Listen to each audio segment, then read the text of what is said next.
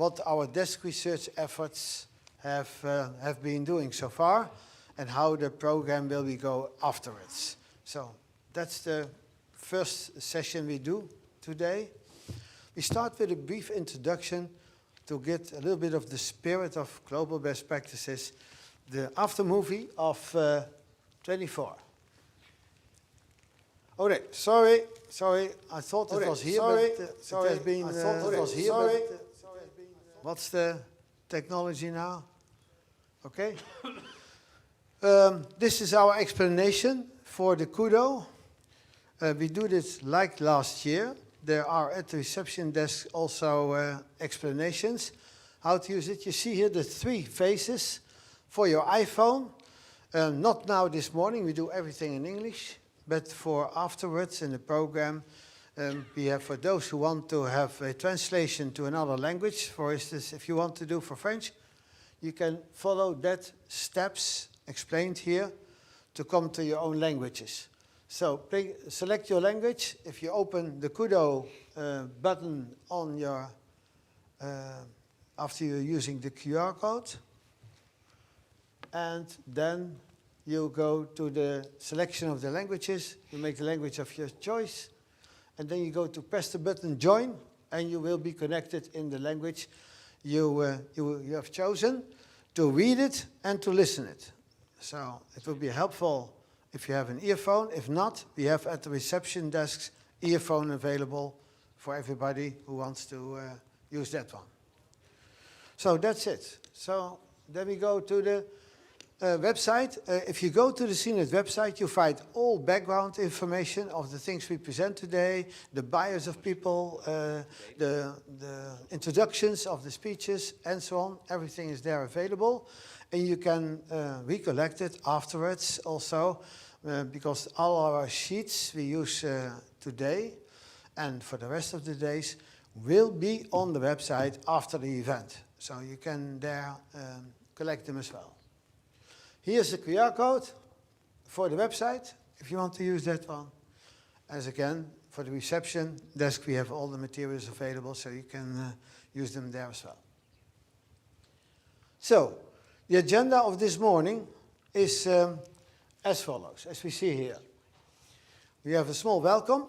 Then we explain what the benefit of this program for the study effort we do is about for everybody, for individual companies and for the industry, as we see it. We have an action plan overview we do shortly. We go to the phases of our program. First, we have the presentation of the desk research. That will be done by Michiel in a minute. He will explain about everything we've done. And this is in principle also, these are the key points of the things you received yourself already. We have sent them out to everybody. Come back to that later. Then we have the validation and the final reports. I'll go now into those steps in detail. So, objectives of the study. We felt doing this in these turbulent times of change and many different developments, with a big impact also, because who could think of the current situation a year ago? Almost impossible. A lot of change we have seen. And this international insight and business effects on businesses was the reason for us taking on this initiative and do this project. And we see this is really international because lots of things are much more connected than in the past, and international developments are having a bigger impact also in the future on the national industries. And we also wanted to have a platform for networking more. This has been developed. We started with 50,000 professionals connected to our database now and who are receiving and communicating almost on a weekly basis. And this is to be developed to a next level where we also have much more personal context. And that will be an intensive program for the next months to come. I'll come back to that in a minute. And here then the last part here, not the least important, that is the PR aspect. We never had so much VR initiatives from the industry. And with global best practice, and we feel also with this project, we will have a much larger impact and more wider impact, not only on the industry itself, but also to the clients of our industry. That's why we selected for the first time to be here at Interclean, because Interclean is a supply chain-oriented event. Here are the customers of our customers from the industry are the main target group and will visiting this show. And to do this together and to develop supply chain cooperation, that's what the background for this choice was about. So, what's in it for you? Profound data, because up till now, in some countries, data on market segments is available, but we have experienced also by the activities so far that if you go to countries with a good developed information base, to bring all those data of the complete industry together on a country base is something new. You see much more the relationship between all those segments. You can compare them, you can count them up. This brings a new insight feeling of what the industry is about and where the changes have their effects or not. So it's also, this study is a reference for the company itself. If I want to do investments, if I want to look upon the future and make my steps, I have a reference of what the general picture of today is and also what the scenarios for the next 5 to 25 years on a long term even are about. Not to say it exactly like that, but it's an initiative where you can have your reference with, and which is interesting if you are thinking over this sort of processing. And that's becoming more important because investment levels are such high that you need to have a good overview about what is going to happen and to talk with everybody about it. And we feel this study, which we build up, will be helpful to that. And it's also underlining the capabilities. What can we do today and what can we do for tomorrow? What need to do for tomorrow to meet up market demand in a sufficient way. And the industry PR, as I mentioned earlier. So, the 3 phases. We have already did a lot of work. Michiel did. He will tell you in a minute his findings on Eastern Europe and the kind of 6 countries we have checked for that. But that's the first phase.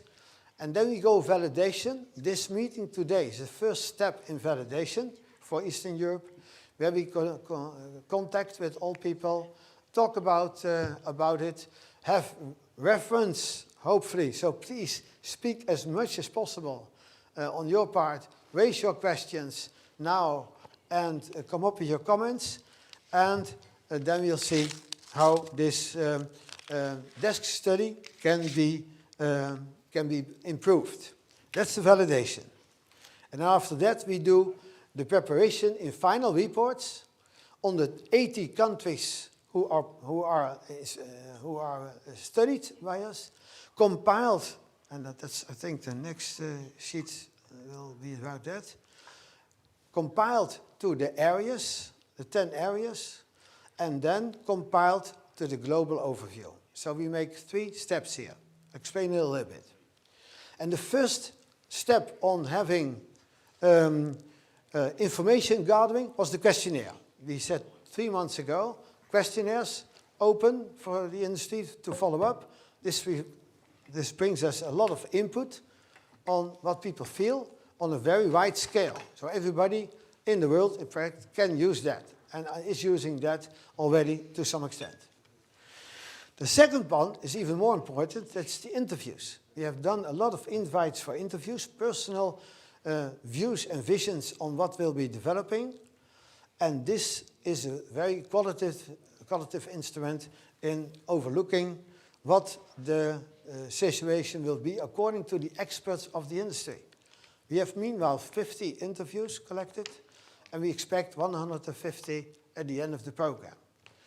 Because what we are doing, we are only now, let's say, at 25% of this process has been done so far. As I said, 80 countries are involved, and we divided them in 10 areas. because we felt these are the areas with more or less in the same way of development, the same phase of the same direction, or characteristics are a little bit the same line. And to do this in this way brings us very qualitatively high standard information, because up till now the majority of studies and scientific studies, but also market studies, are always on a country base. So we start with a country base and come then to these areas, also for today. If you go to the validation phase, then we have the tools I just mentioned as a starting point. We have your input. We have the CINET database, which we didn't use so far for the collection of the information presented by Michiel in a minute. We only do here the findings of the internet. So internet AI is really a good driver for bringing you a lot of information. And we've sent this already to you as the first idea. And this will be developed through the validation to high quality type of information. We also are going to do a number of scientific studies using reports on a scientific basis, which have been prepared by universities, industry assignments in the past, but also by means of quality checks on 6 different topics, like labor, economic development, financial developments, demographic developments, that sort of thing, because the main drivers, which are not so much country selected from information, but are in general terms available, we want to compare with the specifics of this industry. And that gives us also a solid overview which direction to go.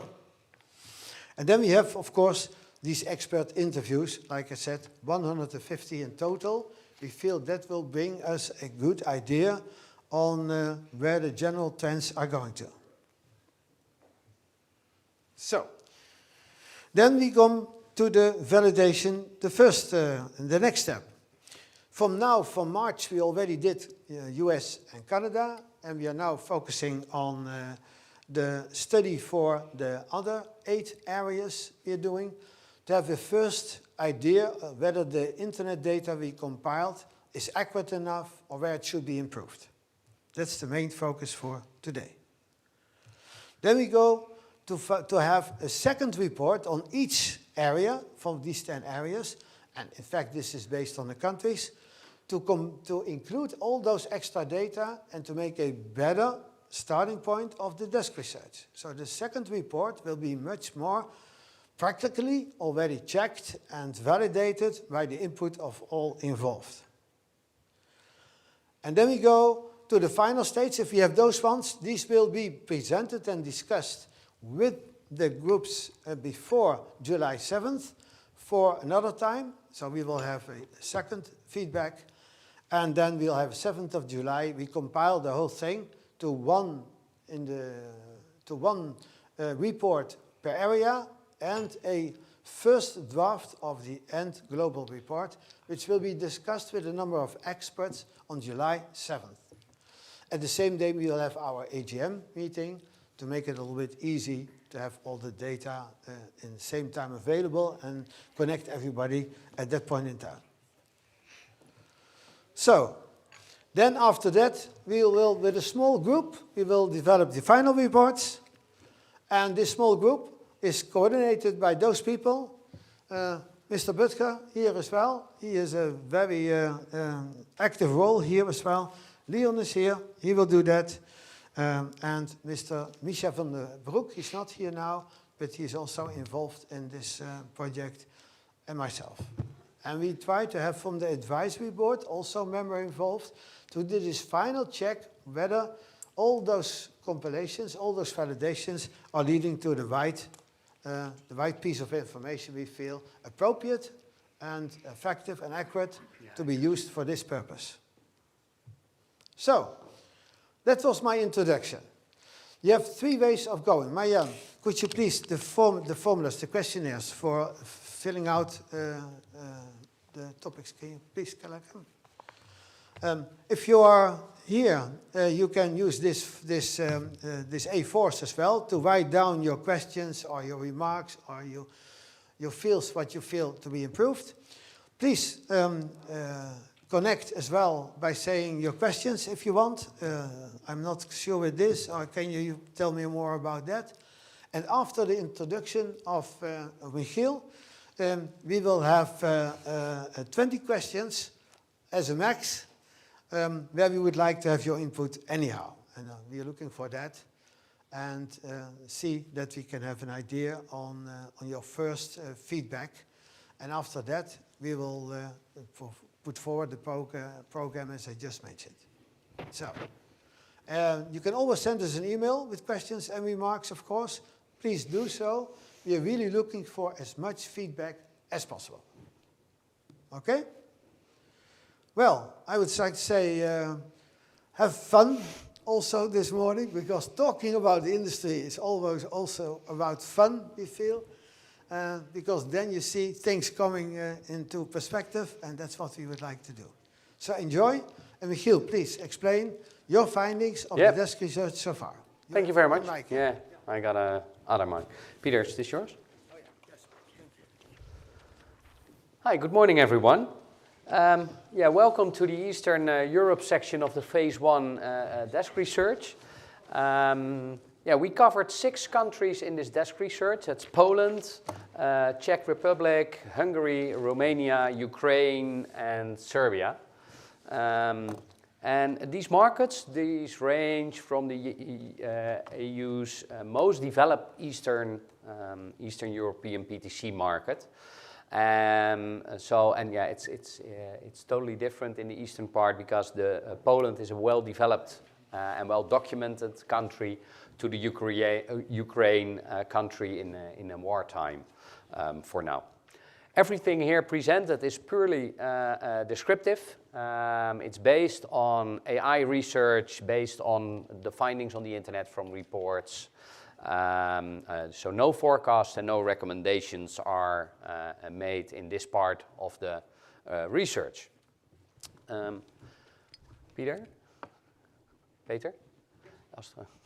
Nee, sorry, deze. Die heb ik ook nodig. Even kijken hoe die werkt. Let me see how this works. What's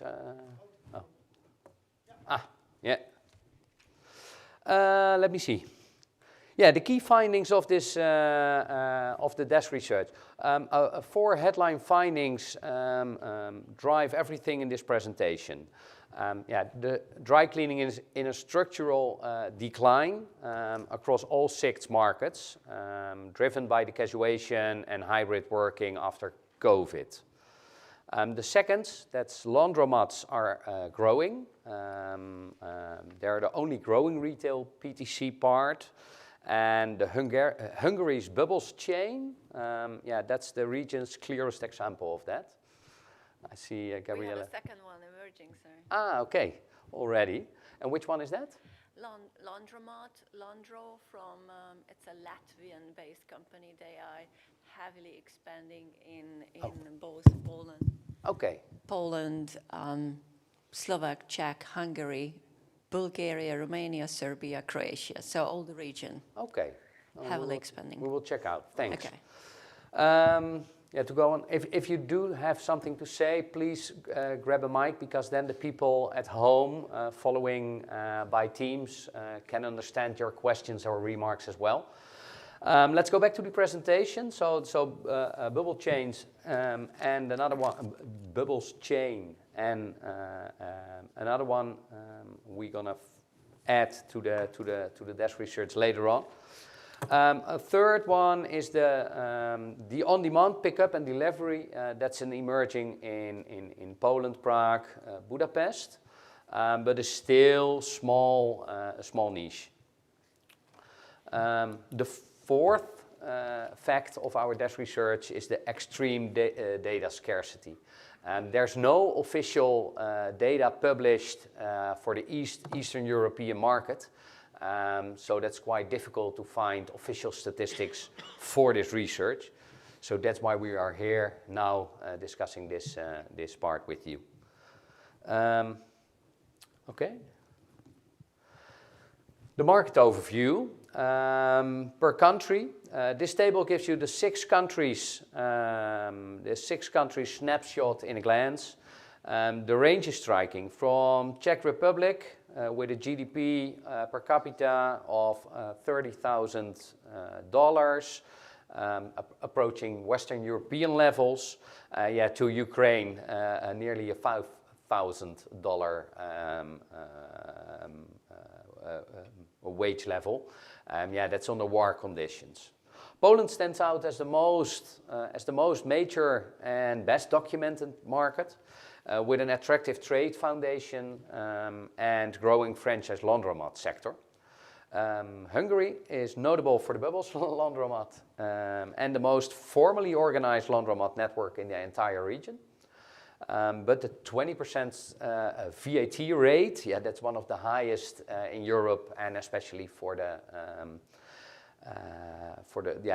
it suppresses consumer PTC spendings a lot, we found out. Romania is a paradox.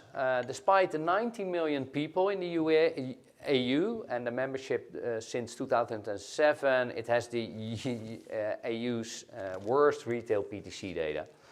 A large informal sector and weak enforcement explain that there's no much data of that. Serbia is an early stage, but a clear catalyst. Expo 2027 in Belgrado is driving anticipatory investments. And Ukraine is presented for context and post-war reference. It's a difficult market right now. Let me explain some facts per country. For start, Poland. It's the easternmost developed retail PTC market and also the best documented. Thanks to the, I don't know how to pronounce it, but the Fundacja Polski Pralni. I hope I pronounce it something like that. The region's only dedicated PTC industry foundation. And the most important structural story here is the cost pressure. Minimum wages rises about 30% in Poland in the last 2 years. So we see that here in the Netherlands, that there are not much Polish people start working here in our market. They can work in their own market for almost the same wages we earn here in the western part of Europe. On the laundromat side, Poland has 3 strong demand drivers working simultaneously. 1.5 million students and the young urban class, and over 1 million Ukrainian displaced persons who typically live in apartments without washing machines. And they are familiar with the self-service laundromat formats. And the last one, Warsaw's corporate district are also seeing an on-demand pickup and delivery platform growth, targeting the IT and financial professionals. Then we go to the Czech Republic. It's the Eastern Europe most aligned market, both in regularity terms in market sophistication. Prague is one of the #1 hotel market in Central and Eastern Europe, with about more than 40,000 hotel rooms, and the tourism and diplomatic sector there base sustained premium dry cleaning demand for that. And on PERC, the Czech Republic is the furthest advanced in Eastern Europe on the phase down of the PERC, and that's because of the Czech Environmental Inspectoral CIZP is actively enforcing this transition. The last one, there are 582 businesses listed on the fermi.cz under the laundry and the dry cleaning category, and that's the only count we found out, but it integrates industrial and retail operations for that. And one structural gap.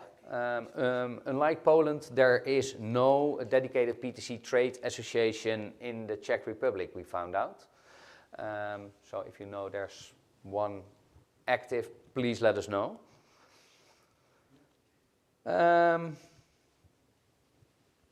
Let's go to Hungary. It has two distinctive features that define this retail market. The first is the bubbles, we talked about this morning. 50 to 70 locations make it the most formally organized and documented laundromat operator in the entire Eastern European region. I heard already there are more working there, so we need to extend this research. And the second one, mentioned before, is the 27 VAT rate, the highest in the European Union. This raises the consumer price of all PTC services above what income levels alone will suggest for that. So it's damping the demand. A suit dry cleaning visit costs more in real terms in Hungary than in most European peer countries. But there's Budapest's strong tourism base. Sorry, yeah, Gabrielle. Yeah, not to mention, we have won the election last Sunday. Yeah. Orbán is out, so hope we are in a right path now. But one of his rules was that they capped the prices of infrastructure like electricity, gas, whatever, very low for the households, meaning the companies pay like 2-3 times more than the average electricity or whatever price. So that also drives up the costs immensely. Now we're glad that he won the election, and I think everybody has the same opinion here. So let's see when he's in Brussels to cooperate with the European Union. On data, Hungary has no PTC trade association. There are trade associations, but focusing rather on OPL and commercial laundries, no PTC.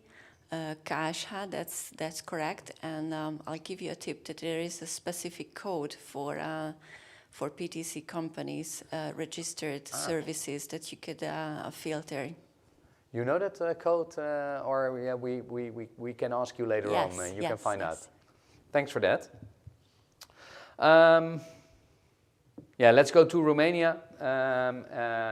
It's what we call the EU's most extreme data paradox that there is in retail PTC. There is no government census of dry cleaning or laundromat establishments, and no trade associations publish any sector data. So it makes, for us, the most data deficient retail PTC market in this report, and especially in the whole European Union. The structural demand driver is clear. 86% of the household washing machines, they have the ownership and that's below the European average of 96%.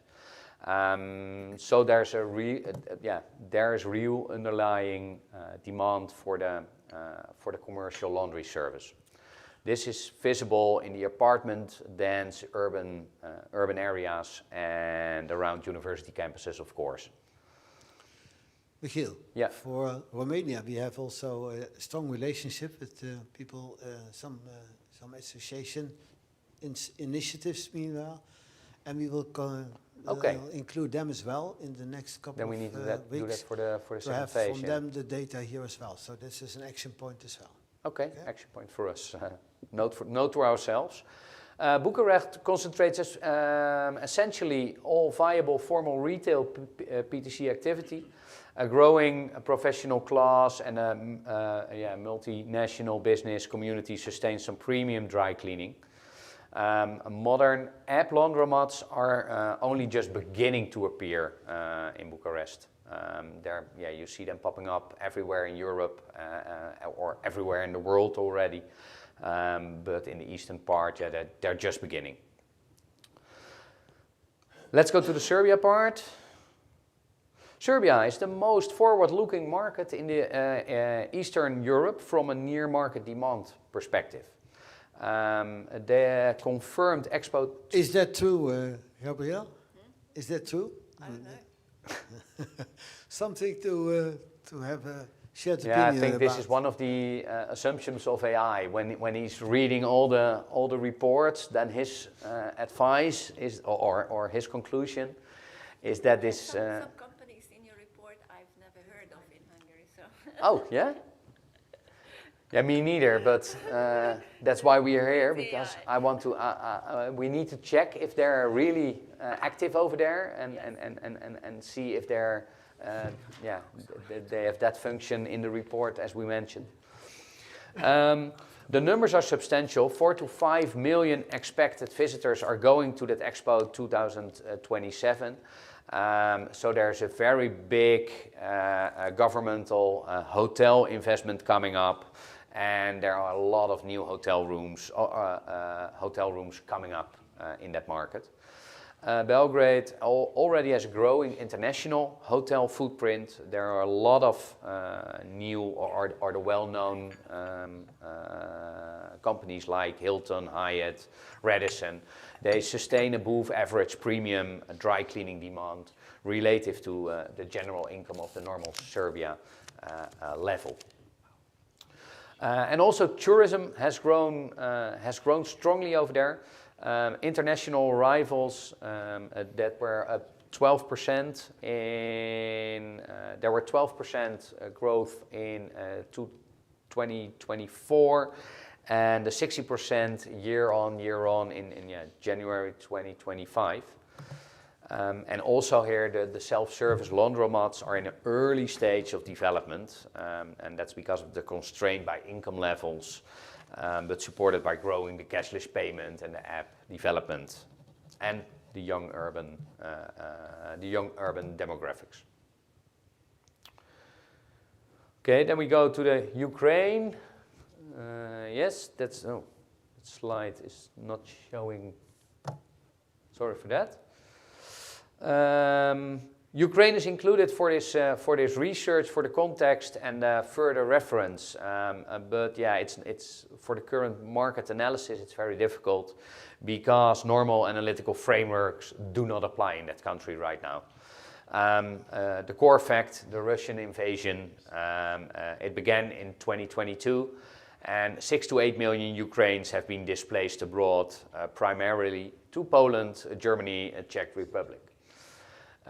Within Ukraine, Lviv, in the western part of Ukraine, bordering Poland, retains still the most normal commercial activity. And its population has increased by 40% from internally displaced persons. And it functions as the biggest retail PTC market under wartime conditions. The post-war potential is real and worth tracking because Ukraine's refugees living in Poland, Germany, Czech Republic have been exposed to the modern laundromat market. So when they're coming back, they will bring the higher service expectations. This is a diaspora return effect that has no direct parallel elsewhere in the Eastern Europe. And it holds, Ukraine also holds as an EU candidate, but it will require the adoption of EU consumer and environmental standards relevant to the PTC. So what are the regional structural trends for the Eastern European retail market? This slide draws together the 4 structural trends that cut across all the 6 European markets, the 6 Eastern European markets. On dry cleaning, the decline is structural. As mentioned before, it's not cyclical. Hybrid work and the casualization of people working and the young people permanently reduced the formal dry cleaning business. The Czech Republic and Poland are furthest along this curve, and the added pressure of PERC, equipment replaced code, is accelerating. On laundromats, this is the only growing part in the PTC market in Eastern European part. So yeah, we see that everywhere, and we see that here in the eastern part as well. Cashless payment infrastructure, all the mobile phones, the apps, the app development, and even app development with AI in it is making the economics work for new operators. On PERC, the Czech Republic leads the region. Is that true? On PERC? Yeah? On PERC, Hungary, I think it's 95%, and it's not phasing down. Okay. So. But you know if Czech Republic takes the lead in Yes, in definitely. Okay, that's correct. That's a correct fact. Okay. Driven by the active environmental inspectorate enforcement. On the Ukraine displacement, yeah, there's a new demand segment, but yeah, we don't know when it's showing up because the war needs to end first. Yes. When you talk about laundromats, is it only self-service? Oh. When you talk about the laundromats, is it only self-service or is it also other services included? I really don't know what the exact definition is we are using right now for the laundromats, but it's a good question to define that in the study, I guess. Good idea, yeah. Because we are talking about all the, mostly over the self-service, but I'm not sure if it's the managed laundromats as well inside the definition. Yeah, and if they do it as a service. As a service, okay. Take it closer. Peter is writing down already. Yeah, this is one of the, for us, it's one of the most important for our phase 2 validation because it shows clearly where our desk research runs into hard data limits. There are a lot of information here in this slide, but we want to show that, yeah, it's difficult to find the right numbers to make hard conclusions. We are able to do based on the Poland and the Czech Republic and the Hungary data, and most of all, most times the countries around that are showing up the same trends and same figures. But yeah, for some countries we do not have very much data. Yet.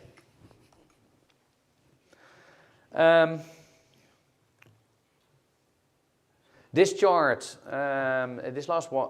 this chart maps the 6 countries by GDP per capita as for addressable retail PTC market depth.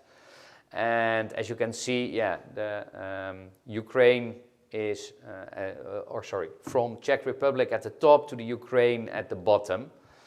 The laundromat development estimates alongside, it shows an interesting pattern. Hungary, despite lower GDP per capita than Poland or Czech Republic, has the best documented laundromat network. Simply because Bubbles operates as a formal chain, and that's visible in all the public sources we are using. Poland's total is estimated at 200 or more locations, but I heard we missed maybe a big one. It's actually in there. It's in there? Okay. So it's in the 200 locations. But this is based on the franchise rollout reports and market intelligence. We haven't counted officially. Let me see. This is a very important one of the very important caveat. I can't read my own words. Applies to all these figures. No official laundromat census exists for any of these 6 countries. All locations counts carry an uncertainty range of roughly 40% in either direction. And this is precisely the kind of number we are asking you to help us to validate in phase 2, because if you know or do have more reliable counts from associations, franchise data, reports, or operational knowledge, please share that with us, because this is exactly the input we need. that's for now the slides about the presentation of the market data of the eastern part. Here are some sources we used in the report. It's in the document as well. Peter? So it's perhaps good to see that after the first information which coming out of the desk research by internet only, it's a good starting point for further activities. And of course not all the bits and pieces are already in place. We need to do extra work. And we will reach out to the experts from the industry. From the reports we can identify which have been published lately and probably also are part of bigger studies. So there are a number of tracks we will going to pursue with people from the industry and outside to fill in the blanks we just identified. And any information on your part in terms of check this or go there or this report will be helpful. And write them down on the paper we provided or send an email or whatever. By this way we can improve the process to the maximum score we can reach.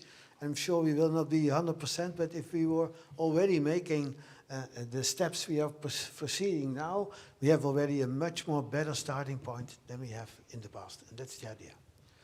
So, please run now through the questions you have. Oh, sorry, Redman, please. Yes. No. Use a mic. Oh, sorry. Please. Good morning. Yeah, I have the question that there are very often no clear lines between laundries and dry cleaning. And that's especially in markets which have not that high sophistication. Do we have any hints if there are here let's say gray areas where we have mixed services and also services which are going to companies, mid-sized companies, smaller companies, which we would perhaps label also as ITS, industrial textile services? Is there anything which you can report from the internet data? I don't have the answer right now on this question. Maybe Peter does have, because I don't know whether you can add there a little bit, Gabriel. But in general, this is, for many countries, it is different in terms of statistics and definitions and so on. So there we need to go and to dig in much more in deep to get that clear. Yeah. But also statistics are defined not on an equal basis for each country. So this is therefore something we need to dig in further. But please, Gabriele, comment on your part. I was reading the Word document we received, the preliminary one. That was not just retail focused, but that included other commercial ITS and other data and companies as well. But as I understand, this presentation was on retail only. Yes, we focused for today a little bit on retail because we felt if to incorporate everything for all those countries and go then in detail, it's becoming difficult. And for the industrial part, we will have an extra effort anyhow. We come back on that for sure. and in the area We should report have mentioned they're that in the both. beginning. Yeah, Yeah. That's Please correct. go. Let's go through the questions. 20 questions based on the report or based on the market. Let's see if there are some answers, and otherwise please keep them in mind and we will try to answer them later on. No Eastern European country publishes national retail PTC sector statistics. So no dry cleaning establishments counts, no laundromat, no sector revenue. Yeah, already spoke about it, but is there any unpublished or member-only data source? Do you know that? For Hungary, I can help you out.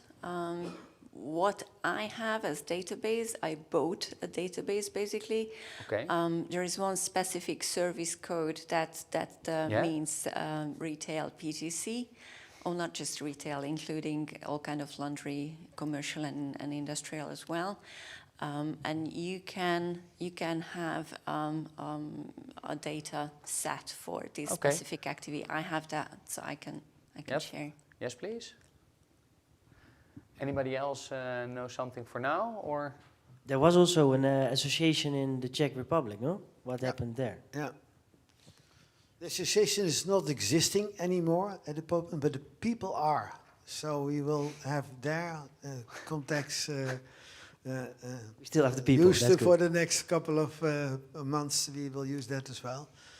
So there will be input, but from officially part, there will be no extra efforts from associations.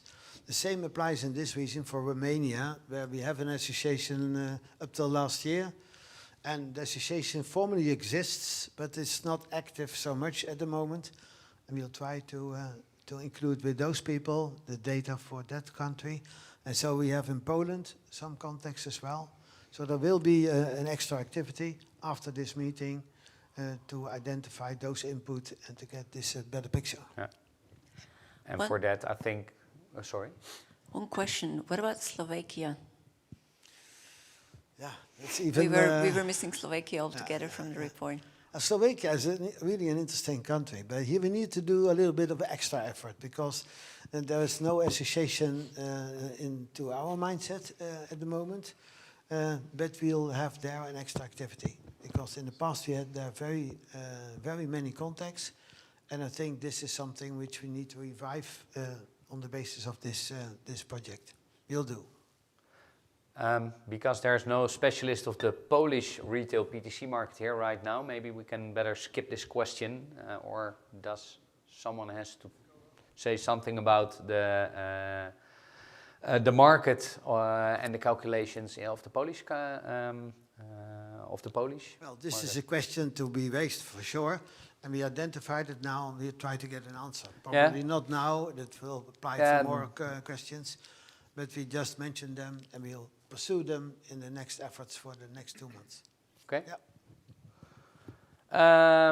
Yeah. The Bubbles laundromat chain, having 50 to 70 locations in Hungary. The most documented, is the count accurate? You mentioned. Yes, absolutely. Are they And growing? you have to know that if you are based your research AI on publicly available data, you will end up with bubbles all the way because they are the only ones who are that's meaningful spending on marketing. okay. Yeah, that's why this is so is coming all the time in the report. But there are any other chains, are there but any there are comparable chains or investor-backed operators? Yes, they are. Yes, there are. Interclean, they were in 2000, I don't know, when it was still the European Best Practice Award. They are a Hungarian-owned, specially dry cleaning laundromat, dry cleaning chain.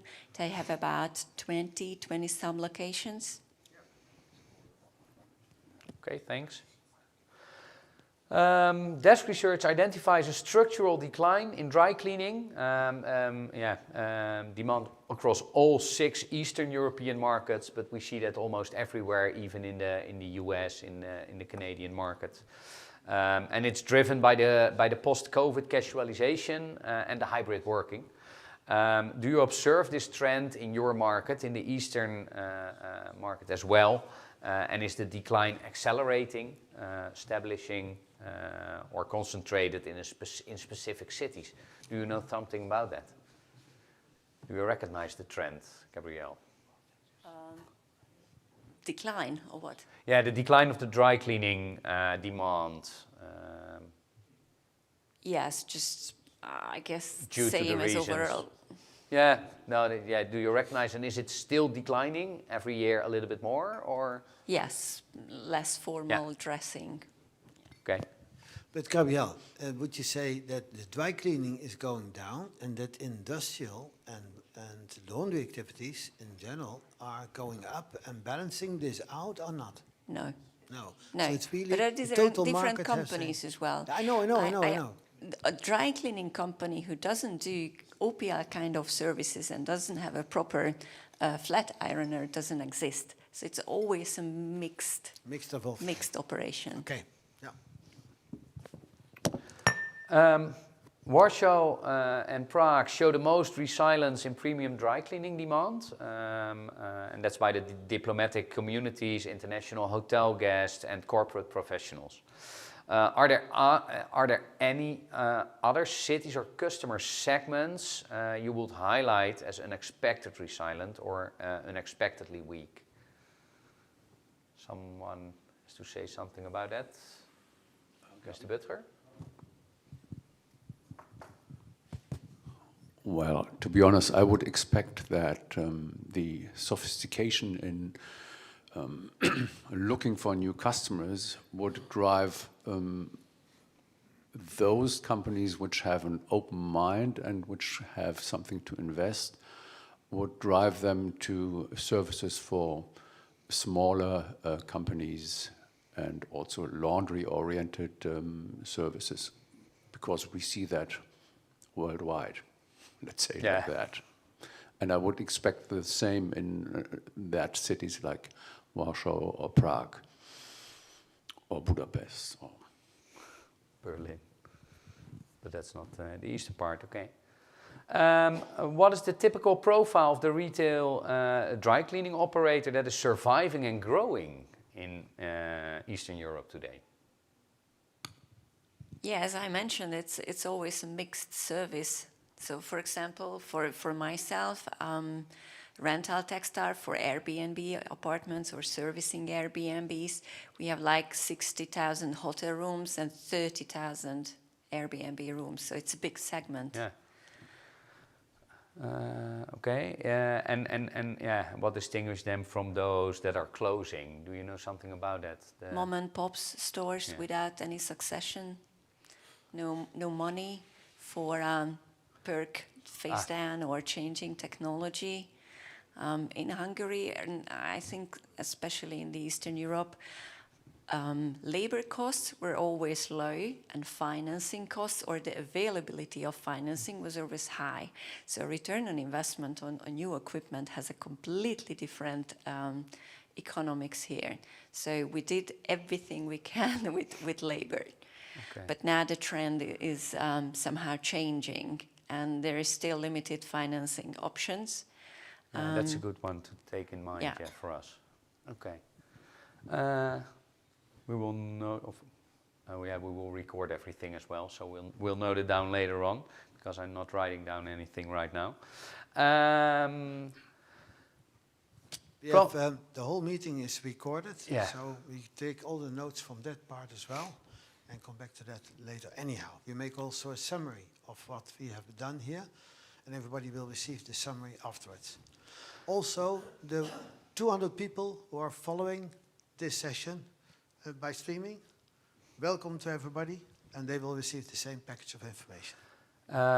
Pralnia EBS, the former Poland franchise network, is the most visible branded dry cleaning chain in Eastern Europe. Are there any other franchise or chain formats developing in the region that are not documented? Yeah, I mentioned Laundromat. This is a Latvian-based company, strongly expanding in the region. Should check that out. Yeah. We have Sankasek as well. So Sorry? Sankasek we have as well. So this is, I think, a valid chain. Okay. Laundromats, self-service or service-based, appear to be the only growing retail PTC format in Eastern Europe. What is driving the expansion in the market? The student population, young professionals, urban apartments, migrant workers, or a combination of that? And which cities are showing the strongest growth? Somebody has an answer on that. It is honestly a big miracle for me. Okay. I would never use it. But anyway, in Hungary, the average number or percentage of household washing machine is about 105%. Okay. Okay, so more than one in many cases. Okay. So it's a miracle for me. Why Laundromats Yeah, keep we will growing. have to check then if it's not, if maybe it's only in Hungary that it's not growing that fast. Maybe the other countries. Yeah, but definitely there are what you mentioned, the migrant workers or expats living in cities or even smaller countries, cities above 25,000 inhabitants. That's a valid not just the big cities. That's a valid No, that's not source. that big. That's correct. Yeah, and it's growing because of the possibilities of the apps and the growing technology. The 1 million Ukrainian displaced persons in Poland concentrated in 3 cities represent a structurally new laundromat customer base. Have operators actually observed a measurable increase in laundromat usage to this population? Does someone can quantify it at all? I think it's a difficult one for now. Go on. Yeah, the cashless payment mentioned before, BLIK or BLIK in Poland, contactless card and mobile apps elsewhere is cited as a key enabler for modern laundromats expansion. To what extent has cashless infrastructure changed the economics and feasibility of running a laundromat in Eastern Europe? Which markets are the furthest? Is that Poland or your country? I don't know. We don't have coins. Just cashless. Everywhere cash? Yeah. Okay. So it's coming up maybe. Anybody else? No? Are you getting, do they have rules like for apartments that they have to supply laundry services? So once they start passing laws, like if the apartment owners have to supply laundry facilities, that will drive the laundry services back down. So I just wondered if they're going to have that kind of new laws coming up for the rental market, you know? Laws, definitely not. The question is how clever the distributors in Hungary are, machine distributors. It all depends on them. There's nothing on market level and legislation level. Okay. Yeah, almost the same question for the app-based pickup and delivery. This question described that for Warsaw, Prague, and Budapest. Yeah, is that rising in Hungary as well? In my experience, I can talk about my company only. We have a full app-based online order and delivery offers. Most of our customers are expats who don't speak Hungarian and don't bother to go anywhere. But the rest, Hungarians, take call and come. I really don't understand, but that's it. Okay. Domestic helper culture varies significantly across Eastern Europe. More prevalent in Romania and Serbia than in Poland or Czech Republic. How significantly does the availability and affordability of household help limit the addressable market for commercial retail PTC? Someone wants to say something about that? Household help, you mean? Yeah, like someone who's helping you to clean up your house and do the washes and the ironing. I don't know. Like cleaning ladies. Yeah, the cleaning ladies. Yeah.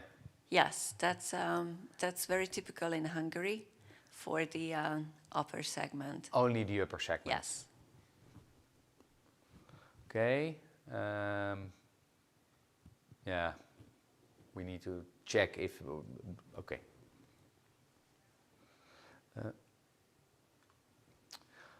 Are there consumer segments in Eastern Europe currently underserved by the formal retail PTC market?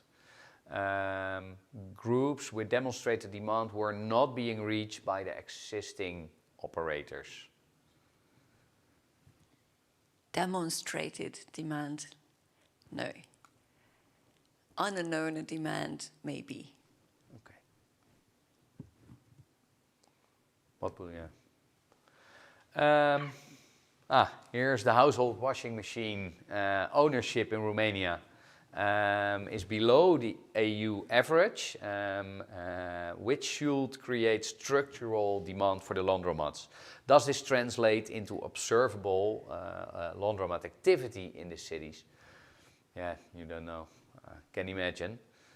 We have to check if we can find some Romanian people, Peter, does. These sort of questions are really in detail, which we will discuss with the people from Yeah. those countries. That is the most Because direct they're way to not- get in the country reports here a good foundation. Yeah, this one is also maybe better for Czech Republic, but that's described as having Eastern Europe most advanced PERC phase down. How advanced is this transition in practice, and what proportion of Czech dry cleaning operators have already moved away from PERC? I don't know. I think you don't know because you're not from the Czech Republic market.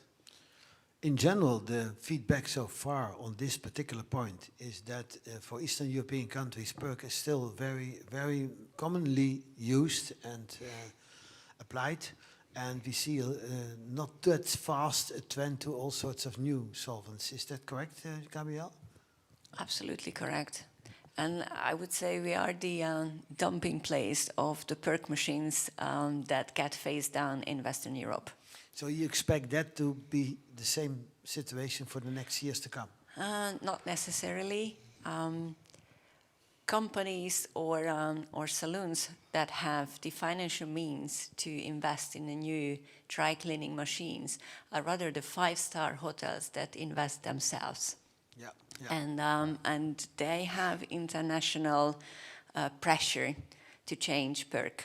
Yeah. So more and more, I'm just going to I just got the next order for Intense. So yes, some machines are coming on alternative solvents already. But others, they try to keep the PERC machine alive as long as they can. So 20, 25, generation 2, 3 machines we still have. I think, though, at the upper end of the market, you see also change here because the demand for more environmental safe processing in general by the public in the upper segment of the market in the bigger cities is a little bit of a starting point, or you do not recognize that so far? Not so far. Okay. Not so Thank far. you. Public requires quick and dirty and cheap solution, and that's it. By the way, you can work with PERC very safely if you apply best practice processing criteria. Yes, and, but I legislation. think you can do. Here, at least in Hungary, we would need some larger type of communication you mentioned on textile care labeling. Yeah. Because if you see PERC everywhere, and then the instant you have a wet cleaning shop, and then you have to everyone sign that I do at your own risk because it's not labeled as compliant, then what can I do? So it's bad for marketing. Mentioning legislation, there is a new legislation coming up. It's discussed in Europe on digital labeling and which kind of aspects should be written in this legislation. Decision is not made yet, as far as I'm told, but it's coming up. And then that will change the situation to the advantage of the industry, I think, for a large extent.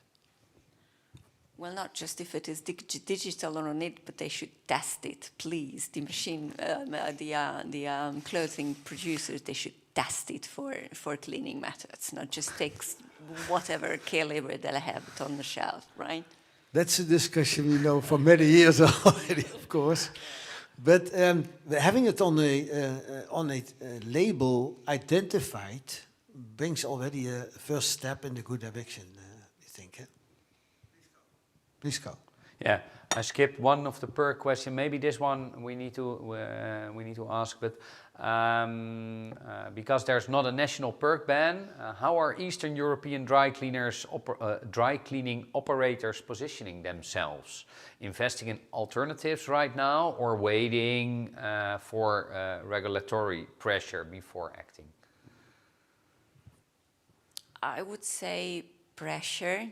Regulatory pressure and financial support is definitely needed, But having said that, if anyone wants to open, so not inherit one, second generation or whatever, who already has a dry cleaning machine, but investing in new shops, a dry cleaning machine is very expensive. So they would first invest in alternative like wet cleaning methods. Okay. Yeah, the confirmed expo meeting in Belgrado and the investment is the most significant single retail demand catalyst in the Eastern Europe after Poland's EU accession. Are laundromat and dry cleaning entrepreneurs actually responding for that? But I think we have to ask to a specific person from the Serbia market. Yeah, we can. Yeah, I think Anybody here? anybody knows something about that market. We'll know this one also for follow-up. Yeah.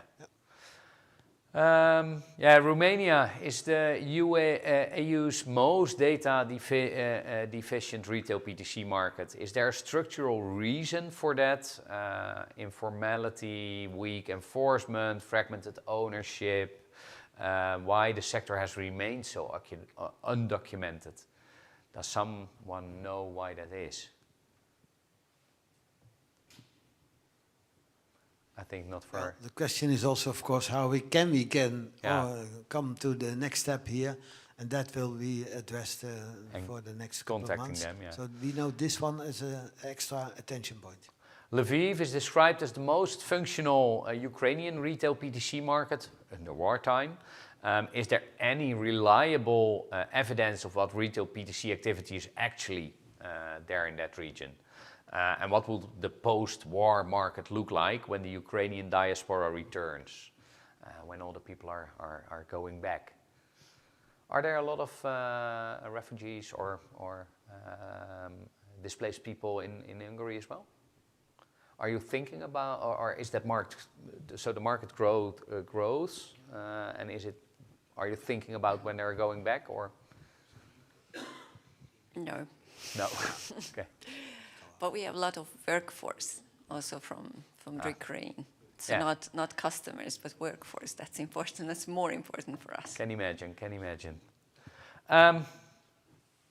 Yeah, this was the last question. Peter, will you finalize the last few sheets? Yes, of course. This is perhaps not a question, but it's something which came up into my mind when we were discussing all this and heard your presentation. One reason for increasing demand is assumed if a household is getting smaller, Yeah. one-person household, that is something where we expect more demand for PTC than in four-person households. Is that something which we perhaps can follow in all the analysis? I think it makes sense to do that. I think we can make a deep dive in that, but maybe it's already incorporated by especially the urban part, where all the apartments and all the in general, smaller, urbanization is one of the smaller key criteria households are there. But we haven't checked if that are only the students or the divorced people but it's or good. the lonely elderlies. Yeah. But I think It's Mr. Butker is a good right. point to take a deep dive in. I think Mr. Butker is right. The demographics and the type of households and the number of them, etc., has really an impact on the market situation. And this will be topic of calculations, which we will do I also. think that's... For example, think about a one-person household who has 1.5 laundering machines. Exactly. I think that's for the whole research. We need to make the definitions more clear. That was in the US study as well. We need to define the figures. We need to define the definitions and make that more clear inside the documents and the whole report. And that's our homework for the next phase. And here again, I mentioned the 6 individual studies we are going to perform on not so much on a country level, but on general levels of economic developments. and these economic trends, how they relate to the trends we have identified for our industry, compare them, and analyze what then the picture Economic, is. demographic, the would also technical be part. helpful, because these statistics are available, Yeah. and they can help us out here. Yeah. You want to Okay. close, Peter? Well, some last remarks, yes, please. Any questions on your part so far? You felt the information we provided for a starting point useful? Of course, it's not 100% yet, because that's very difficult. Sometimes this goes for, I think for US and Canada, where we did already the same thing. We had a very nice, complete data package as a starting point, with some extra attention points to change, but not so much open gaps. We have here a little bit more open gaps, which need to be addressed in the next period. Any other remarks so in general? Is this a good pattern? Leon, Yeah. would you like to comment? I was thinking all the award candidates that have participated in the past would be very interesting to get their opinion about the whole thing. Yeah, thank you. Noted again, we'll do that as well. Please, use the mic, please.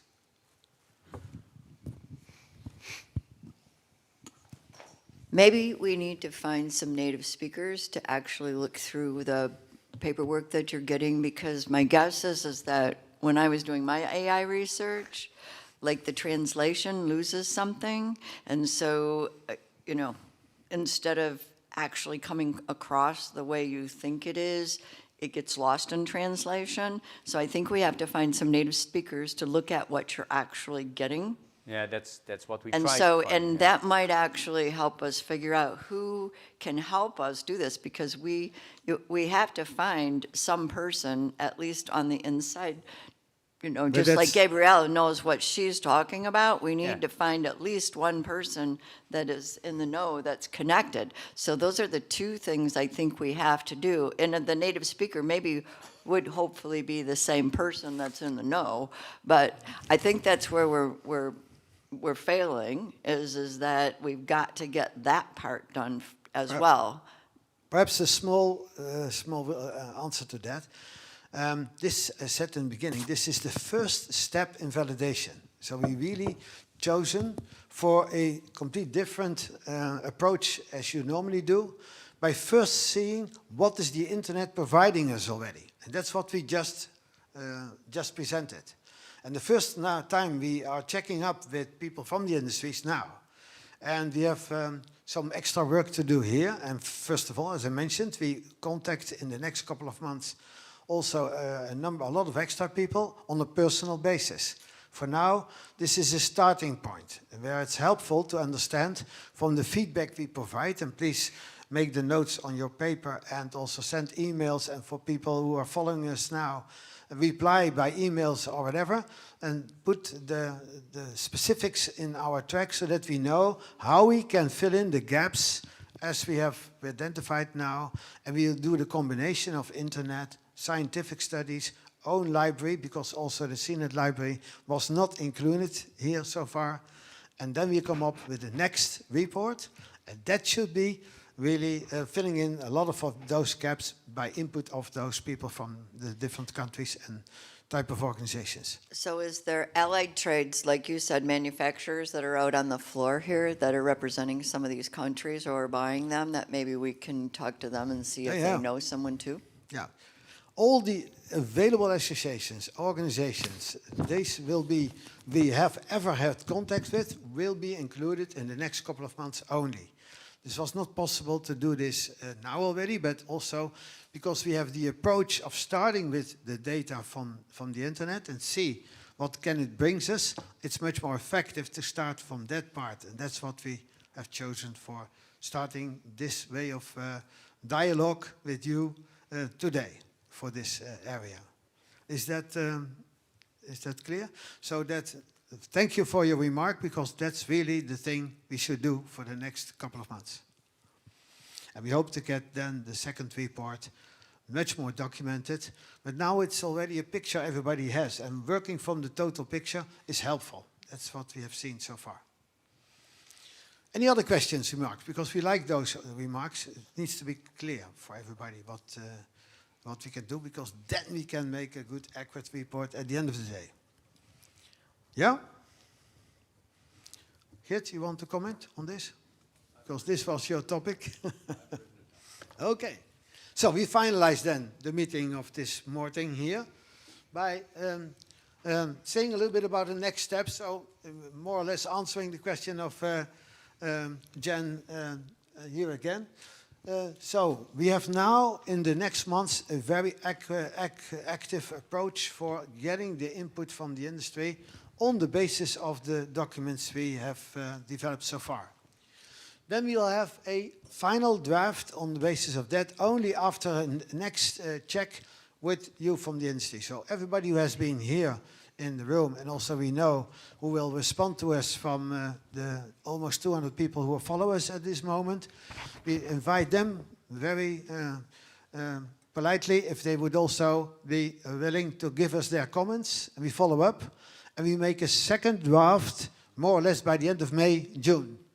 And there, this draft will be used as a second intermediate report to have the basic for the total picture of the area and a total picture of the world. And that's what we do afterwards.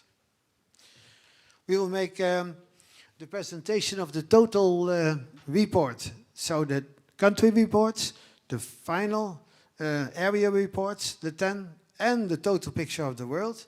We will make this in July, after having a session on the 7th of July already scheduled, overlooking all the specifics we have discussed with everybody and bringing them together, because the structure we are compiling the information is for all those areas in the same way. So that makes it possible, after redefining the specifics of laundromats and all sorts of other definitions, bringing them on the same kind of level so that we can compile them and can compare them and we can update them. And this will bring us to a situation that we have a good assessment, we hope, that's where we are looking for, on a global level. And this will not only be as a situation of today, it will also be a good starting point for discussions on scenarios. What do we expect from for the next 5 to longer term? And here the interviews are very helpful. These will us help to make scenario planning in combination with the general picture of the economics, expectations, technology, sustainability, labor, and so on. And that picture will be worked out in July, September, allowing us to have a good next final step, as I just mentioned, on the 3 levels: country, area, and global. And this will all be done by means of AI, but checked and overlooked by the group we mentioned, who is the coordination team, and also with some 20 to 50 people from all parts of the world included in this process. And then we hope we'll make sure that we have a good assessment of what we have today, what our visions together will be on the future, what kind of scenarios will there, and what kind of action plan remains from this for CINET as an association, but also for the national associations in all countries. Because from the first feedback already, we are quite sure that we'll have similar trends in different perspectives in many parts of the world. And that will be helpful. So, this is what we do, and we will publish this so as widely as possible.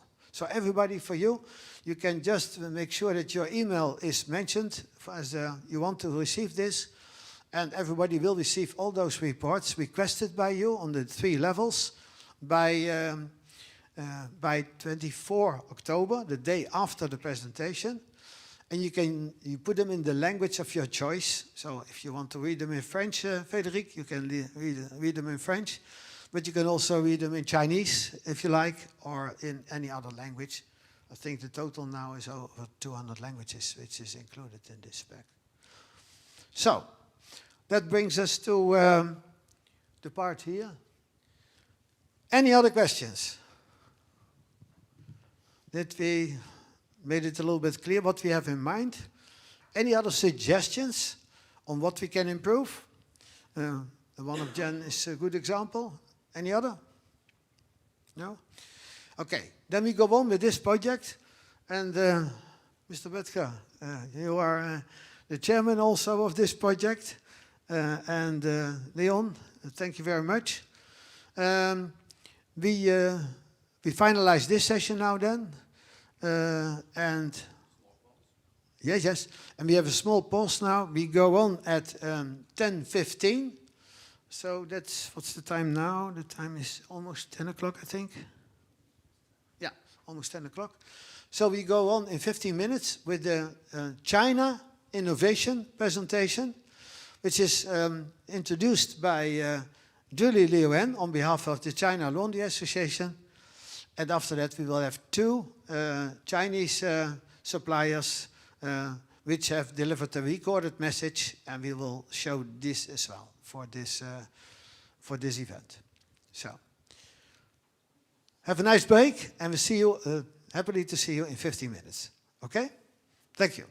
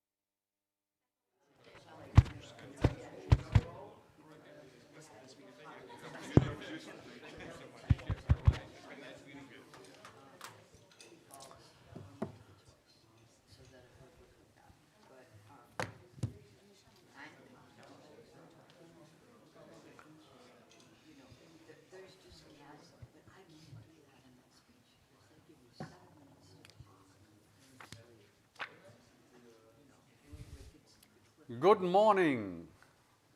Good morning, ladies and gentlemen. Good morning, outer world, because we are now online. Good morning and welcome to our conference, Smarter Professional Textile Cleaning Services Pay Off.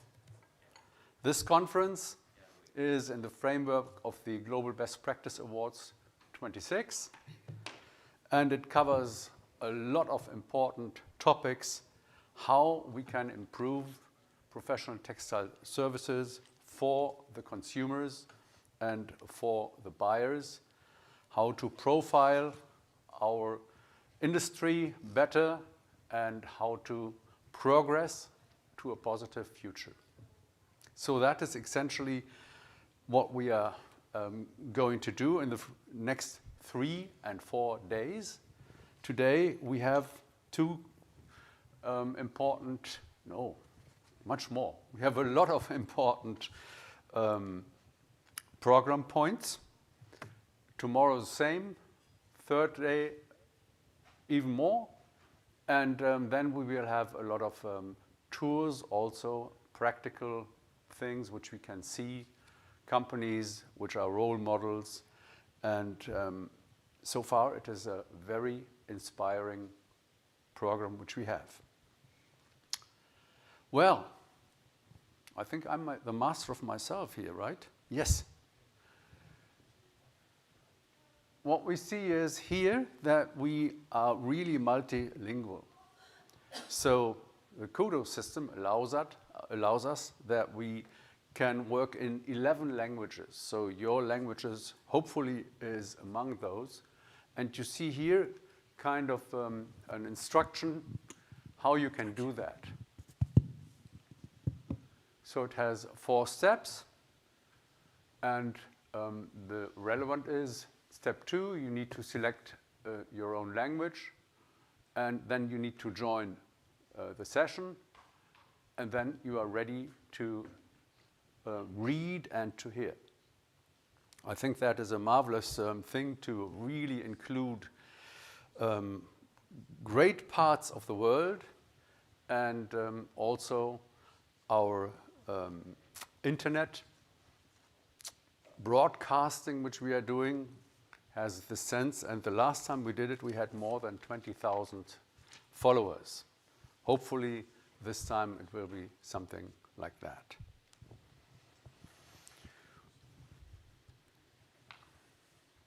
You find the program of the conference in detail on the CINET website, and you may use also here the QR code to get a quick access to that. And if I look at the program right now, you see that the next point which we have here is China PTC Innovation Program, which will come shortly. We will have then a PTC laundry tour in and at Interclean.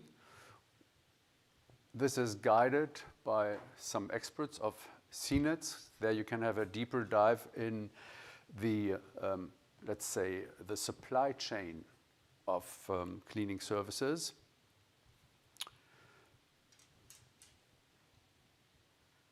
Well, and then we have the CINET PTC Healthcare Conference, which will highlight the problems which we have on the one side with PTC services in the general structure of healthcare, and otherwise also the chances which we see if we have in mind how the collaboration, the cooperation between hospitals, elderly care homes, and textile service providers are working. You have the bios of all the speakers on the CINET website, so you can have a look at those. Of course, we will introduce them all shortly, but if you want to have it more in depth, you go please to the site. And also you find there interviews, views and visions, which we have done already with a lot of experts of the industry throughout many different countries. because we want to have here a worldwide view of the problems and of the chances and of the structures which our industry has and needs to follow. And now I have the pleasure to introduce to you Mr. Peter Wennekes, who is the CEO and President of CINET, the master of all our efforts organized here, and well, one of the most motivating persons in the industry. And now I'm waiting, Peter, for your motivational introduction.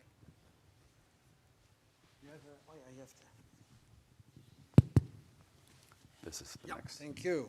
Thank you. Well, a warm welcome for everybody here present here in Amsterdam. That's on an event like this, very nice to have people here around who are from the business, and unfortunately we have some problems with all the flight problems which are happening these days. For many people who are simply not able to come, but okay. The good message is that we have hundreds of people who we noted now already who are currently following this session. The earlier session, around 200 people, and we are now up to that. I'm not sure, we'll check upon the figures later, because that's what we do it for, to have a widespread message in the industry and inform about the latest developments. So, very much welcome for everybody here and at home following our program. And I hope the Kudo instruction is so helpful that everybody can follow it in their own language if they want. We have organized this event because we felt there are a lot of changes in the market. Everybody is really in the transformation attitude meanwhile, following what is happening around, how should we prepare for the years to come, what should we change, where to invest, etc.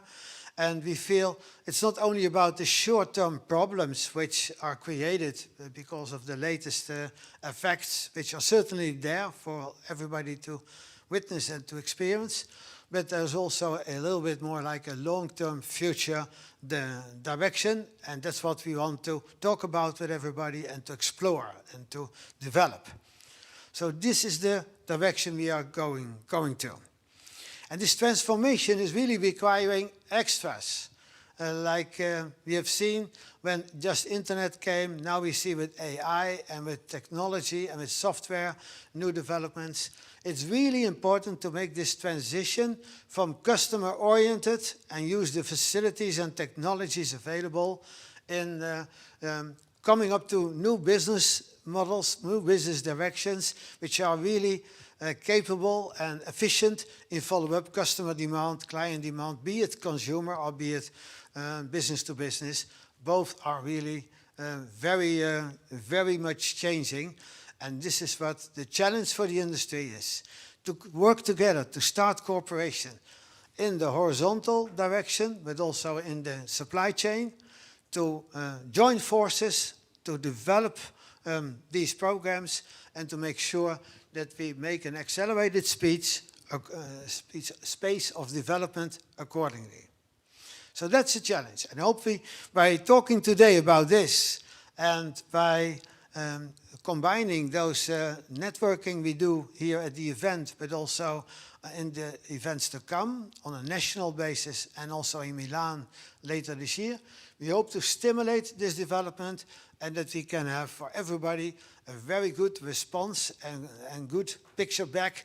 When you go home and you take away those things you can use, that's the first priority, of course, of this sort of meetings, and we hope everybody will be successful in that direction. For this purpose, to make it possible for you to recognize a lot of people, we have developed the bios in the interviews. You can find on the website, as Mr. Butker just mentioned also. And these are available. If you check on the CINET website, you see views and visions. Some 45 now, 50 almost are already there. There will be after the event even 100 extra to give you an idea of what everybody feels about developments. And this will fit into the bigger picture with the presentation of the study we are performing now. When we have in October 23, we have the final picture on a global basis, on an area basis. We have mentioned earlier this morning 10 areas of the world, and on 80 countries we are currently we are pursuing research and try to find out what is really happening and changing. So to have a good idea about all those developments for you as a reference for investments, for new policies, for new strategies, that's what we're aiming for, and we wish you a very successful event in that terms, that it's helpful in making your own mind up, it's inspirational, and above all, we sometimes forget it should also be a little bit of fun. That's why we have this Heineken beer tonight and the canal tour afterwards, and we have a nice dinner on Thursday to enjoy, meet each other, to enjoy your time, to see that we can have a good learning by exchanging our information, and at the same time make it fun to have to do that process, because then it's inspiring to make your next steps forwards. I wish you all a very good event, and thank you for your attention.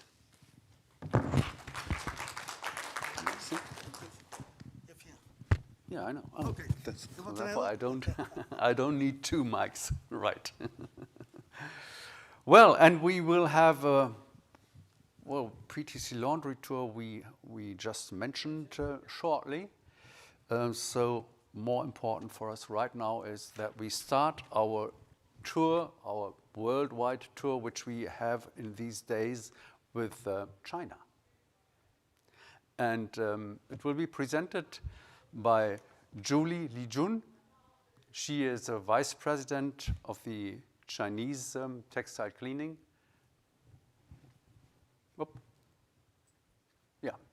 Of the Chinese textile cleaning organization, and also vice president in CINET, in the CINET board. Julie, you have the floor. Thank you. Good morning. I was so honored to have a chance to introduce the China laundry industry development of China industry. Thank you. Hello, everyone. Good morning.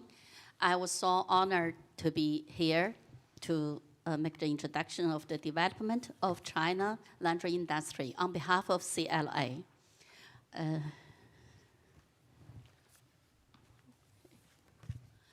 Okay, this is, the name is Analysis of the Development. Content should be industry size and structure and growth trajectory and drivers and the industry of challenge, trends of recommendations and recommendations. So the first part is about the industry size and structure. This is information is about 2024. The total market size is about 19 billion US dollar, and the growth is 5.8%. Outperforming total retail growth is about 2.3%, and the strong service consumption's resilience. This is the structure.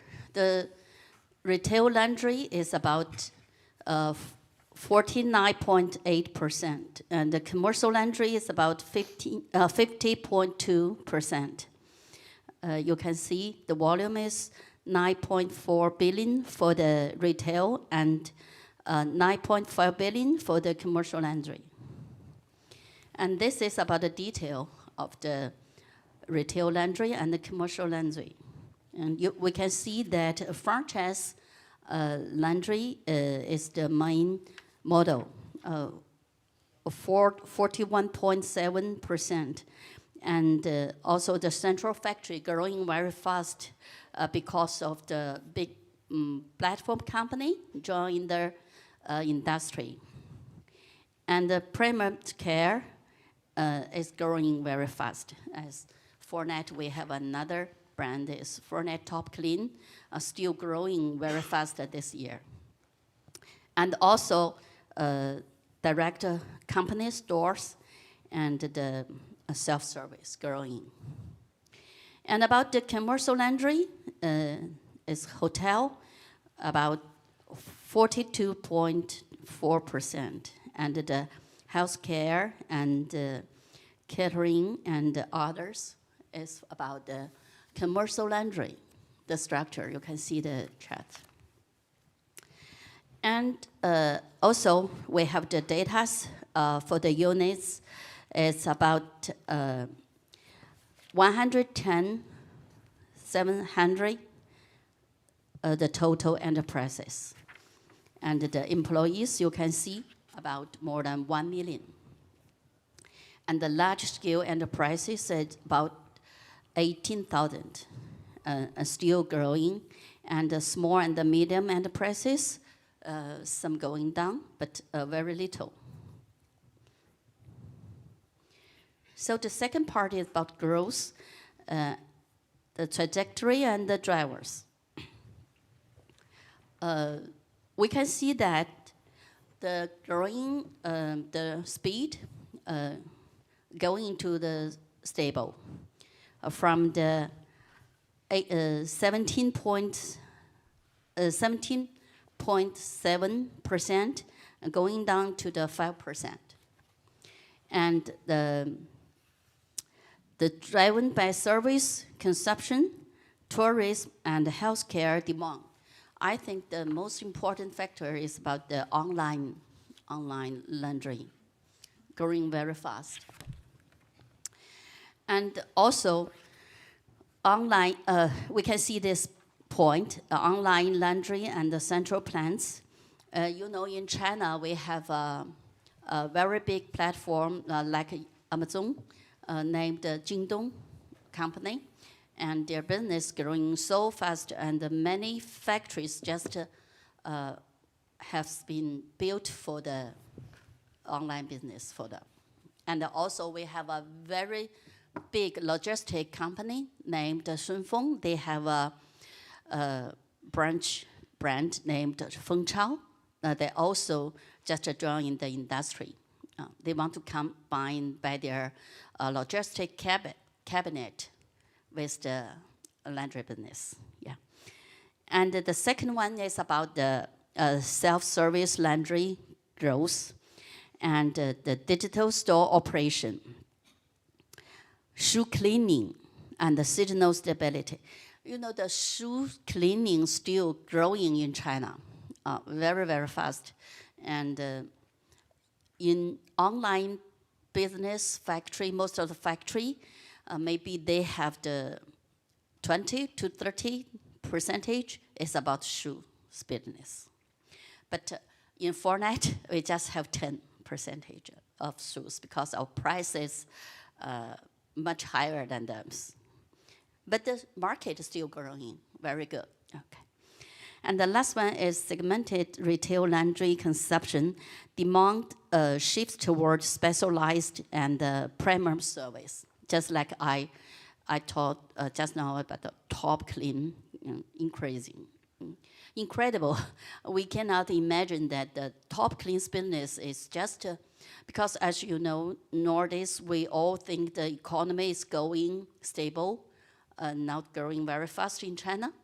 But we haven't imagined the Top Clean, I mean the luxury service still have a very good market in China.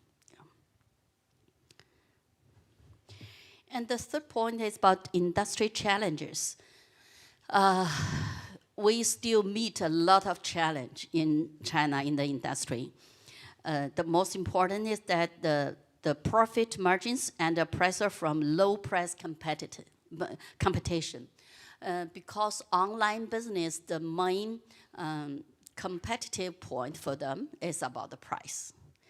Like getting lower and lower, and then the factory cannot get any profit. And as I heard, maybe the platform company, they didn't have very good profit, but the competition is too high. They have nothing to choose for the competition. So it's not good. Low price competition, low price bidding, and rising cost. I'm so glad to introduce the colleagues in China, Echo and Mr. Ye. They're from a very good Chinese hotel laundry business. They know more about the bad competition environment in China for the linen business. So you're welcome to talk with them later. Okay. And also, we meet some other factors about the challenges. You know, we still have the limited industry recognition and awareness, and also lack of clear long-term strategy and positioning. And also the internal management and the control system need improved consistently. Yeah. And the last part is about trends and recommendations. The industry enters a phase of integration and upgrading. The good part in China is that we have very good conditions for AI development. Yeah, so we can see we have a lot of chance for this part to make good development.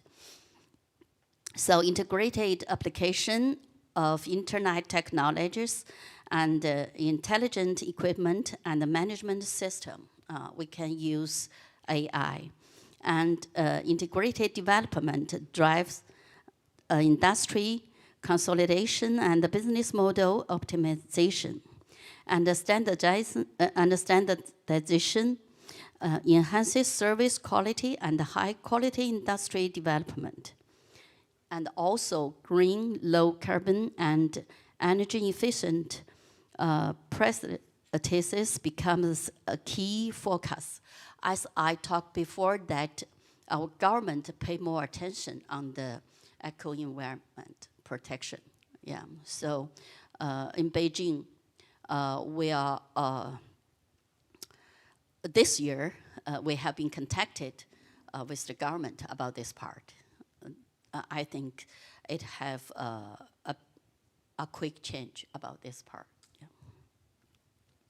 And the key directions for industry upgrade, strengthen industry collaboration and standardization, promote fair competition and standardized procurement, expand self-service and community-based service models, upgrade capabilities through talent and AI technology. And that's our advantage, I think.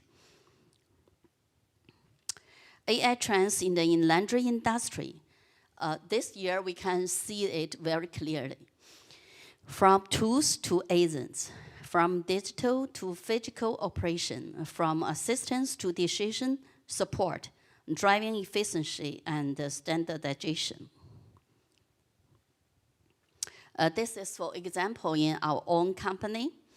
In 2023, we use AI as a tool mainly. And the 24, we used AI as assistant. And last year, we used AI in our work floor, make some change. And this year, we try to have AI as virtual employees. Yeah. So we can see we use AI in marketing and contents and operation and the data, customer insight, technical and the support. This is what we are trying to test AI, how to influence our process and operation. Standards and the regulations as a foundation for industry upgrade. Oh, you know, there are about more than 100 standards support industry development in China from the government. And the national standards define quality requirements. And the medical textile standards will further strengthen compliance. and a favorable macroeconomic policy environment. Now, the chairman, Mr. C, make a very important report. That means we'll pay more attention on the service industry in China, and supporting high quality and efficient growth of the service industry, the laundry industry included. Yeah. And the policies priority the real economy and the modern services, and the focus on intelligent, green, and integrated development.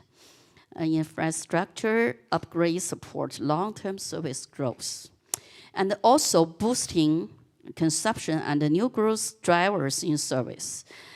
We have some policies and expanding domestic demand remains a core priority, and the policies improve service accessibility and convenience, and the service consumption becomes a key growth engine.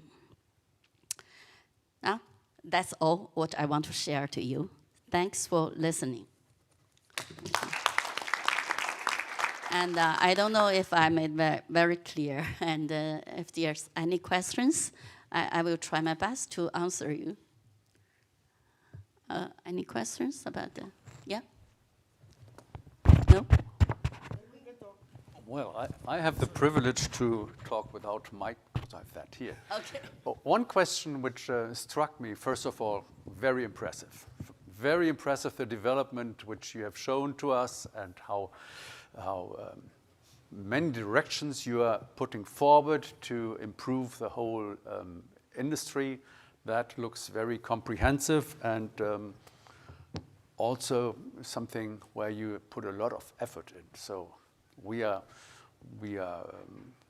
kind of proud that you have these all developments integrated in the industry.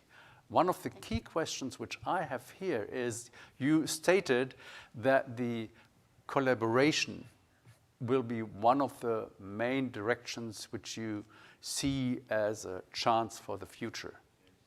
Can you be a little bit more in detail on that?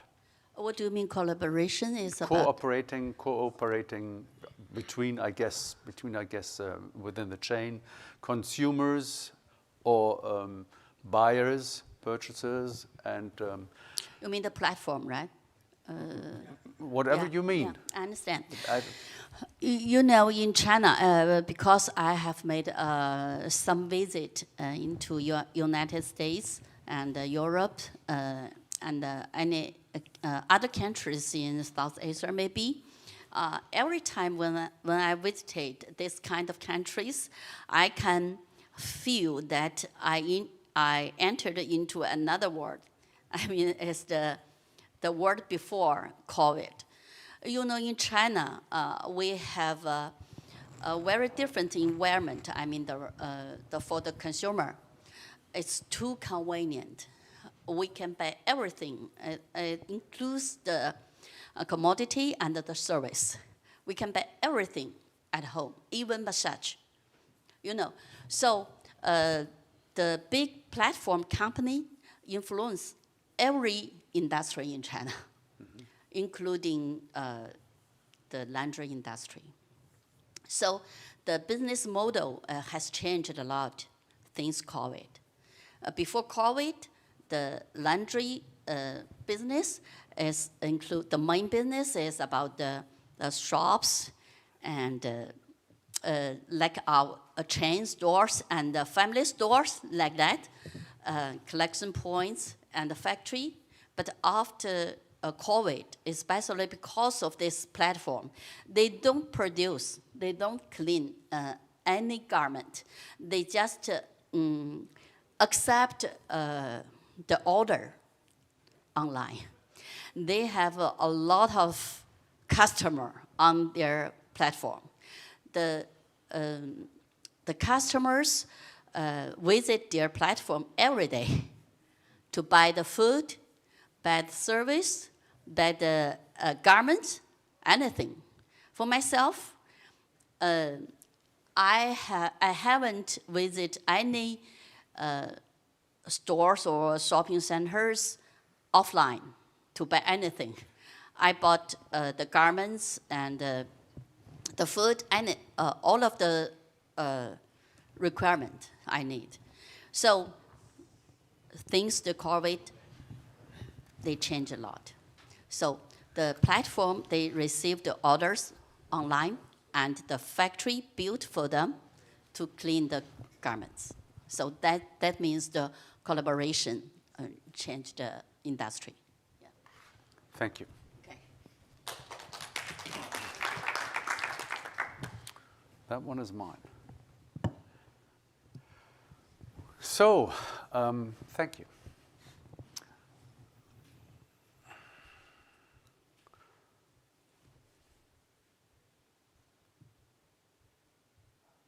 So thank you very much, Julie. That was really impressive. Also these platform, not ideas, this platform reality is something very, very, well, putting the things forward. And we have that in very many countries are not that alike. So it is very interesting to have heard that. I understand that we have messages from Oasis, which are coming in and which give an example of progress in the company Oasis as a representative example for China. Do I need to process that? Okay. And Dear friends and partners, I'm Kylie Zhao from Oasis International Team. It's my great pleasure to connect with you today. In 1997, my father founded Oasis. Thanks to their incredible performance and sleek design, our first generation of dry cleaning machines were at instant heat, quickly making Oasis the go-to brand for dry cleaning machines in China. Fast forward 29 years. We've expanded our focus into high-end, eco-friendly, and smart laundry equipment. Today, we are proud to be one of China's largest manufacturers and top exporters. From vended and OPL machines to our classic dry cleaning machines, our equipment is now trusted in over 100 countries. We work with global distributors to create real success stories and reference. And to serve you even better, we are currently setting up new global offices to bring you our products and services closer to you. This October, we will at Expo di Turco in Milan to showcase our latest innovations. Come visit us at booth A22. We'd love to talk about new industry trends, new solutions, and explore how we can win together. We look forward to partner with more global distributors to grow together. Please enjoy our company video next, and I can't wait to see you in Milan. Founded in 1997, Jinan Oasis Dry Cleaning and Laundry Equipment Company is located in the beautiful spring city of Jinan, China. The factory occupies a construction area of 130,000 square meters. We are one of the leading high-end commercial laundry equipment manufacturers in China, with the industry-leading hardware strength and the most comprehensive product range. We specialize in the R&D, manufacturing and sales of high-end, environmentally friendly, and energy-saving laundry equipment, providing customers with more than 200 kinds of products.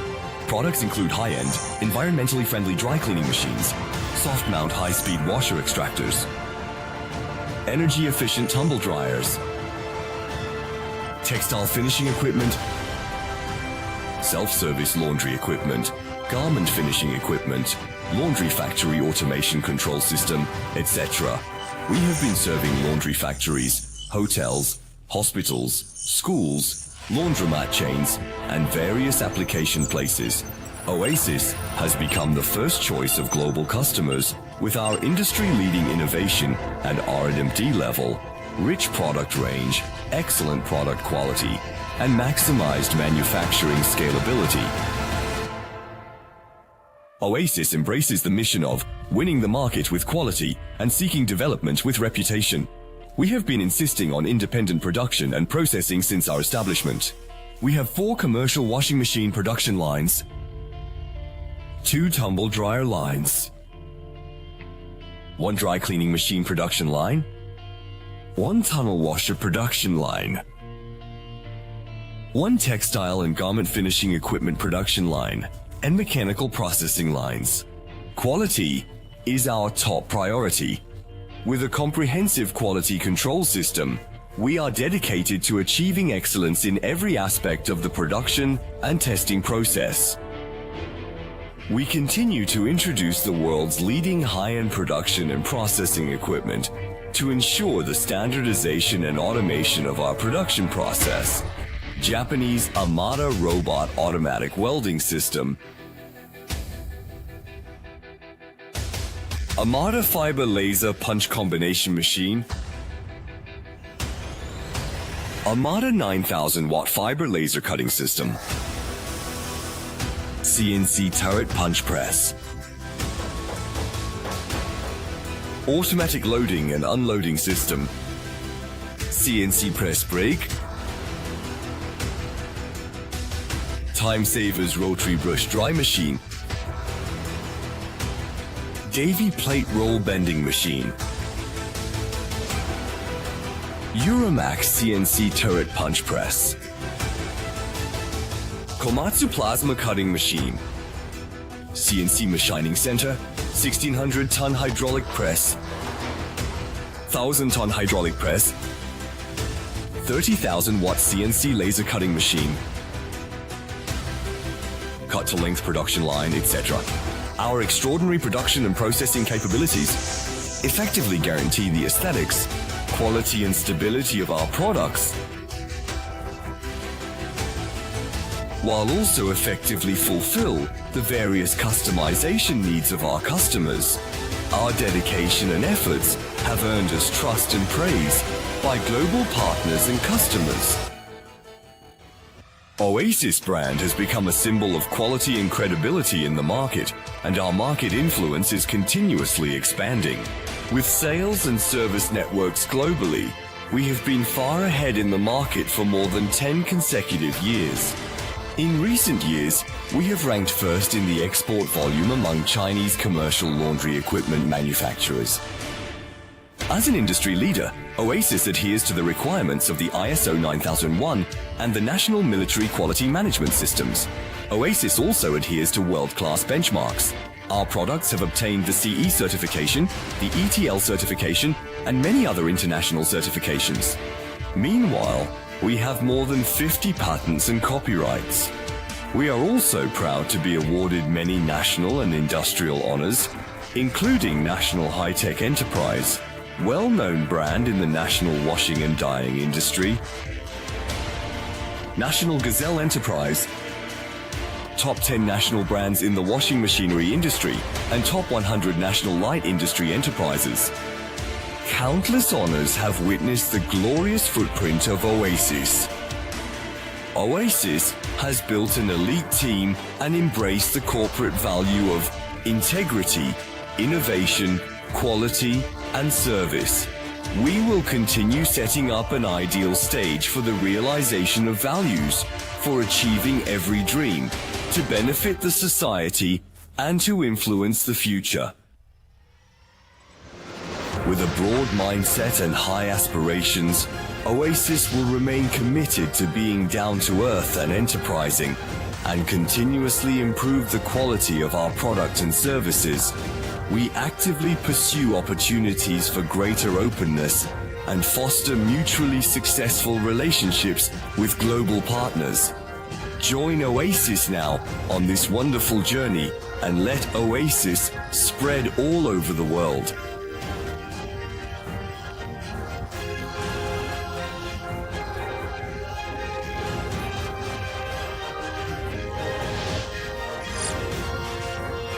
Jinan Oasis, dry cleaning and laundry equipment company.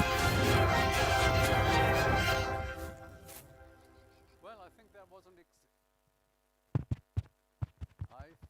it was an impressive, or it is an impressive example on how quickly and how broad the development of the machine industry in China is.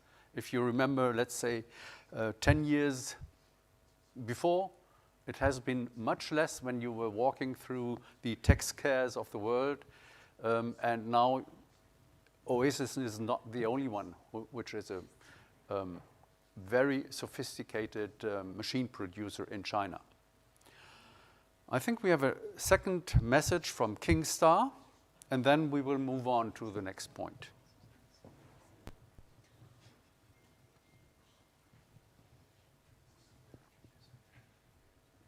Oh, that's blank.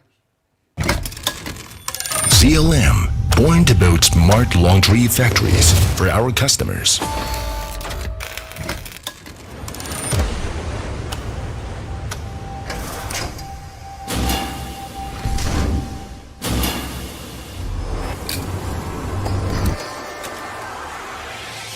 In 2001, Shanghai Chuandao was established in Jingbu District, Shanghai, starting with the production of industrial washing machines. In 2010, Hunshan Chuandao was founded in Suzhou and developed China's first high-speed ironing line. In 2019, Jiangsu Chuandao was established in Nantong, covering an area of 100,000 square meters. Over the past 2 decades, CLM Group has obtained more than 100 core technology patents, becoming a leading manufacturer in China's industrial laundry equipment industry. From raw material selection to the entire manufacturing process, we pursue excellence in every step. Today, we invite you into CLM's manufacturing workshops to witness how we build every tunnel washer system. Sheet metal workshop, equipped with a 1,000-ton smart material warehouse, 7 high-power laser cutting machines, and 13 CNC bending machines. This workshop integrates precision sheet metal design and processing, from material storage to high-precision cutting and bending. We ensure exceptional product quality and production efficiency. Profile processing workshop with high-power laser tube cutting machines and automated profile processing centers. We guarantee consistent quality and efficient mass production of structural components. Sheet metal welding area. Cabinet welding robots. Main tunnel washer welding and machining workshop. Each inner drum of our tunnel washer is robot welded to ensure durability and consistency. After welding, every drum undergoes precision machining on a CNC lathe to maintain a run-out tolerance within 0.15 millimeters during high-speed operation. Tunnel washer assembly workshop. Every tunnel washer system is rigorously tested and fine-tuned before shipment to ensure optimal performance upon delivery. Flatwork finishing assembly workshop. This is where final assembly and fine adjustments are made to our ironing lines, with every detail meeting the highest quality standards. From R&D and manufacturing to global delivery, CLM Group has provided efficient and reliable smart laundry solutions to over 8,000 customers worldwide.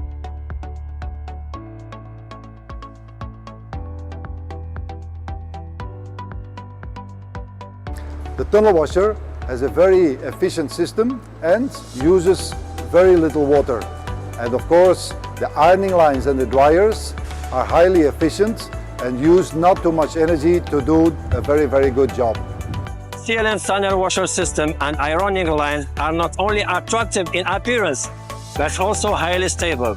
Our guests are very satisfied with the cleanliness and smoothness of the bed linen and showers, which would not be possible without the support of CLM's equipment. CLM's equipment fully meet our requirements in terms of quality and performance. The after-sales service is very prompt. All spare parts are standard and the price is very affordable. We are very satisfied.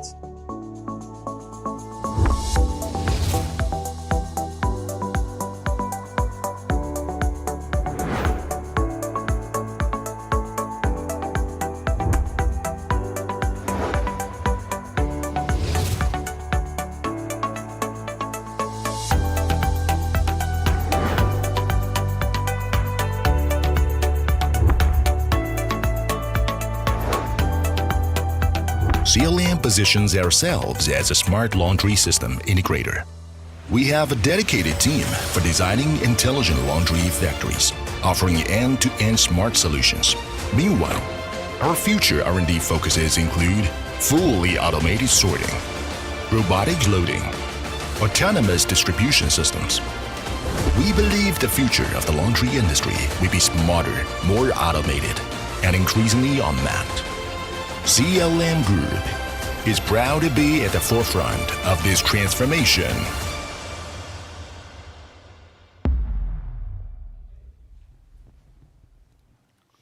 So that was another example of the Chinese development in the machine producing sector.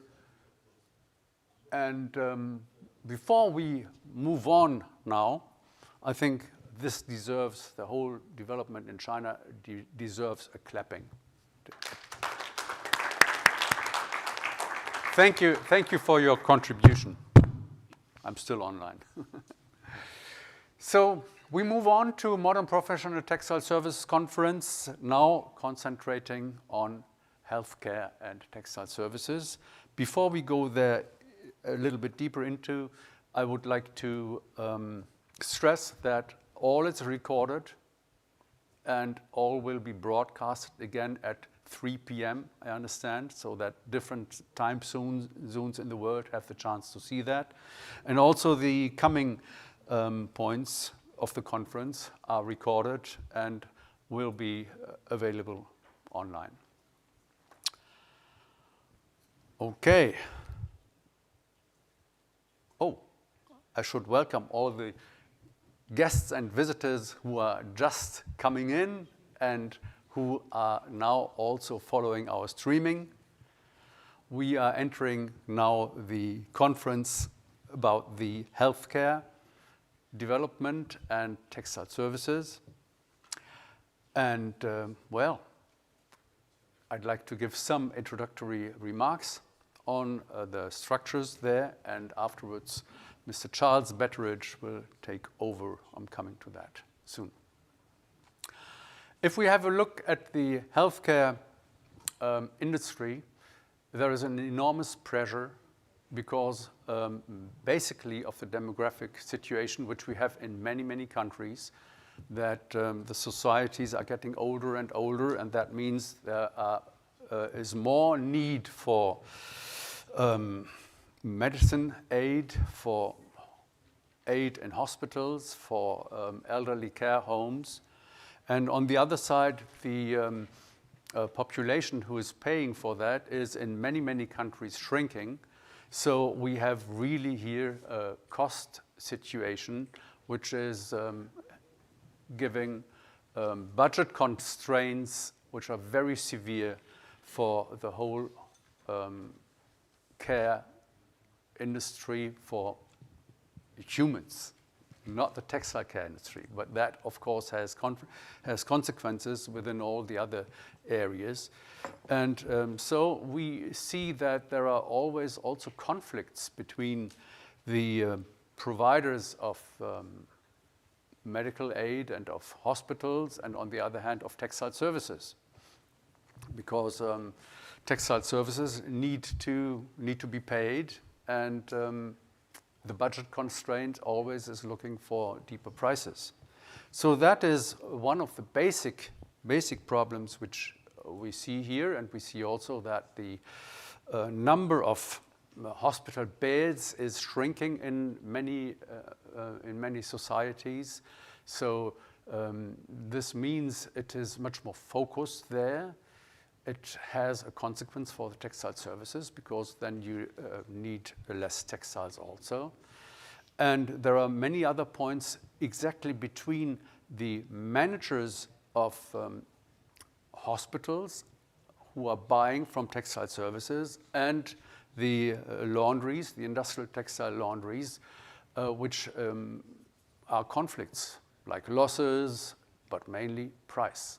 And here one of our main targets is to find out areas where we can gain a future and gain advantages for all sides, for example, by better collaboration or by new technologies. And this is basically something which we will ask now, after he has done his introduction, to Mr. Charles Betteridge. Charles has been and still is in important roles in the associations. For example, he is president of the textile of the UK TRSA organization, and he has been for a long time president of ETSA, the European Textile Service Association, and he still is vice president of Cristains, one of the most important chemical suppliers in the value chain. So, please let us welcome Mr. Charles Betteridge to give his views on the healthcare sector and textile services.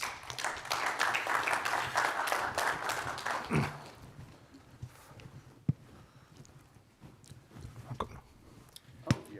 Then you need this. That's forward, that's back.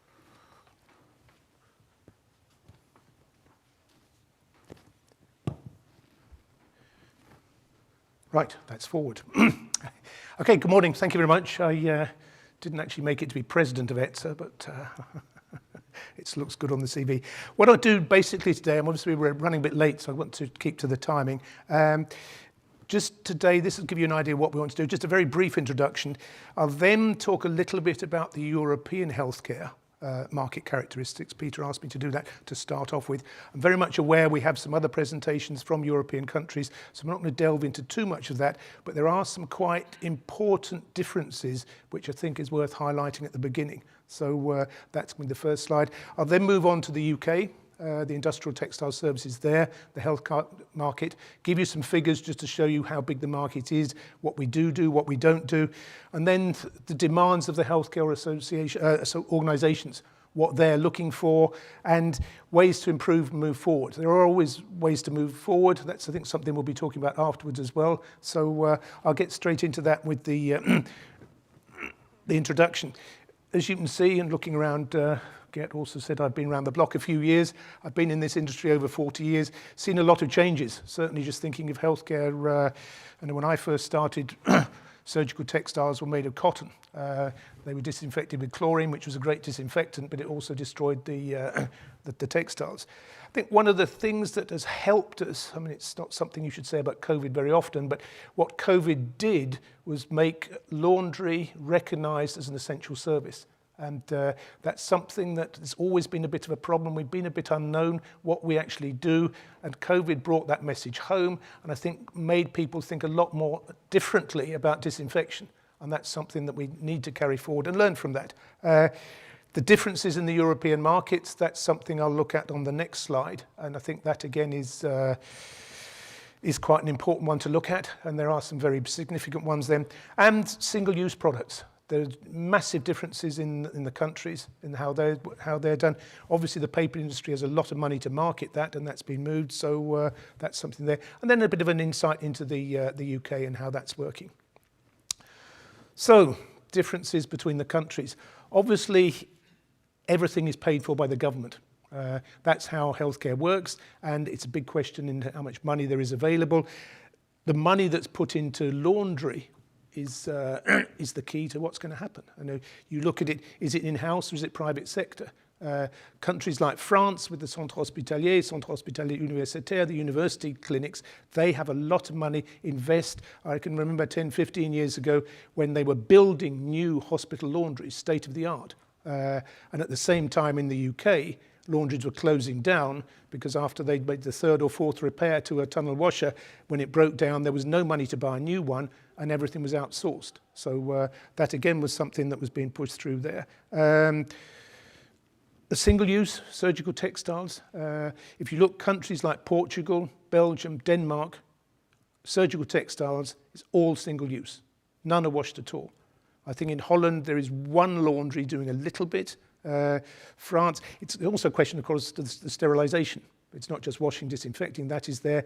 Then you'll see other countries. UK has done a lot of work to get us back in there. We're now about 25% of the surgical textiles are washed rather than single use. You'll get a country like Italy, which is actually the biggest market in terms of items being washed. That's around about 40%. But the country that's really doing the best is Austria. Obviously a small country, 63% of surgical textiles are washed rather than being single use. And that is good. It's been done a lot through the expertise of Salesiana, which has also bought the Votzbel company, Brolly, Kotzinger. Those three companies really have got their act together. RFID chips, I mean, it works well and is accepted, and that's how the market works. But as I said before, the paper companies have a lot of money. They push that through. That's been always the case, and they've managed to get that market for themselves. One thing that they don't make a lot of noise about is PFAS. We've heard a lot about that in recent times. The amount of PFAS on a single-use garment is huge, much higher than you'll get in a something. The difference, of course, is that will be burnt. It goes up in the air. Everything that's washed goes down into the water, and that's the political side, and that's there. But something we need to try and push, and organisations like Change are doing that. Thermal disinfection, this is the one I love. Now chemicals have come through, so there are chemical disinfections at lower temperatures, but thermal disinfection, if you want to thermally disinfect in Germany, it's 10 minutes at 90 degrees. If you want to thermally disinfect in the UK, it's 3 minutes at 71. And it's astounding that those are still the cases. I mean, you would think someone would try to prove it.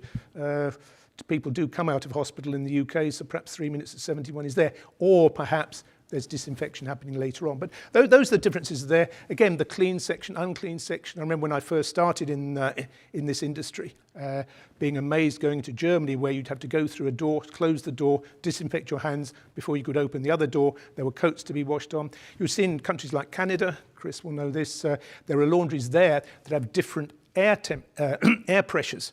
So when you open to go through one side, the clean side has a higher air pressure than the other side, so all the air flows that way. But what you're obviously trying to do is stop cross-infection, and that's there, but they're different countries, different regimes, pre-sort, post-sort, how that's done, and nurses' uniforms, which is a big thing for the UK. All the nurses wash their uniforms at home. There is guidance, but they then get on the bus, sit next to somebody, go into the hospital, and what they picked up on the bus is nobody wants to know. So that's where we are on that side. I'm just looking at the UK market, just to give you some figures. There's some things in dark blue here. That's what we're actually looking at. The UK, there are 250 National Health Trusts or boards within England, Wales and Scotland. The Welsh and Scottish ones have bigger areas, but what that means is there are 250 different decision makers deciding who is washing the hospital linen. 1,257 hospitals. That includes private hospitals, or there aren't that many there. There are also a large number of elderly care homes. That is something that's virtually all OPL. There is a laundry now opening in the UK just to concentrate on that. And the TSA, we did come over to Holland, where that market is very established, because everybody was starting to look and say, where are we now? How much time have we got? The money's good, but the logistics are very, very difficult. So there's that, 45,000 hospital admissions per day in the UK, just to give you some idea. What's being washed there? There are the regulations, the HTMO 104, which is the technical side, on decontamination, biocontamination, so that is there as well. Just looking at the market size, 13 million items a week in healthcare being washed. That's about 224 million pounds a year, or 300 million US dollars if you want to put it in another currency. Two main players in the market, Elise and Synergy, and they are, I won't say approved officially, but they are certainly named by the NHS in procurement as the companies that are there and got all the standards to do that. And of course there are then the hospital laundries. There's still a number of hospital laundries out there that are washing themselves. The trends, unfortunately, all going the wrong way. Gert mentioned the decreased number of hospital beds available. The budgets are going down. There's less money to be used. And obviously, that's causing things like shortened hospital stays, the frequency of beds being changed. That's happening as well. So all of that's moving down. The only one that's perhaps moving up is population growth and the demographic effect in that people are getting older and not need more hair. So that's that. But just moving on the last 2 points, the key points, I think, when looking at procurement are patient safety. That is still what the NHS will need, and that's quite right. It's infection control, and I think that's something that we can work on a lot. Sustainability is, you could say perhaps surprisingly, but it is a big thing for a number of governments, certainly in the UK as well. And the collection and the delivery. It's the storage, the collection, the delivery, how that works, and that's one of the ways to go through. So that's there, but at the end of the day, like in so many other things, the main parameter is price. So, last slide, way forward, improving dialogue. I think that's what we need to be doing. Future perspectives, what can we do? How can we get things better? RFID, is that the way forward? But I think the key thing is try to get the National Health Trust, the hospitals, to recognise the value that is being brought through. It's not just washing, disinfecting, it's the collection, it's the whole logistics and what we're providing to let them get and achieve their what they're looking for. So working together, that's the key thing. There's a couple of things there, the TSA we pushed through, what we can do on that, and it's getting dialogue, but that is a difficult one compared to some of the hotels. So I think I made my 10 minutes. I'm getting a nod. So thank you for that.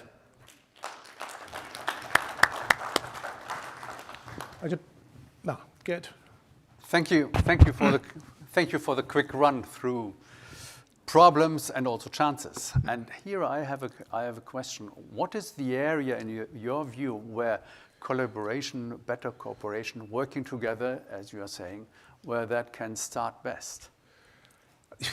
Well, there's quite a few, but I think the main one could well be the infected linen, and the collection and control of that. A lot of infected linen, or a lot of linen, is actually washed that doesn't necessarily need to be washed as infected. And obviously, when you are, I mean, it depends as well, you're pre-sorting, post-sorting, because even in the UK, some hospital laundries pre-sort, some post-sort. But if you're pre-sorting, when you're then washing the infected laundry, that is taking up a lot more resource, it's a lot more cost intensive, and there's still a lot of linen in there that doesn't need to be washed like that. It's a question of throw everything in there, and right. That's how it goes. And I think, again, linen abuse, loss of linen. It's amazing how many pieces of linen get lost. Partly going out in ambulances, and again, anything that's got blood in can suddenly end up being thrown in a dustbin. So you don't want laundry's own linen turning out to be single use. But I think that's, if you wanted one area, that would be it. It would be trying to control better the amount of infected or linen being described as infected. Well, this is a very practical approach within the, let's say, core of a laundry business. How about administration? Are there also areas? There will be, yes. But again, there it's tying both sides together. And again, you'll have different hospital trusts, but different laundries. Everyone has their own systems. I mean, there are a lot of data collection systems. RFID, certainly, if it's used properly, will be very helpful. Just down to tracking rather than just has it been washed. But that you need to put the systems together and get everyone on the same level. But I think that's perhaps one of the future perspectives moving forward, that things can perhaps be digitalised and move there, but everyone has to be on the same page and using the same system. But I think already your first remark relative to more defined sorting is something which helps very practically. And is it something which is in place in some of the hospitals? It is, but say it's dialogue. It's getting people. It's the storage and collection. The storage of infected linen, the laundries can't do very much on that because that's happening in the hospital. Mm. The laundry will go in and collect the linen, but what's in that bag? That's the question. And is everything going on in the bag, or is it being lost? When an ambulance goes out from one hospital, it might end up going to another hospital, and if there's a blanket there or a sheet or something, that can end up in the wrong place. Okay. Any other questions, please? So that's not the case for the time being. Then thank you very much, Charles. Okay, thank you.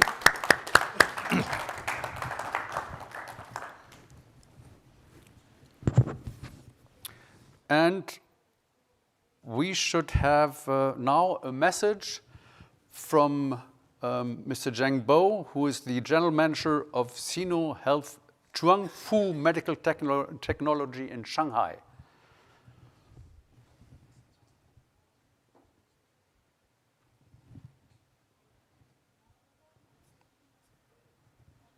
Do I need to? Hello, everyone.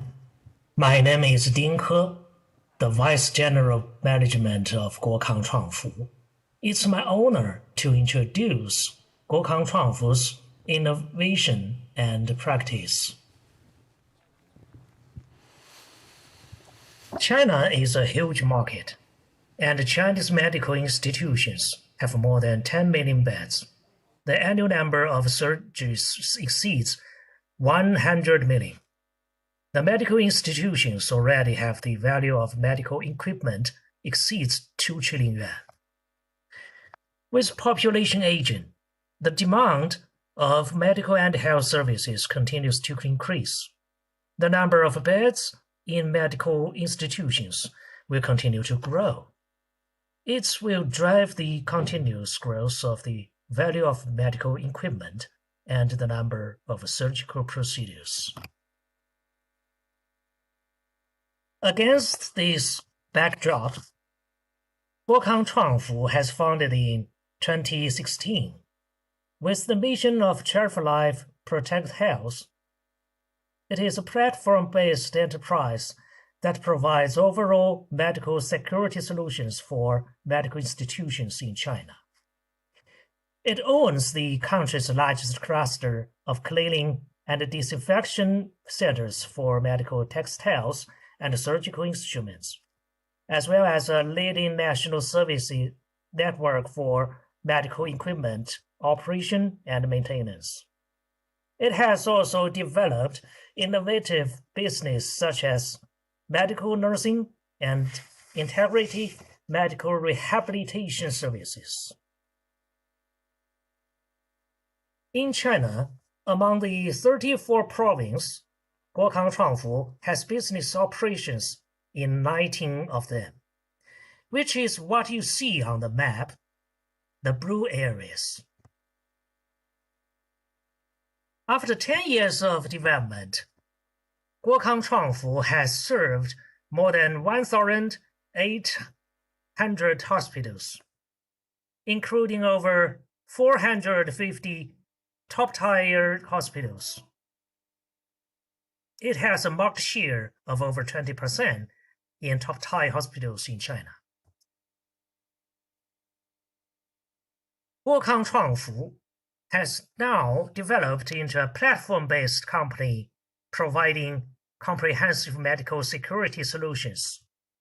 Its current business covers the washing and disinfection of medical textiles and surgical instruments, the operation and maintenance of medical equipment, and medical nursing. Among them, in the disinfection of medical textiles and surgical instruments, Guokang Chuangfu is the leader in China. It has 5 medical textile centers and 2 CSSD. One is the surgical textile CSSD, another is the surgical instrument CSSD. Next, I will focus on introduction, the development of washing and disinfection of medical textiles and surgical instruments. In terms of industry standards, China has introduced a series of national level standards. For example, standard for washing and disinfection technical of medical textiles in healthcare facilities, named WS 508. Specification for the operating services of medical textile laundry enterprises, named GB 46402. The series of standards for CSSD, named WS 310. Guokang Chuangfu has also established its own enterprise standards, higher than national standards. In terms of fixed assets, Guokang Chuangfu now has 7 centers. And this is our Shanghai center, which has 3 tunnel type washing lines, production area of 5,000 square meters. This is our Chongqing center. It is equipped with 2 tunnel type washing lines, production area of 4,000 square meters. This is our Shijiazhuang Center in Hebei Province. It is an independent third-party medical institution. You can see this is its medical institution practice license. It is specially used for processing surgical clothing, treatment towels, and other surgical textiles. For washing, disinfection, and sterilization, it is also a high-tech enterprise. This is our Chengdu Center in Sichuan Province. Nearly 8,000 square meters, 3 tunnel type washing lines. It is the largest center in Sichuan Province.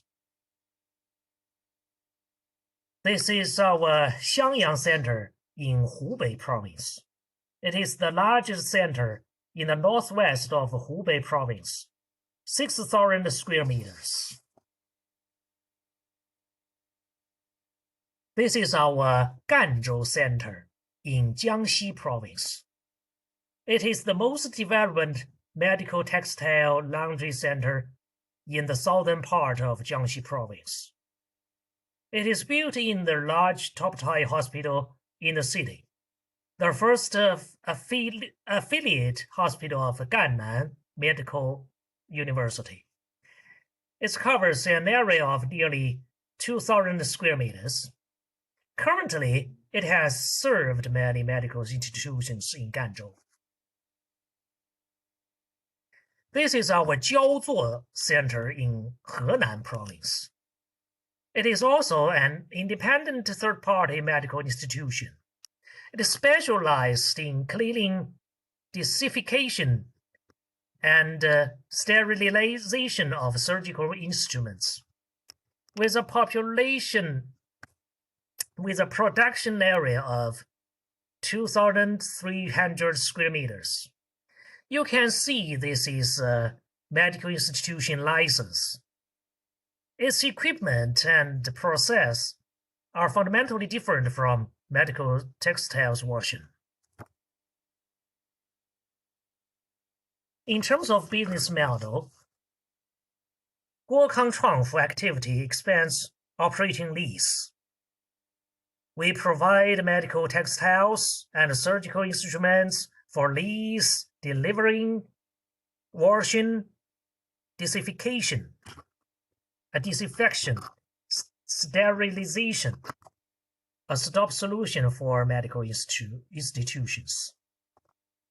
We utilize IoT technology, from RFID chips to implanted medical textiles combined with smart closet and scaling channels, and a traceable information system, built a complete closed loop. In terms of client value, Guokang Chuangfu, adhering to the principles of more, faster, better, economical. More has 2 meanings. One is the field of medical disinfection. We have covered medical textiles, surgical instruments, and operating lease. Another is we can provide medical equipment, maintenance, and medical nursing for medical institutions. A comprehensive one-step medical security service. Fast means timely and efficient. Better means providing professional service in accordance with national standards and enterprise standards. Economical means improving quality, reducing costs, and increasing efficiency.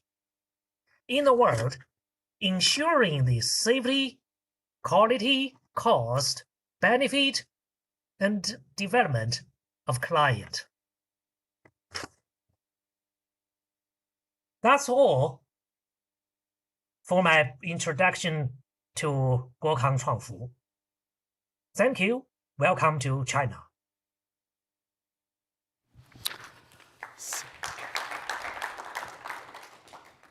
So we are changing right now countries, or is there any question which we then need to report?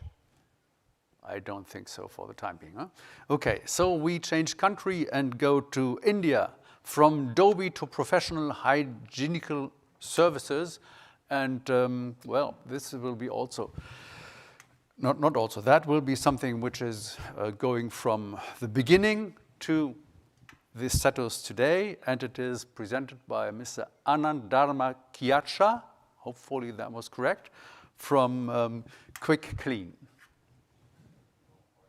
And he is coming to us via Zoom, so I don't think that I need to press anything right now.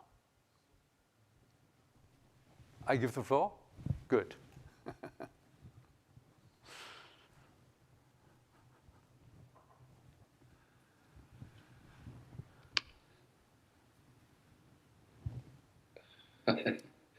I hope I am visible and audible to all.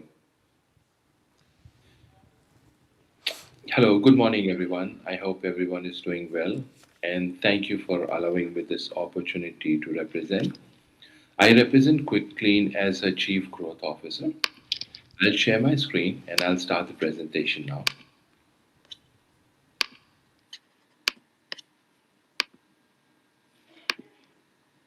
Okay, first thing first, what does Dobie means?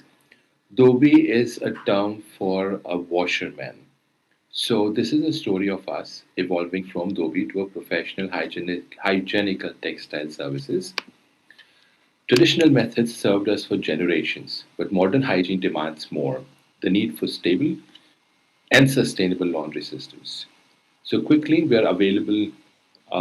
We're in 38 cities, helping out businesses across hospitality and healthcare sector. So what survives poor laundry? First is MRSA.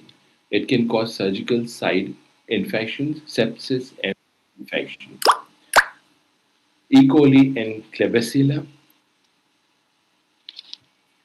Just a second.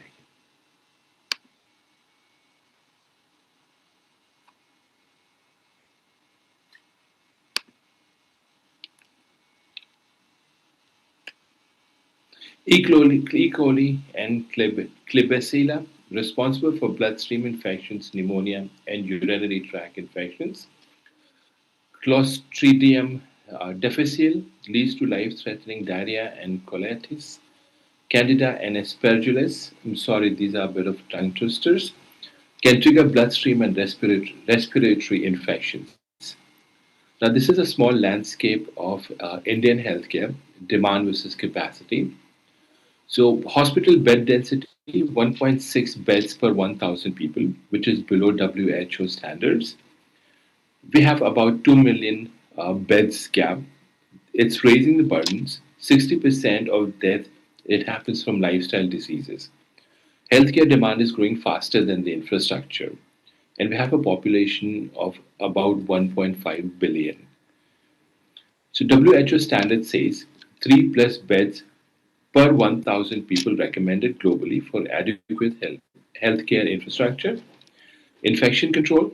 Developed nations enforce strong infection control protocols with strict traceability and hygiene audits. Fully automated laundry systems ensure zero cross-contamination and standardized disinfection. So there are clinical gaps in conventional laundry. Conventional laundry systems designed for hotels and hostels fall dangerously short in clinical environments because dirty and clean linens, they are often mixed. Absence of validated cycles, unverified chemistry, no audit-ready documentation, and there is no barrier zoning. So in barrier zoning, germs from dirty dirty zones easily re-enter clean areas, defeating the whole purpose of washing. So, market shift from unorganized to organized hygiene solutions.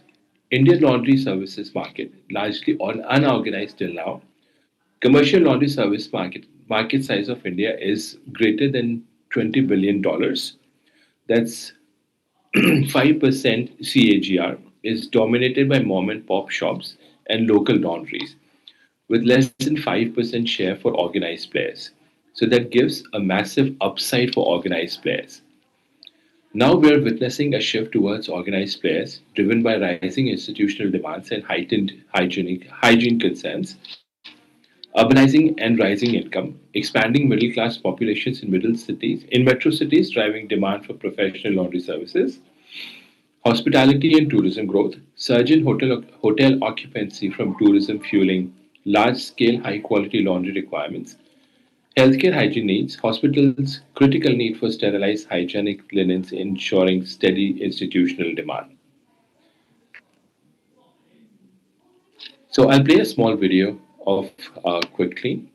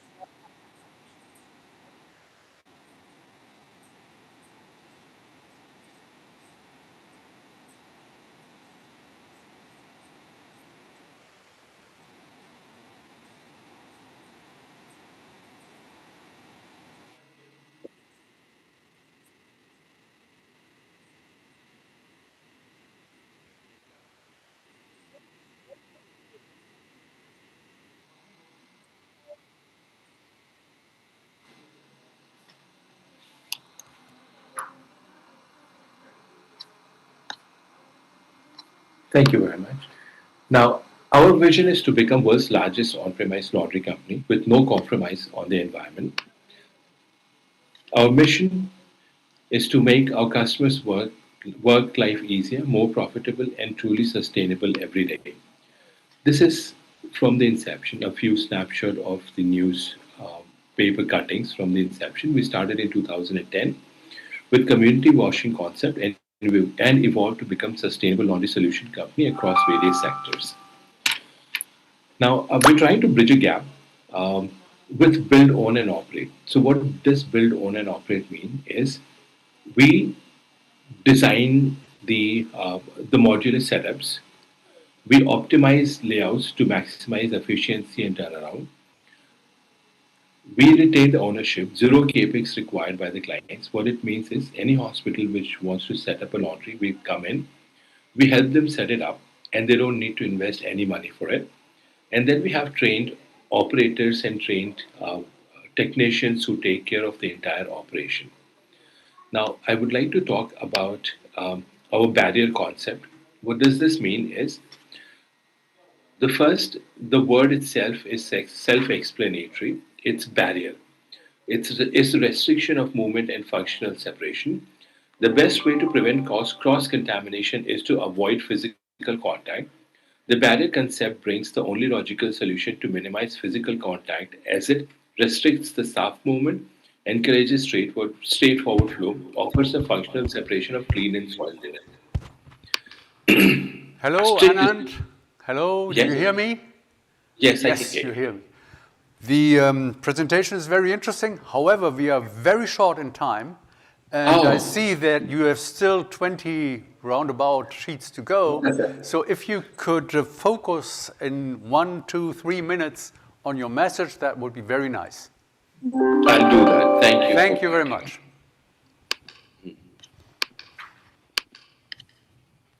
So I'll focus just on the important ones. Like the barrier concept is very important. Uh, the strict limit separation for an infection-free result is very important. So it's separated into two. One is dirty zone, the other is clean zone. All the sorting and the washing, it all happens on the dirty zone. Once the linen is disinfected, it's moved across to the clean zone. Now, I'll share how the safe linen cycle works. The linen is collected from the bed. It's pre-sorting and sorting of dirty linen is done at the source, and then it's moved towards the washing cycle, wherein the linen is washed on the dirty side, and then it moves out to the cleaner side. Here's a small example of how the barrier washes they look like. And there's a small diagram of a straightforward flow. So here all the sorting is done. They're being washed and then they are moved towards the clean side. Now this is the iron, these are the pressing tables, and this is again the pressing table, and this is the storage area. So there's a negative versus positive air pressure which is followed. This is what we do. We've done for a few prestigious hospitals in India. Negative air pressure, positive air pressure. So the airflow does not allow the bacteria or the infections to move from the dirty side to the linen side, to the clean side. And yeah, that's the major part that I wanted to talk about is the cross contamination in the barrier laundry. So if you're setting up a laundry in a way, especially the healthcare laundry in a way wherein the chances for cross contamination is ruled out with the setup, then this linen which comes out, it does not even need to pass on to SSDs. It's as good as, like completely disinfected and ready to go. Thank you very much. This was the Thank main you. part. Thank you, to share. Anand. So I'm ready for questions, if any. Okay, so thank you very much from this example from India, from Dhobi gut to modern professional textile care. And we move on to Europe, to the Netherlands. We have Mr. Redmar Arning, who will introduce us into a new modern process for healthcare services, especially I understood in relative to private textiles within that, and that is a topic which is of high interest for many individuals and also institutions. Thank you very much. Oh, I think I have to press something. Sorry. The green. This one? That one is going forward. The red one is. It seems that I have the short version of the presentation. So I'm going to skip a few slides. That's fine. I have to see what's happening here. Okay, so today in the tour, we are going to visit Nevasco. And I was a little bit confused. I go one step back and I'd like to introduce myself as Redmar Arning, and I'm talking on behalf of Nevasco, the laundry that we are going to visit. And meneer Wennekes asked me to say a few words to the things that happened in the Netherlands regarding to productivity, to the complete laundry session. So to give a little of my background, my parents owned a laundry, so I grew up in the laundry, and I've met my wife in a laundry, so her parents had a laundry as well. So both laundries are sold, that's the good news. And as a consultant, I'm traveling around and using the experience with a helicopter view to give some insights on what to do. Okay. Now, okay. These are a lot, okay. Now, I go back for a little few years, and that means if I go back like 80 years, there was like 1,500 laundries in Holland. And we had like 7 million population. So 1,500 laundries and 7 million people. Today we have 18 million people. So I'd like to ask you to do a guess, how many laundries do we have? So 7 million people and 1,500 laundries today, 18 million. How many laundries do we have left in Holland? What do you think? Less or more? Yeah? Okay, take a guess. We have 120 on the list. Yeah, that means that a lot of combined and a lot of had to sell, and there was a big struggle going on and who's taking over and making a better laundry in the next generation. So that is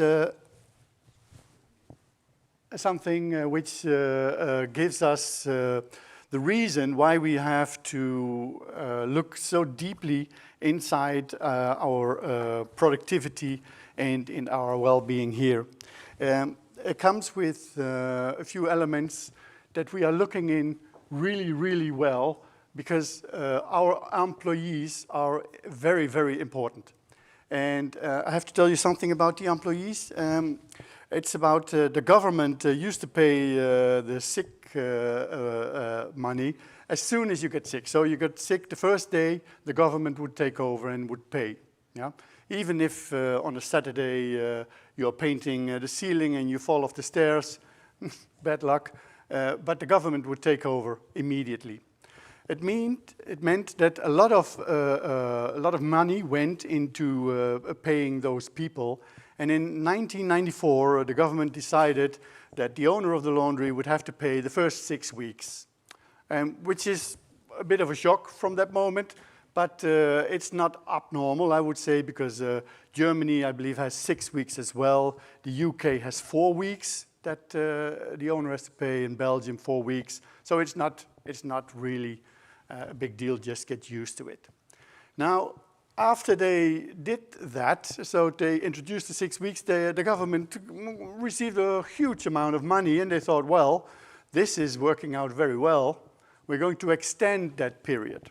So first they thought maybe 6 months, but they extended it to 1 year. So as soon as one of your employees gets sick, the owner of the laundry has to pay for 1 year. And it could be work-related, but again, it could be that he's painting the ceiling and he falls up the stairs. Nothing we can do about it, but it happens. Now, after another 6 years, the government decided to turn the 1 year into 2 years. Yeah, and that, I think, was a bit of a shock. We're talking 2004 now, where they said, we're going to make it 2 years. So now you start to realize as an employee, you say, well, I got to create an environment where the people are happy. Not too much noise, don't bend, just bring the linen like this, make a clean environment, and all the elements that you can think of became very important to us, because we want you to stay and we want you to be happy. If we can, we reduce the noise, we'll put on some music. Yeah? In the tour this afternoon in the laundry, you will see there is music in the laundry. Yeah? So it becomes very important for us to say, take care of your people. Yeah, and make sure that they are happy, and that Monday morning you should be standing next to the canteen and that you say, "Good morning, come in, my friend, you work over there, it's a pleasure over there." We created a very nice environment. Yeah? So we started to value our staff on a very high level. And as a consultant, this is something that I could practice through Europe, because other people in Europe weren't used to that. So we would have a noise-making machine and a meter next to it. We could have an employee standing and damaging his ears. We don't care that much. But from a Dutch perspective, we think it's very important. So we decided to roll out this. So these are a few elements. Each of one of them is important and is a contribution to make your employee happy. At the end of the week, Friday, you should say, have a good week, good weekend, and enjoy, and cross your fingers. He's not going to paint the ceiling and fall off the stairs. But that's another story. So what we really want our employees to be in a good position.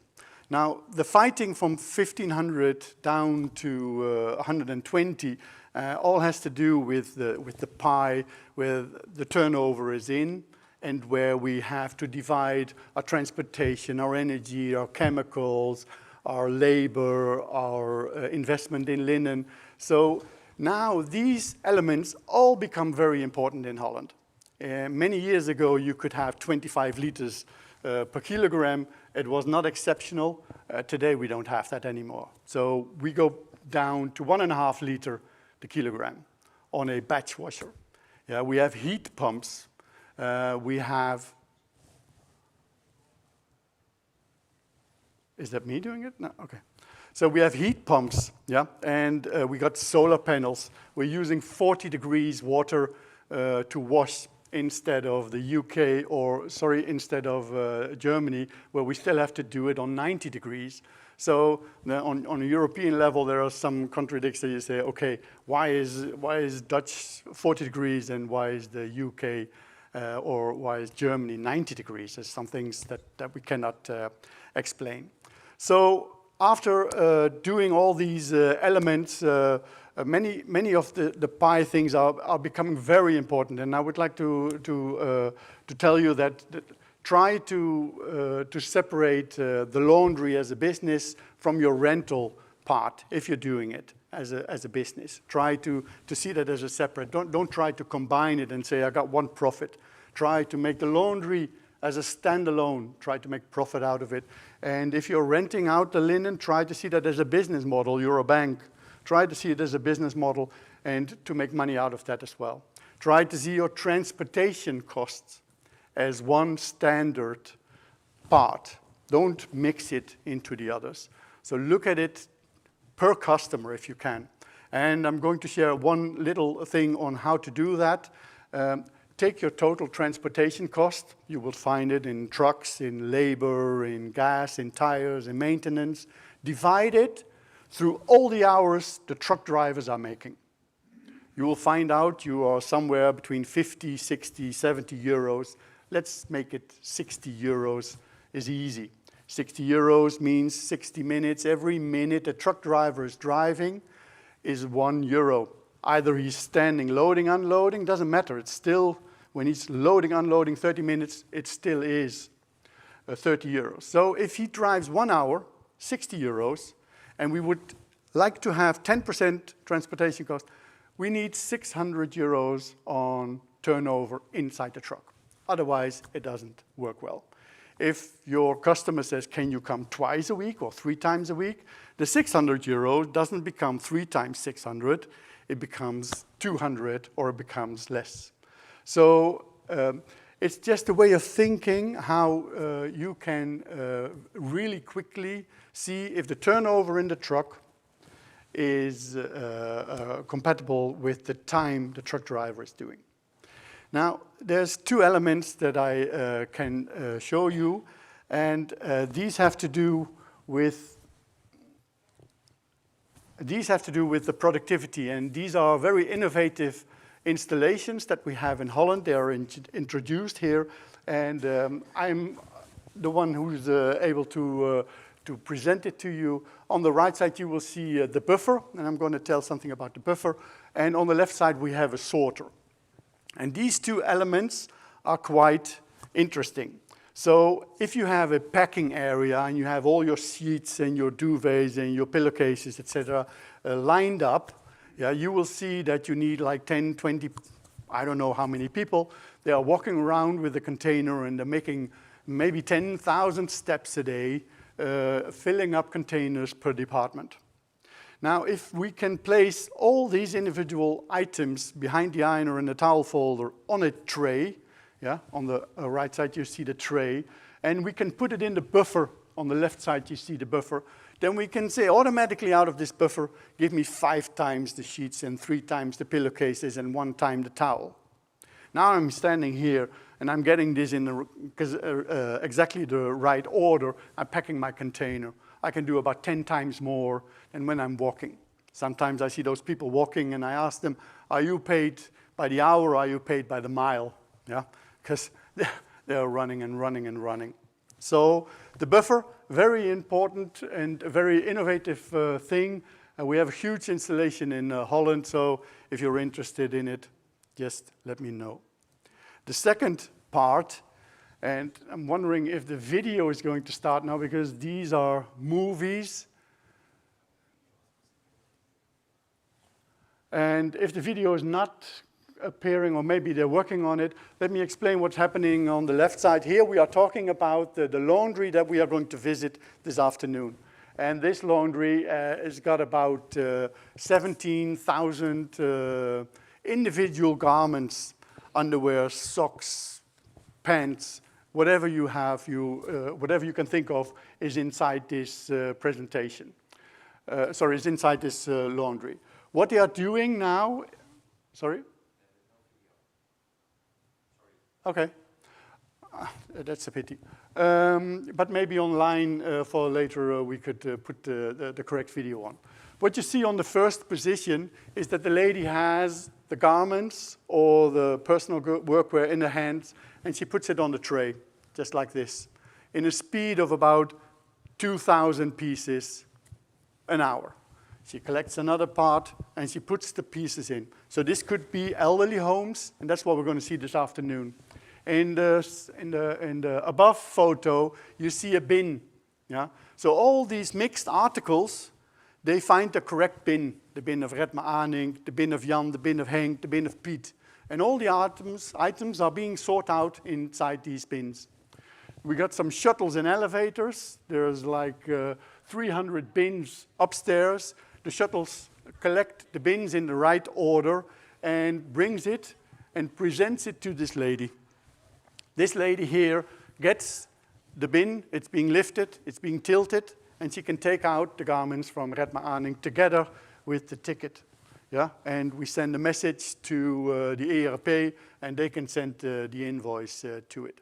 So it's something what you see here now in this setup. We could have like 2 people, one feeding it, and one taking out the finished articles, and we could end up doing 2,000 items with 2 people, where we used to have in this laundry about 10 people, and in many cases they had to work longer, a double shift. So the laundry we're going to see is a new built laundry. It's the oldest laundry that we have, but it's with the newest innovations.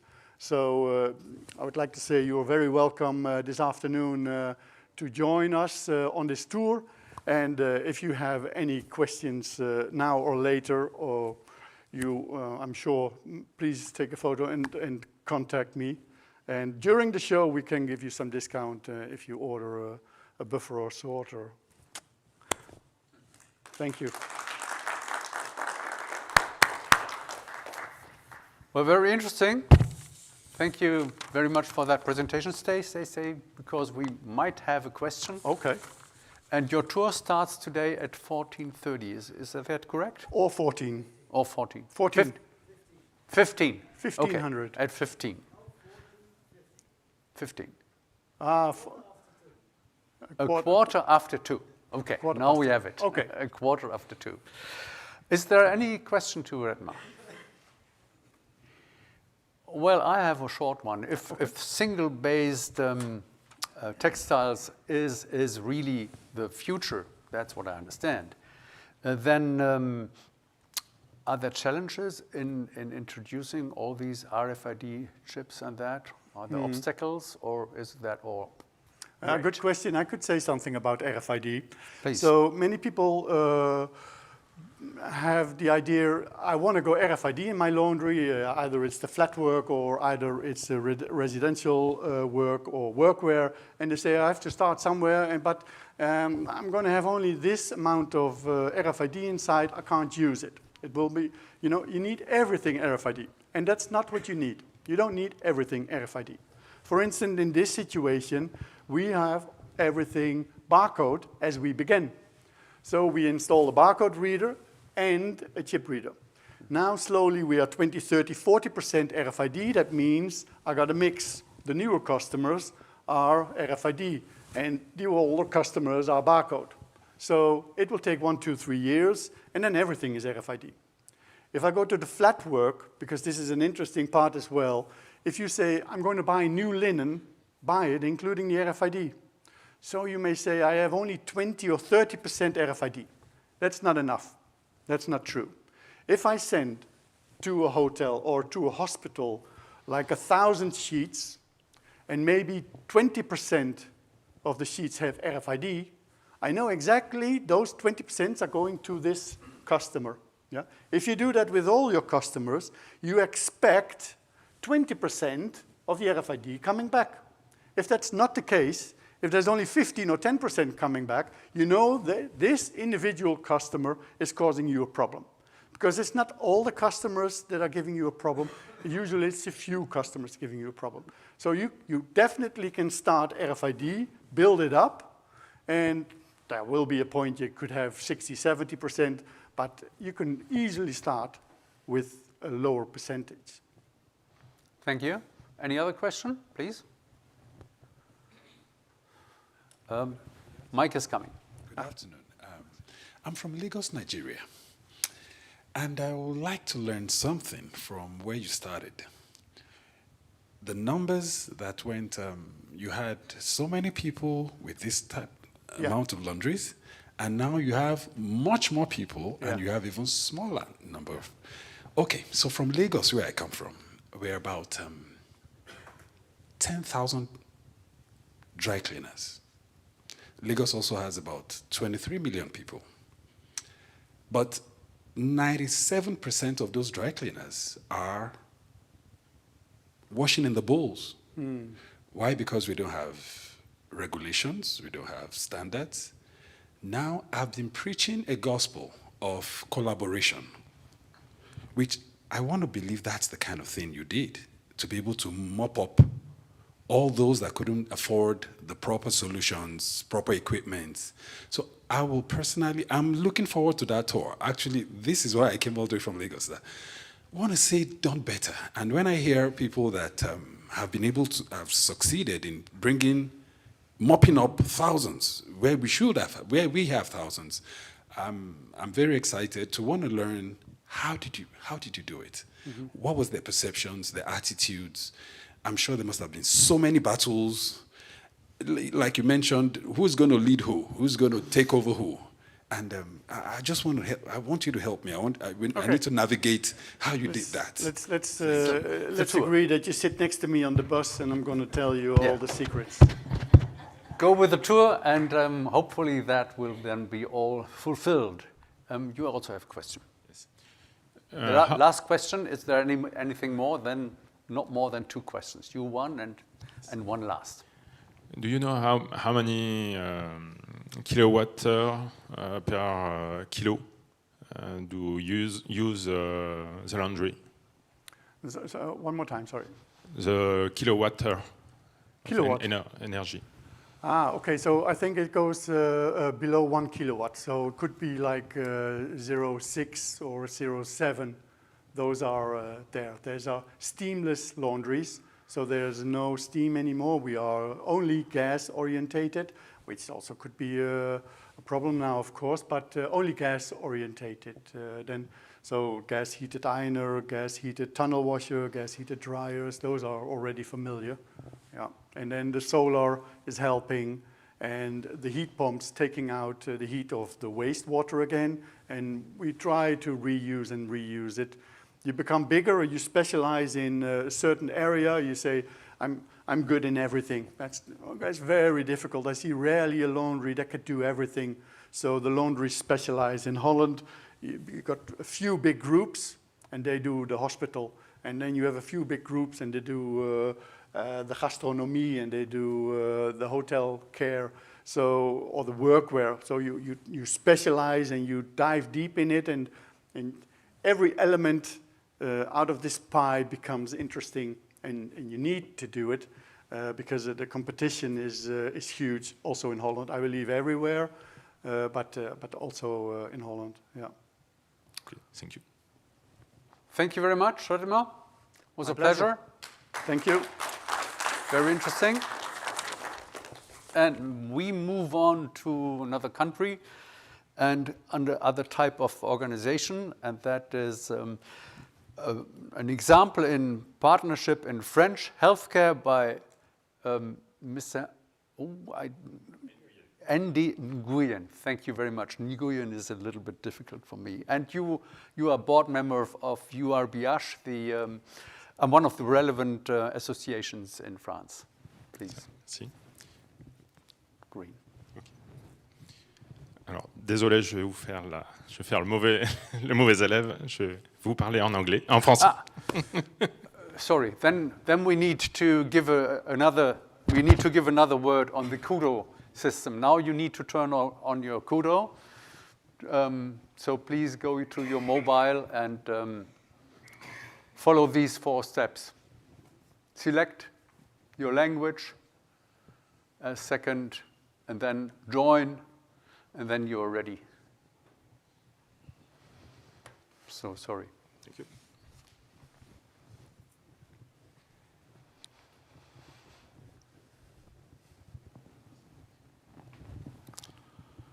Donc, voilà. Alors, je me présente Andy Nguyen. C'est un peu prétentieux de vous montrer ces titres-là, mais c'est surtout pour la suite que ça a son importance. Je suis directeur d'une blanchisserie sous la forme d'un groupement de coopération sanitaire. On en parlera un peu plus en détail. Je suis membre de l'URBH, sur lequel on va également s'attarder, et vice-président du CTTN, donc sur Irène. Donc sur le CTTH, c'est mon employeur, donc c'est mon travail au quotidien. C'est une blanchisserie en groupement de coopération qui a été créée par des hôpitaux, et ça représente à peu près 80% des blanchisseries hospitalières de France. Donc on se concentre uniquement sur l'hospitalier et les services sociaux, les EHPAD et tout ce qui est à but non lucratif, c'est notre credo. Donc là, par exemple, c'est une blanchisserie qui est située à Beauvais, où on produit 25 tonnes de linge par jour, 125 tonnes par semaine. Donc c'est une production qui est importante et qui est purement concentrée sur l'hospitalier et qui est spécialisée, standardisée au maximum. Donc c'est notre objectif principal, standardiser les articles de manière à faire des économies d'échelle. Nous faisons aussi sur les 25 tonnes, 2 tonnes de linge de résident, donc du linge de famille. Deuxième point, l'URBH, sur lequel on va s'étendre un peu plus. C'est une association loi 1901, donc à but non lucratif. L'objectif, c'est de monter un réseau national pour faire des échanges de savoir, d'expérience. Et ça crée sur le territoire, c'est ce qui fait la force des blanchisseries hospitalières publiques, c'est la force d'être tous ensemble sur les sujets. C'est un gros laboratoire national. Chaque blanchisserie expertise avec l'accompagnement des fournisseurs sur son terrain et ensuite remonte au niveau du réseau les informations, l'expérience et les résultats qui peuvent être ensuite reproduits sur l'ensemble des blanchisseries hospitalières. Là, vous avez en photo une partie du conseil d'administration qui s'appuie sur 16 membres qui sont tous responsables de blanchisserie hospitalière et qui, bénévolement, gèrent cette association. À côté de ça, la profession de la blanchisserie hospitalière en France s'appuie sur un centre de recherche, le CTTN d'Irène. C'est un centre de recherche, de formation et d'expertise qui nous accompagne pour mener des projets tels que le guide de la méthode RABC. Donc on en a parlé sur les présentations précédentes. La 14065, c'est notre force au niveau de la France, des blanchisseries hospitalières. On est reconnu grâce à ça au niveau des hôpitaux. Une fois qu'on a la certification RABC, en bonne et due forme, les hôpitaux nous font confiance. Donc derrière, on a cette norme, la 14065, qui est, on va dire, ce qu'on appelle en français, on ne montre pas de blanche pour entrer dans les hôpitaux. On est reconnu donc, par l'ARS, la Haute Autorité de Santé. Ensuite, au niveau des hôpitaux, on a la SF2S, qui est le regroupement des hygiénistes de France, donc des professeurs en hygiène, et qui s'appuie et qui nous appuie sur la pratique de cette méthode RABC dans nos blanchisseries. Donc, en France, nous avons bien sûr quelques méthodes, donc la séparation du propre et du sale, que ce soit dans les transports et à l'intérieur de la blanchisserie. On a vu sur les présentations précédentes ces pratiques-là, la séparation avec des machines barrières. Donc je ne vais pas m'étendre dessus sur la technique, puisque ça a été largement présenté sur les précédentes interventions. Voilà quelques exemples. Le lavage des mains, c'est la plus grosse contamination, c'est le manuporté dans notre métier. La séparation par des tapis qui servent à capturer les poussières sur les chaussures, et des zones de séparation avec du matériel, des blouses d'isolement, des surchausses, des coiffes.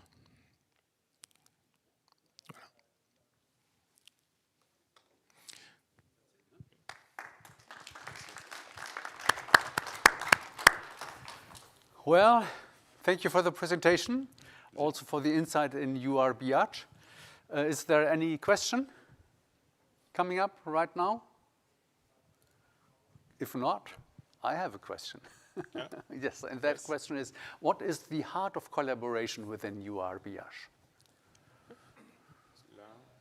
The cooperation, yes. Les plus importantes collaborations de l'URBH, c'est principalement le guide RABC. On s'appuie là-dessus. Ensuite, les recherches de développement sur les économies d'énergie. C'est pour ça que je posais la question sur le kilowattheure consommé par kilo de linge. C'est nos indicateurs. Les 1,5 litre d'eau qui étaient présentés tout à l'heure, c'est une cible, en effet. 1,5 litre d'eau par kilo de linge, c'est une bonne cible. Ça permet en effet toujours des économies d'eau, des économies d'énergie, des économies de produits lessiviels. C'est notre cible. So basically learn from each other, I understand. Yes. Thank you very much. I'll just keep it here. Yeah? Okay, good. Okay, then we move forward to another country. Mrs. Gabriela Demme. She is not only CINET country coordinator, she has also her own company, DS Wash, and is doing wet cleaning on demand, and is also doing consultancy services. That's why she knows so much about Hungary. Thank you, Gerd.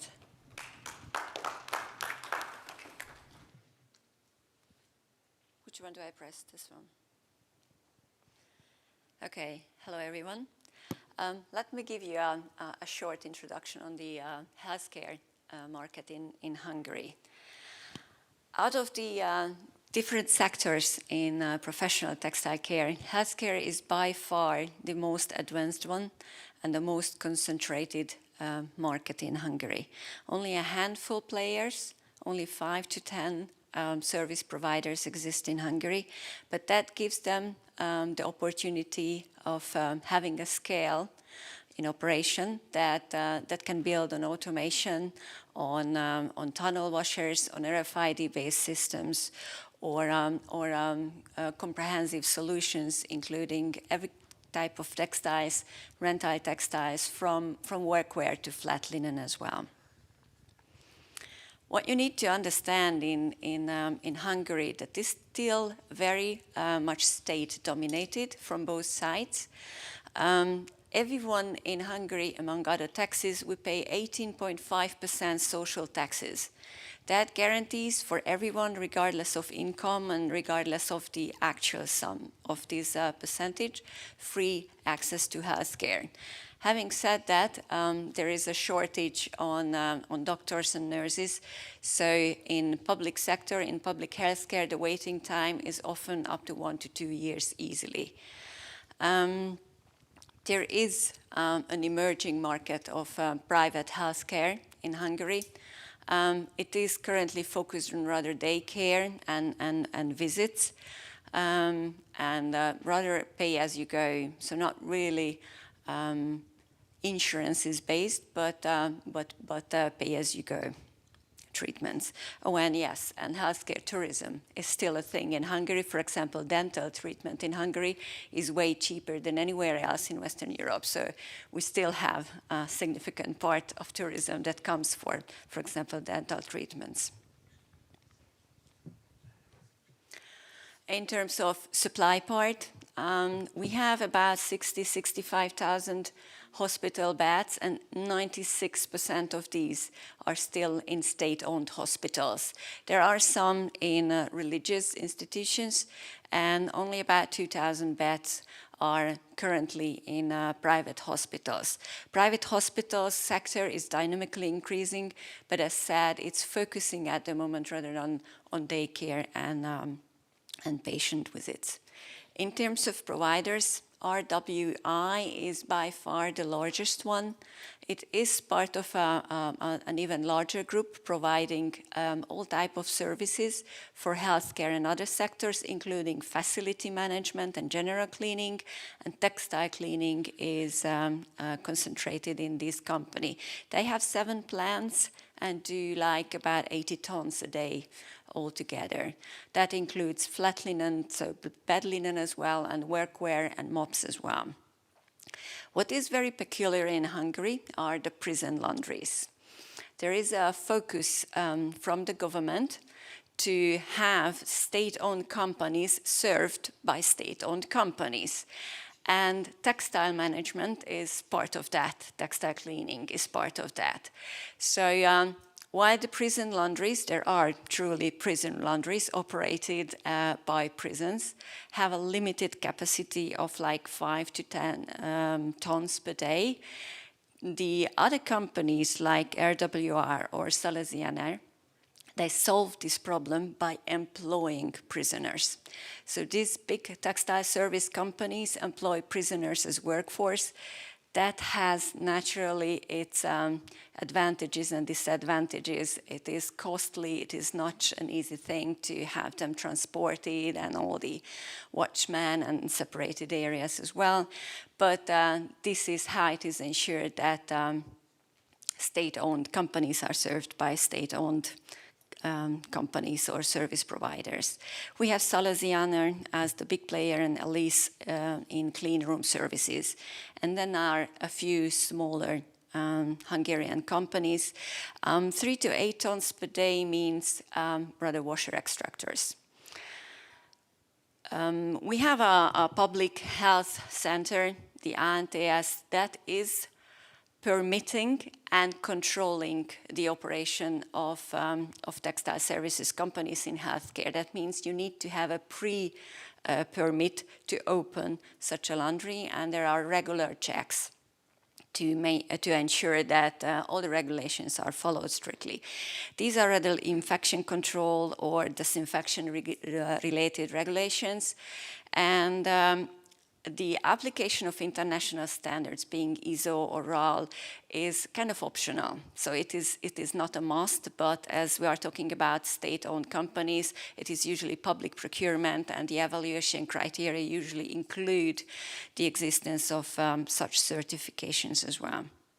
In terms of construction, it was and it is, like we heard in the first presentation today, very, very strictly the barrier used, including all the airlocks and different air pressures and separate personal areas, and nothing can pass between the clean and the soil side. So this is taken very seriously. It is required and checked. Hygiene, one other important thing is that any washing process that you apply has to be registered beforehand, including the dosing and every other aspects of the washing process itself.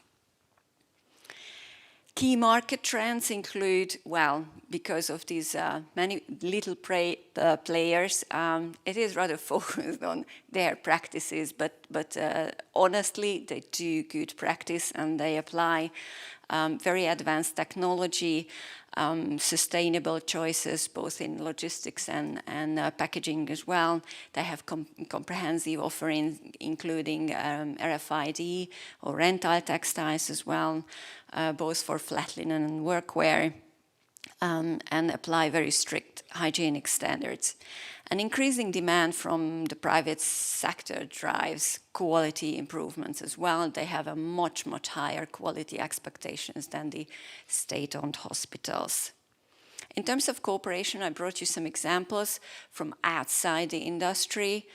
As mentioned before, RWI is part of a larger group, so offering cooperation with hospitals and hospital management in different levels, including foundations to support education, employment of prisoners as mentioned, or just conferences and the fostering of professional dialogues together with the hospital management. I'm not sure if the video will start.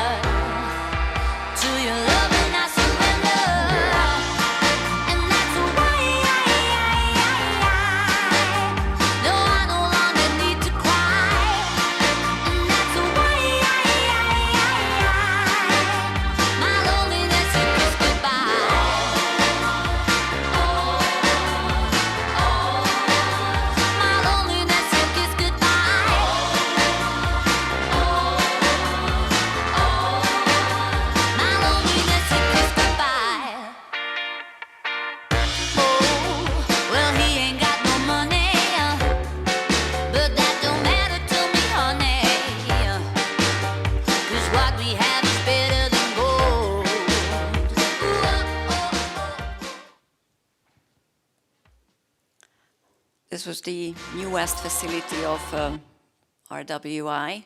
which is actually a descendant company for Logotex, which won the overall Best in ITS a few years back in Global Best Practice Awards.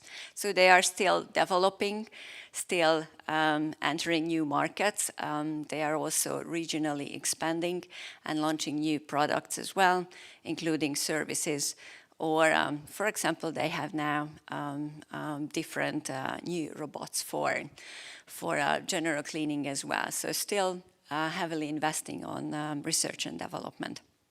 I believe that in Hungary, as this sector is very heavily dependent on technology, which costs a lot, it will still be the playground of larger players, but the healthcare, the private healthcare sector will will foster smaller players to enter the market as well. Thank you very much. That's my point. Thank you, Gabi, for the overview of the Hungarian healthcare and textile services sector. Is there any question? For the time being, you gave it without any hesitation. So, thank you very much. Thank you. Thank you. And we have now passed a lot of different examples how healthcare and textile services are in the game, how they cooperate or how they are structured in the world. So Hungary was for Eastern Europe, for example. URBH was for Western Europe. We had India, we had China, so was trying to cover the world, and I hope that was interesting for you, that you had some insights in the very different formats which we see, and which we even have within, for example, Western Europe or Eastern Europe, as points of discussion. And now we are coming to something more general, because we have now from CINET Mr. Lange, and he wants to show us or to explain what is a real modern laundry. Mr. Lange. Thank you very much. You need that, perhaps. Yeah. So. Yeah. Hello, everybody.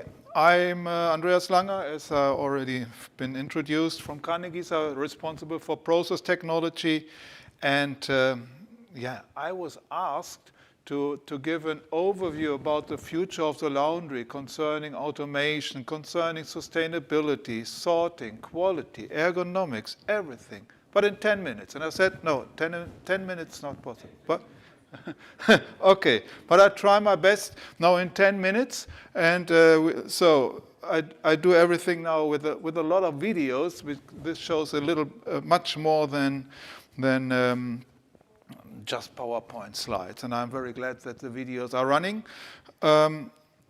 So, don't want to lose time. What we see here, if we talk about automation, one major step in automation is a full automatic towel processing. Also, not only for hotels, also for hospitals, because we are talking really about a big step concerning hygiene. With a full automatic laundry process, you have no hands on the textile anymore between soiled linen sorting and the final dispatch. So you have automatic supply of the laundries to the feeding robot. What you already see here is the feeding robot who picks up the towels and transfers them to the folding machine. Maybe it's not so good to see on the video. Yes, it is. There are also different colors. It's also not only feeding, it's also sorting by colors and articles. And as it already says here, over 600 pieces per hour. So automation has many aspects. One aspect is really the lack of getting people in the laundry. It's really difficult to get people already. But also it's a big issue of hygiene. No hands on the product anymore between the soiled linen sorting and the final dispatch. So automation also means to have an overview about the entire laundry. As you see here, the bird's view. You can see immediately with such a system, our system is called Smart View, you can see immediately where is the customer linen at the moment, how are the machines operating, are there any interruptions at the moment? Do I have to do something? So this overview about the entire laundry is getting more and more important, to have really a constant workflow through the laundry, to make sure that every piece is at the right time, at the right place. Very big topic in laundries today is sorting. Textile, you have so many different textiles, so many different types of textiles. You have to sort by customer or by category, whatever. And one example, what we see here, is a full automatic sorting system for workwear. This is now a video with industrial workwear, but it's the same case for hospital workwear. And here we talk about not only about sorting. You see here the sorting of different articles in different categories, but also it's a safety thing. In this articles, in this workwear, you find everything from injection needles to scissors to any tools, text markers, whatever. And so this sorting is combined with a foreign object detection. You see here some examples of foreign objects, and they are detected by an X-ray system. Here this guy puts, I think, a lighter now to demonstrate into this article, and the X-ray system will recognize it and will throw out the article, so that the article will not enter the wash process, the machines. If it's a text marker, it can color the entire batch. If it's a tool or a scissor, it can destroy the textiles or also the machine. So these are solutions which are now running in the laundries, which really are also for safety, or not only of automation, but also safety. Sorting, also a big topic after the folders, in the finish area. Sorting with this folder here, for example, in 6 categories, and by different ways. Sorting by measurement in the machine, sorting by RFID, or by camera recognition. And what you see here, difficult to see, but it's just in the middle, is the antenna, the RFID antenna, which recognizes the article.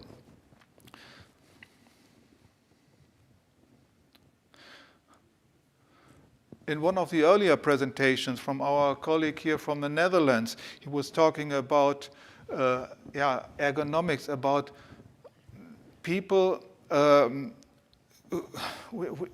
Difficult to find people, but if we have people, we want them to come back tomorrow and also the next week, and we don't want the people to say, oh, I cannot do this job any longer. So we are focusing a lot on ergonomics, and as you see here on this video, what we do, we work together with institutes. This lady here has sensors on her body everywhere, so that we can evaluate every movement and we can optimize this workplace. So she is here feeding king-size sheets, very heavy, large king-size sheets, but she's not heavily working. And this is really optimized using such technology as you see here. We call it ErgoSort, where the operator is really connected with sensors, so that we can optimize every movement of this person. The same also on the garment side. It's always important that there is free access for the operator, and that the hanger is faster. It's always available. It's always faster than the operator. So he has a really fluent movement, body movement, and not permanently interruptions. So some examples about ergonomics. As I said, I have to do all these topics in 10 minutes. Let's also talk about sustainability. Sustainability, there are different solutions. Here's one with our garment finisher, the Extreme, where we have a counterflow system, where we really optimize the energy flow within the entire machine, within the garment finisher, so that we really make the best use of the energy. You see the energy is leaving the machine at only one point, right at the where the articles coming and everything else is working in counterflow. Or as you see here, how a dryer today works.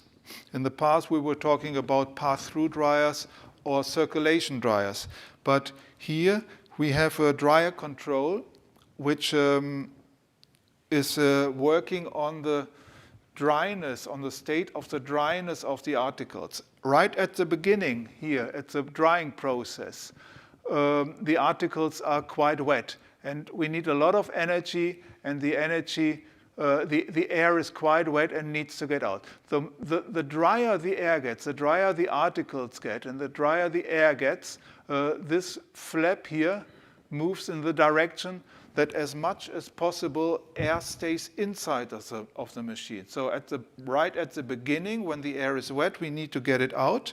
At the end, we need to keep the energy, as you see here, as much as possible inside.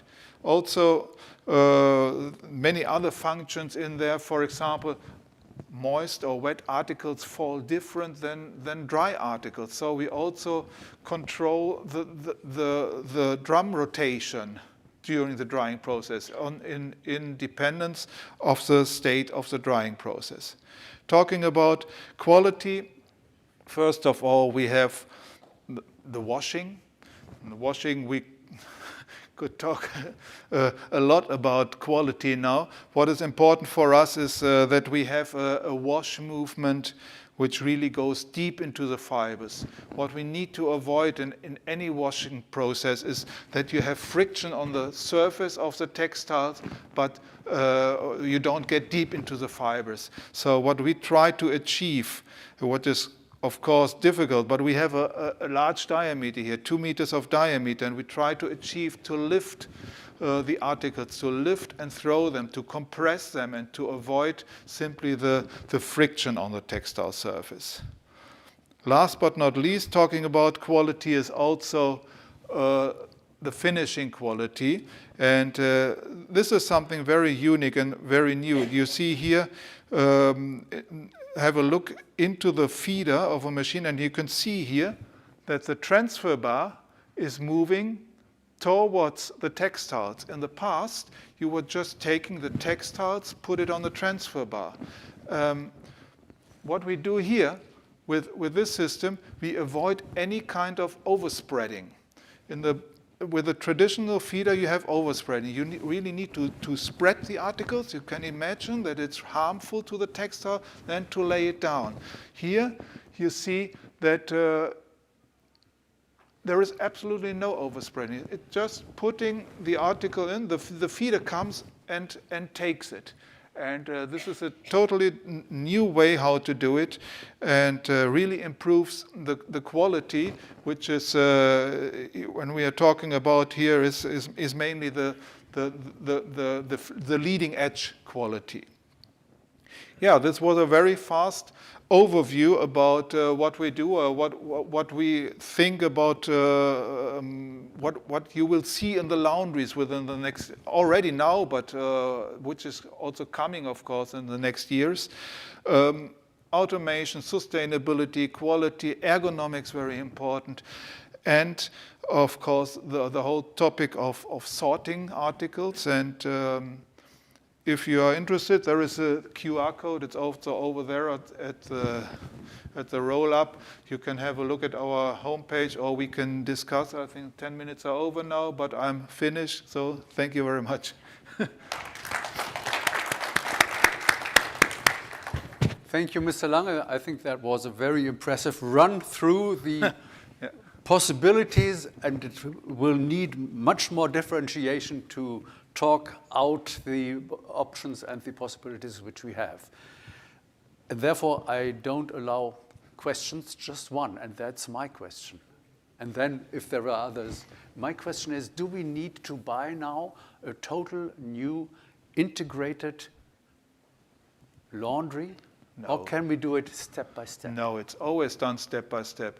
It's very rarely that we really build greenfield laundries. This is not typical. Our typical business for all of us is that you have an existing laundry and you do it step by step. And this is the very important thing for us, that we are not simply a machine supplier. We are consulting. We are finding solutions together with the customer. What is the right solution? What are the right steps? We try to build up a master plan. What should be done first? What can be the next step? The fully automation is not necessarily that there is no person anymore. Fully automation can start with barcode scanning, for example, that you get the articles from the dryers or you get the articles from the dryers, you scan, you get a barcode, you push the trolley to the ironers, to the feeding machines, and then you can read the barcode. Then you already have the full data flow through the laundry, but still with people working there. And this can be then done step by step. Then one of the next steps can then be to have dryer unloading automatically into a monorail system without any people anymore. But this is one or two steps further away. First, maybe you think about what can we do on the soiled linen, or what can we do on the dispatch, on the sorting and stacking system.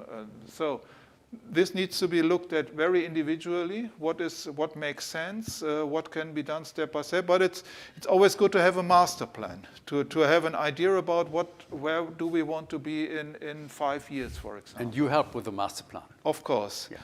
And the other thing is, this is what I was talking about, is more the logistic view, but a very, very important topic now for the next years, of course, the whole energy supply. What do we do if there is no gas anymore available? All these questions come to us.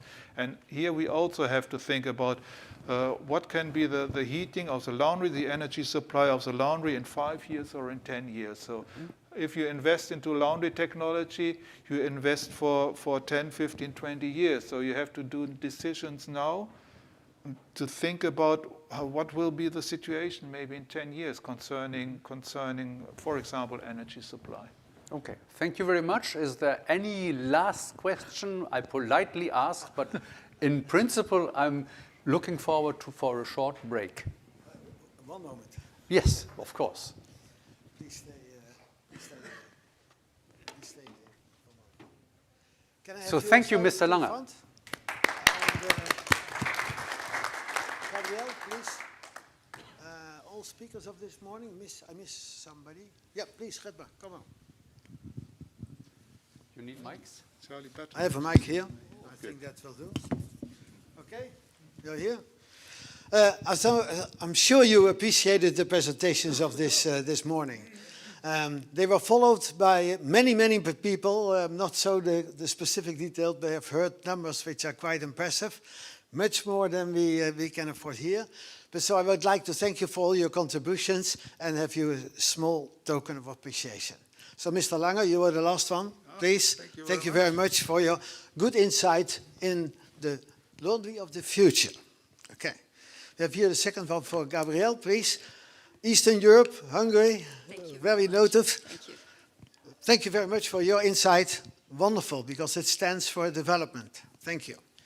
Mr. Nguyen, for France, UBH, for years already a very good party to combine. Cooperation is our theme for today, and you expressed that in France very much. So please, for you, also. Thank you very much. And last but not least, Redma, you started from those people this morning.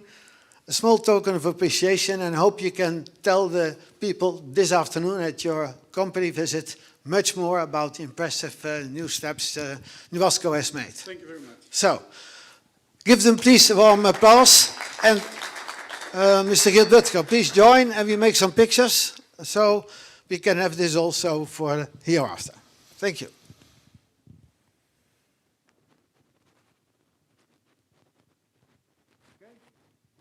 Thank you. So, thank you all. Geert, thank you very much. And we're up to for the next session. There is a lunch package, lunch box here, and we go on in 5 minutes for this afternoon, 5 to 10 minutes. Yeah. You can have your lunch here also if you like. Okay? See you. Thank you very much for your attendance.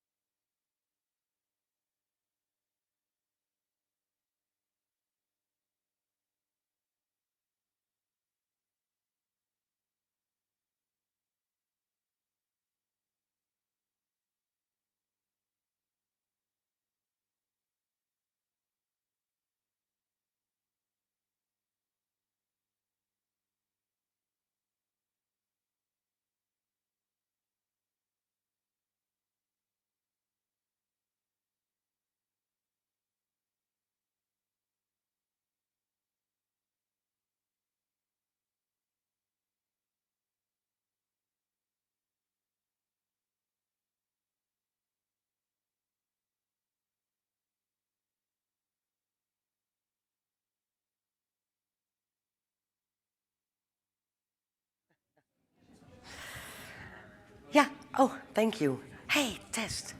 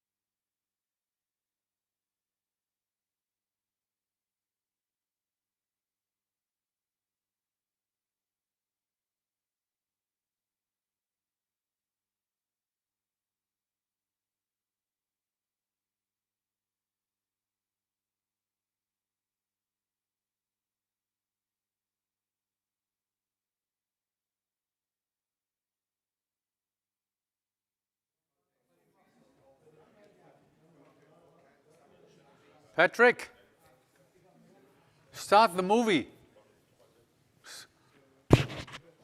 Start the movie, please. You are the one who... Okay, so tell them in a minute at least. Has it a good sound?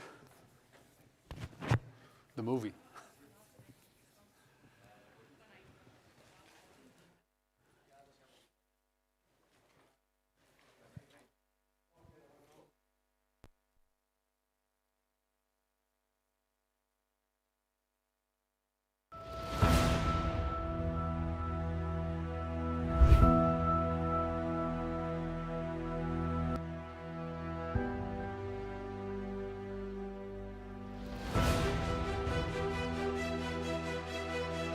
2 years ago in Milan, we started this process, and today we are witnessing the next step. This event is organized in cooperation with 35 co-host associations.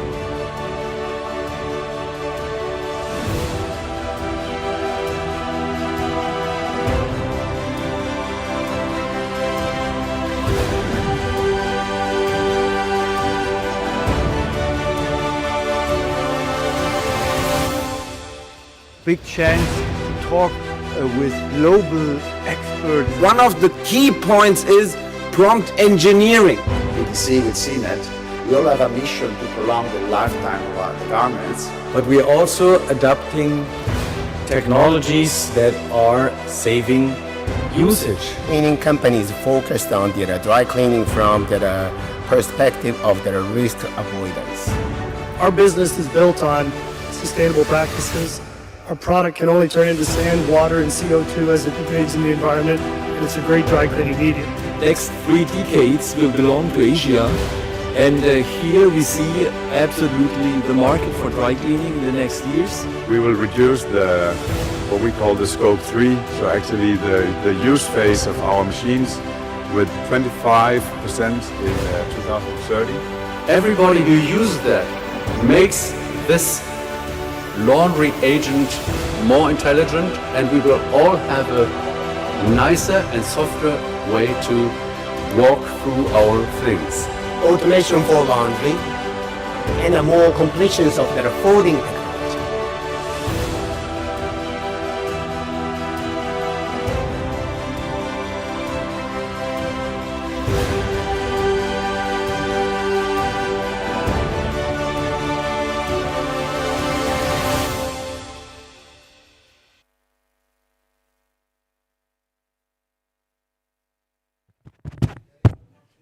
Welcome back, all the people. Come in, if you're not in.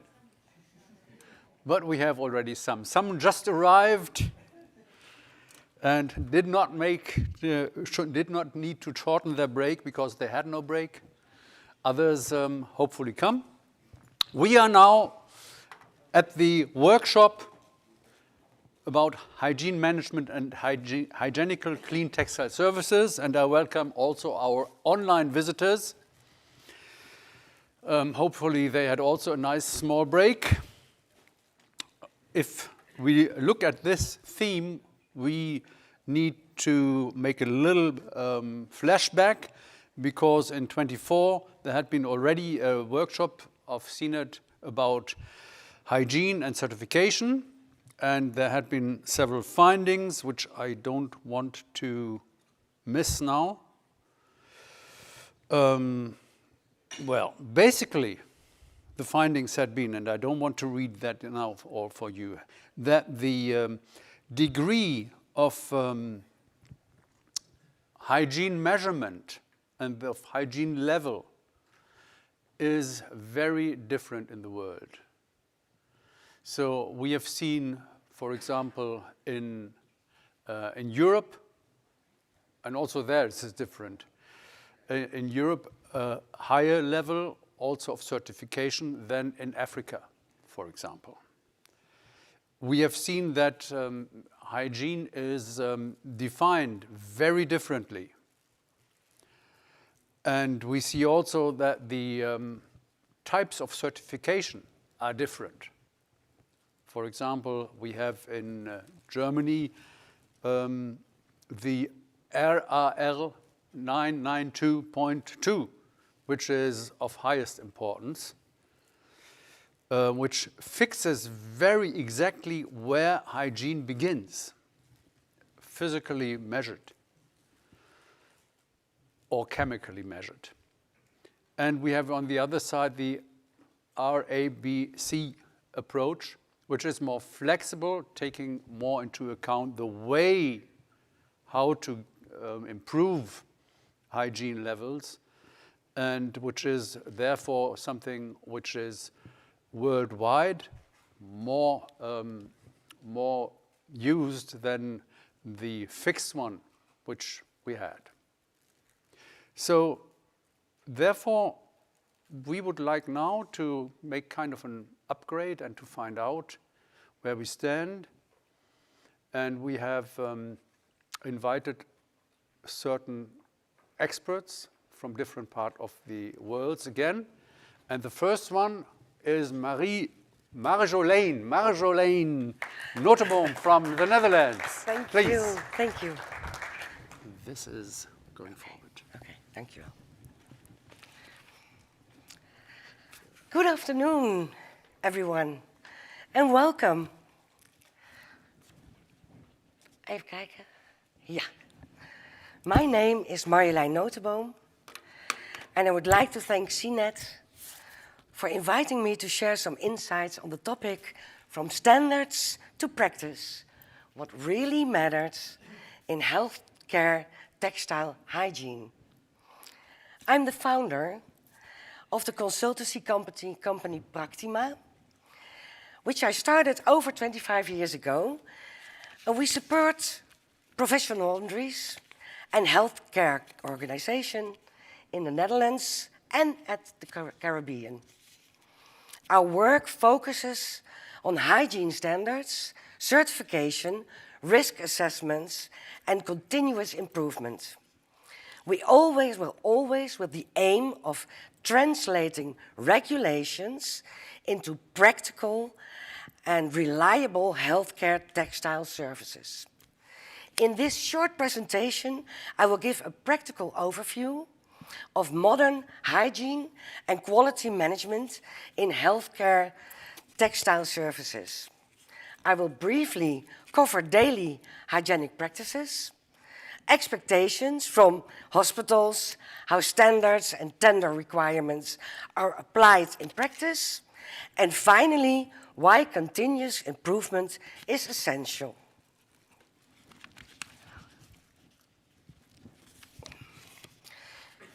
When we talk about daily practices in hygiene textile delivery, we are essentially talking about operations. Hygiene starts with a strict separation between soiled and clean textiles, physically and organizationally. Importantly, this separation does not start at the laundry, but already within the healthcare organization that delivers sold linen and receives clean textiles.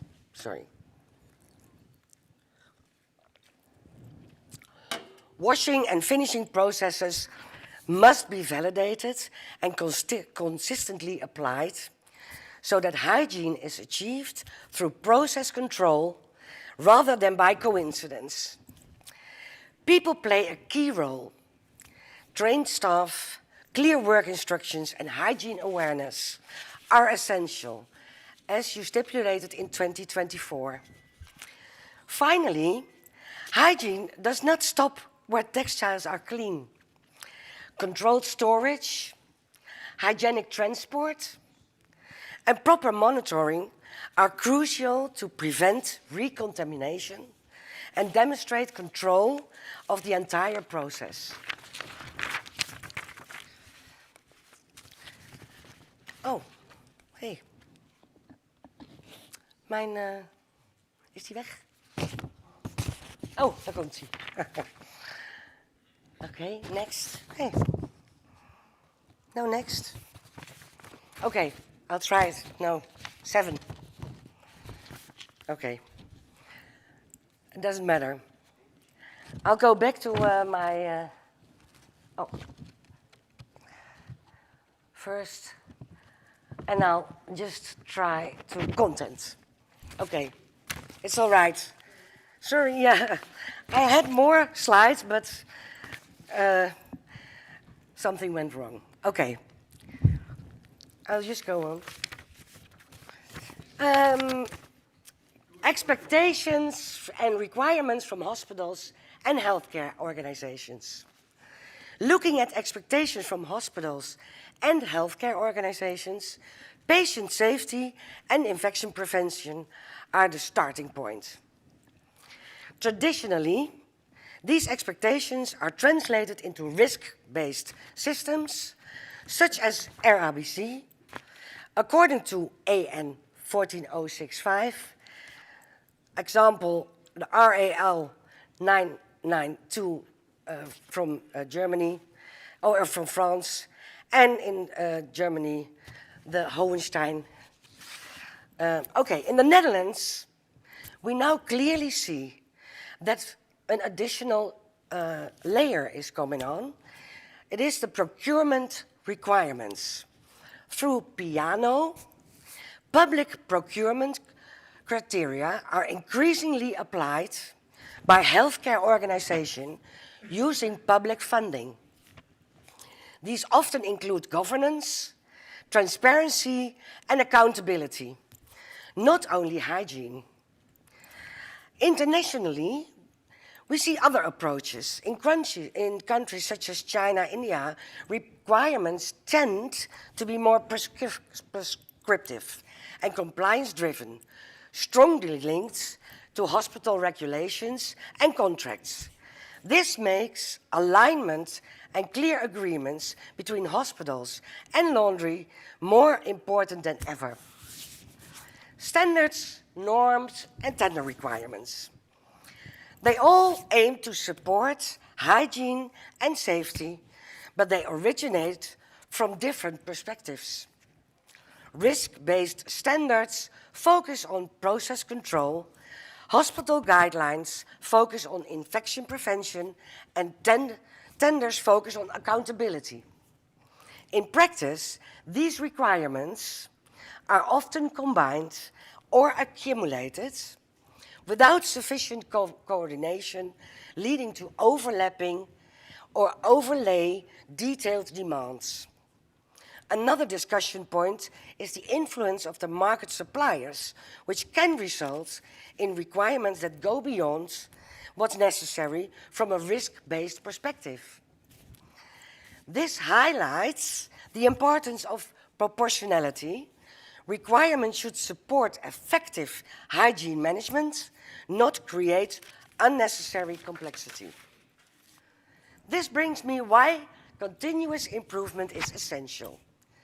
Continuous improvement helps us move away from fear-driven decisions and brings back the focus back to structured, risk-based hygiene management.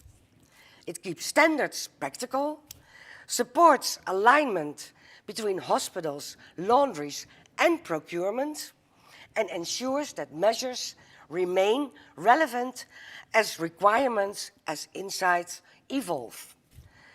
Ultimately, continuous improvement is about trust. Trust is built through transparency, evidence, and demonstrable control of the entire textile chain. Thank you very much for your attention. I look forward to your questions or reflections. Any question to that introduction into the standards and practices? Some difficulties with my presentation, but no problem. We have always difficulties with the technology. Okay. I had 7 sheets. Not always. Well, not always. Good. Well, maybe any question? Maybe. Okay. Yeah. Well, you have told us about the RABC system. RABC, yes. And I know more the not so flexible or not at all flexible 992 RAL. Yes. How do you see that from your practical standpoint? Okay, in my view, these approaches are not opposite, but complementary. Fixed parameters work well as validation and verification tools, while flexible, risk-based systems like RABC are essential for managing hygiene on a daily operational level.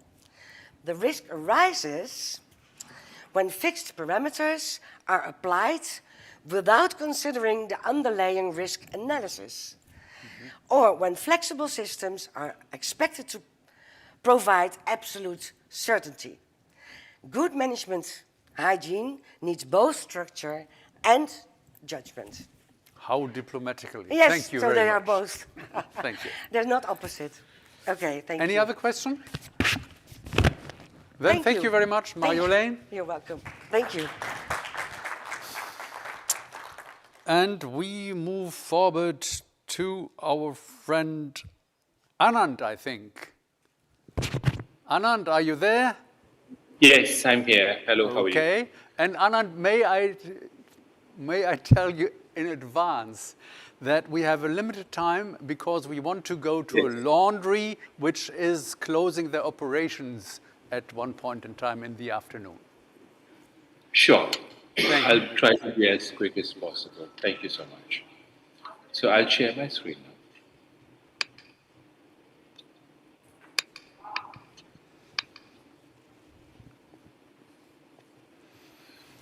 So it's about hygiene and quality management in the PTC world of today.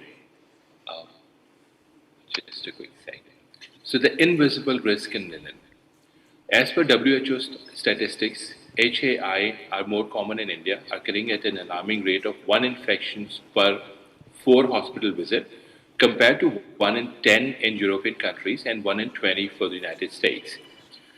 AMR is associated with healthcare-associated infections. Both the issues are becoming a major threat to the country, as cases have been increasing enormously. Hospital-associated infections. These are the infections that patients acquire while receiving treatment for other conditions in healthcare. I apologize. Did you say anything to me? No. Okay. Alrighty. So these are the infections that patients acquire while receiving treatment for other conditions in a healthcare facility. They occur 48 hours or more after admission, not present or incubating at the time of admissions.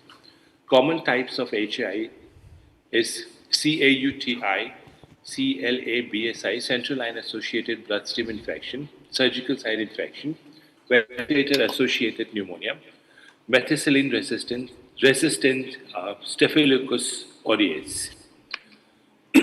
As described earlier, what survives poor laundry? MRSA, E. coli, Clostridium, Candida. So India Health, it's a small landscape about Indian healthcare, demand versus capacity. 1.6 beds per 1,000 people, that's below WHO standards. We need about 2 million beds more. That's a gap, estimated shortages. 60% of death, they are happening from lifestyle diseases. Union budget 2026 healthcare, total allocation was 106,530 crore rupees. That's 10% increase. The focus areas are infrastructure expansion, workforce development, digital health systems. Key initiatives being taken are training 100,000 plus healthcare professionals, strengthening Ayushman Bharat and digital missions. The aim is for universal and accessible healthcare. NABH, coverage and gaps. NABH is National Accreditation Board for Hospital and Healthcare Providers. It sets comprehensive quality and safety benchmarks for healthcare facilities across India. So it covers infection control, linen management, and patient security, patient safety. The reality of NABH adoption, out of 80,000 total hospitals in India, only 4,000 is actually NABH certified, accredited. Key challenges to NABH adoption: low awareness in Tier 2 and Tier 3 cities, lack of standardization, poor compliance monitoring. Now, global benchmark versus India. WHO standards, 3 beds per 1,000 people recommended globally for adequate health infrastructure. Infection control, developed nations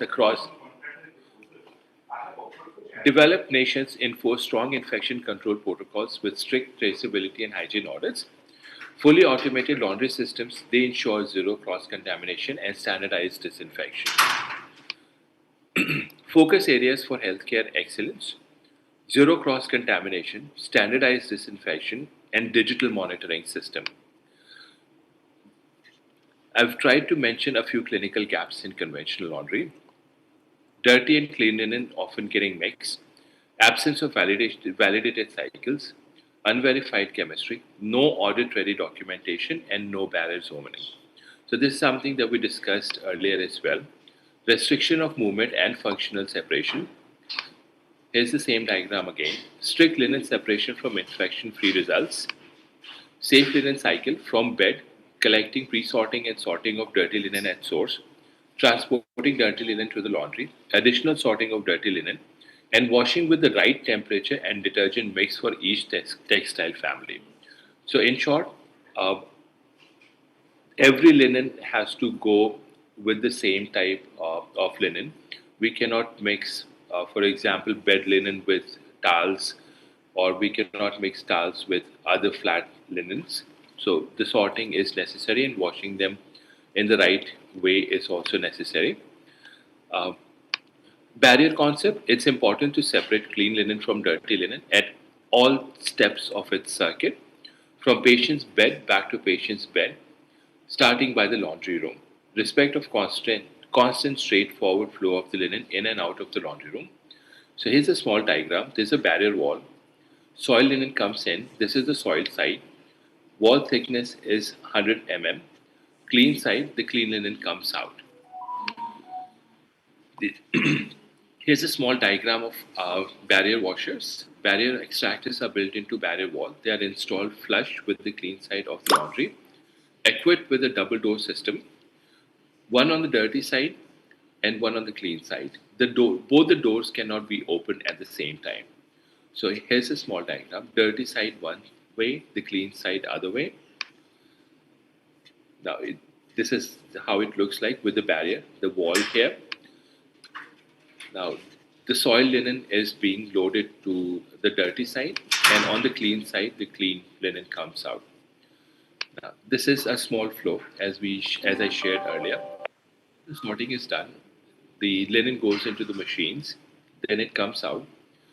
The flat linen goes here, and the towels and everything goes into the dryers, and then they are sorted and again stored properly. So this is negative air pressure and positive air pressure. Laundry clearly divided into dirty and clean side to prevent cross-contamination. Air handling unit to provide treated fresh air to the clean side of the laundry. The staff movement from the dirty side to the clean linen area is restricted to air-locked passage only.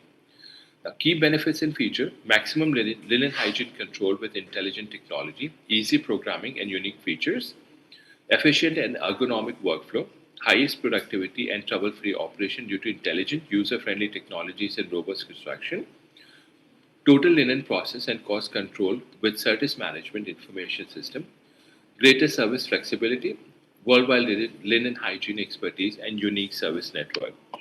Now, one last thing, barrier washes, hygiene washdog. What is a hygiene washdog? Now, let's say, I'll give you an example. There's a football match, which is popular in Europe. There are people who are working on the laundry. If they wanted to run away and expedite the process, they won't be able to do it. So this hygiene watchdog, it prevents fast forwards, no errors, no power failure, and no emergency stops. If any of the above happen, the machine will allow opening only on the dirty side. This guarantees that linen has been properly washed and disinfected before uploading on the clean side. So that's about it from me today. Thank you very much. I am ready for any questions if there are. Thank you, Anand. Very, very quick run by Quick Clean on this. Yeah, I wanted to say We skip questions for the time being. I think your presentation was very clear because we need to go forward to get the bus. Frederick, you are the one who... Thank you. Thank you. You all have a good day. Thank you very much. Thank you very much. You are the one who wants to tell us about the implementation of cost-effective hygiene standards. That's a good. You don't like that? No, it's not this one. This is for tomorrow. How to implement cost-effective hygiene standards. It's at least that one. So we don't have the right. It's not so good. The topic is no longer theoretical. No, it's not this one.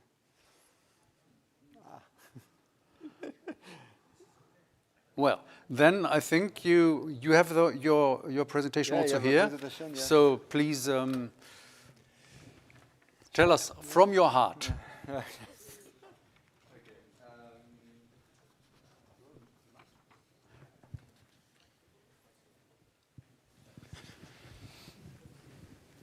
Okay, good afternoon, everybody. So I will try to do a very an exercise very difficult for me. I will try to do this in English. So I apologize if it's not very good.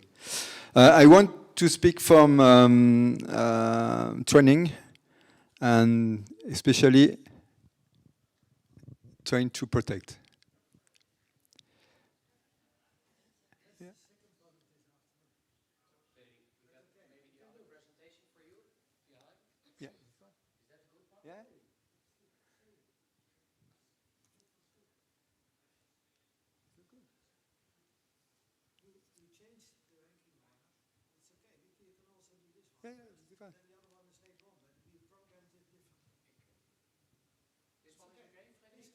Okay. Yeah. I was a witness this few weeks ago in a laundry. I see a worker in the dirty zone going to the clean zone without wash his hand. And it's a big problem because the people don't know why he needs to wash his hand.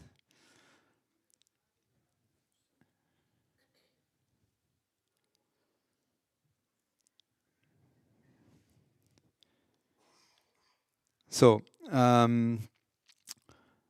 the good reflex, the end of the engine of the end, is very important because this is the most important critical barrier.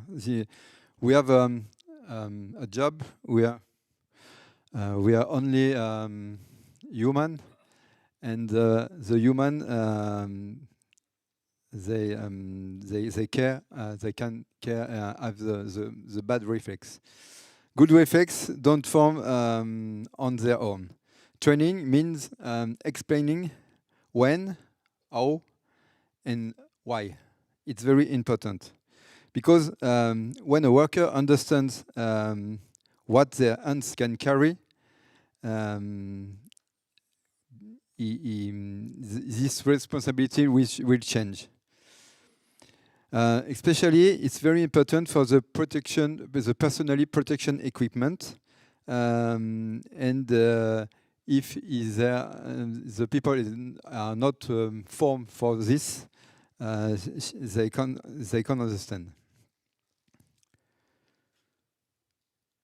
The dirty linen can carry biological risk, and the clean linen can be recontaminated in few seconds. Training means building some precise reflex, how to separate the flow, and to use the right collection bags per risk level. It means building everyday vigilance.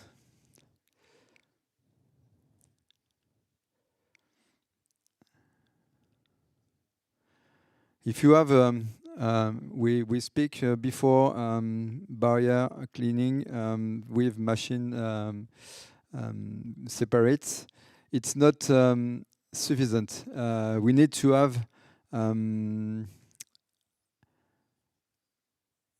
have more good reflex and for the people using these materials. Because if they are using the materials, we don't know why it's important to wash the hands. It's not good.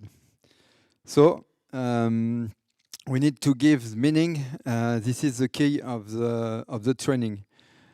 More you train people, more you explain, more they understand why they are doing the good gest.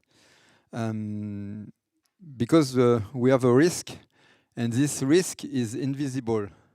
So we are not vigilant when we can't see something.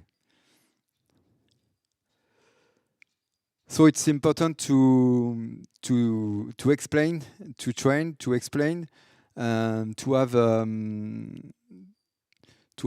good meaning about what we are doing.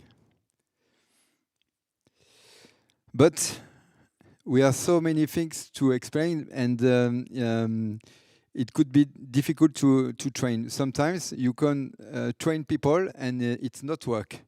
Because if you don't make sense, it's not good. The good training is that training you need to connect gestures to the why you are doing, and it's very important to value this because the people can be afraid to do a good job. For example, you can explain if you're doing not good this morning, tomorrow, the linen, when he is going to the hospital, you can kill somebody because you are not respect the procedure.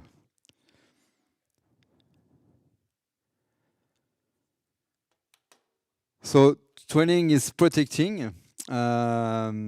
To give every professional the tools to do their job well, to build a culture where hygiene is a shared value, not a constraint, because you need to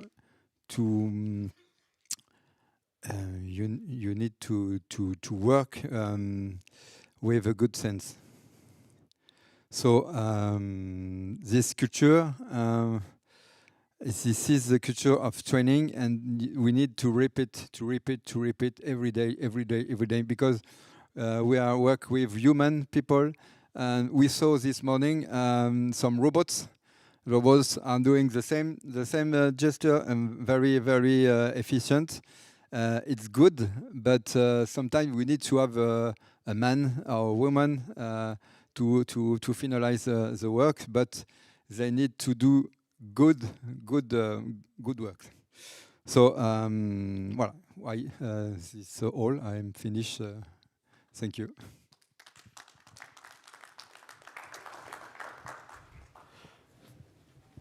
Thank you very much for that introduction into training. I'm sure you can talk a lot more about that, but as an entry point, I think it was very nice. I think we go now to RABC again, and Andy, you are the one who will show us how that has been introduced at your company.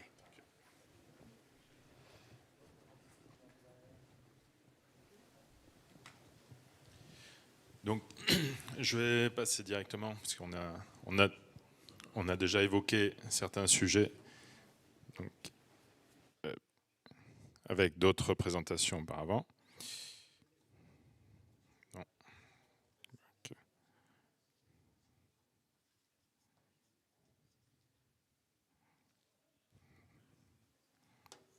Voilà. Donc, les hôpitaux français, la particularité, c'est qu'ils se sont séparés progressivement de leur blanchisserie interne au profit de blanchisseries groupées sous forme de groupements de coopération sanitaire, ce qui les a un peu éloignés du sujet de la blanchisserie industrielle, mais sur lesquels ils ont souhaité conserver la main et avoir au moins la sécurité, la certitude d'avoir les bons résultats. Du coup, les blanchisseries regroupées ainsi ont exploité et mis en place la méthode RABC qui permet aux établissements donneurs d'ordre d'avoir une certitude de résultats, de maîtrise des risques, de traçabilité complète avec les prélèvements et les vérifications qui sont faites de manière régulière. Les résultats microbiologiques peuvent être utilisés par les hygiénistes et conforter la sécurité qui est nécessaire auprès des patients et des utilisateurs des textiles. Ensuite, pardon, c'est l'adaptation au fil du temps sur des événements comme que nous avons tous vécu sur le Covid par exemple.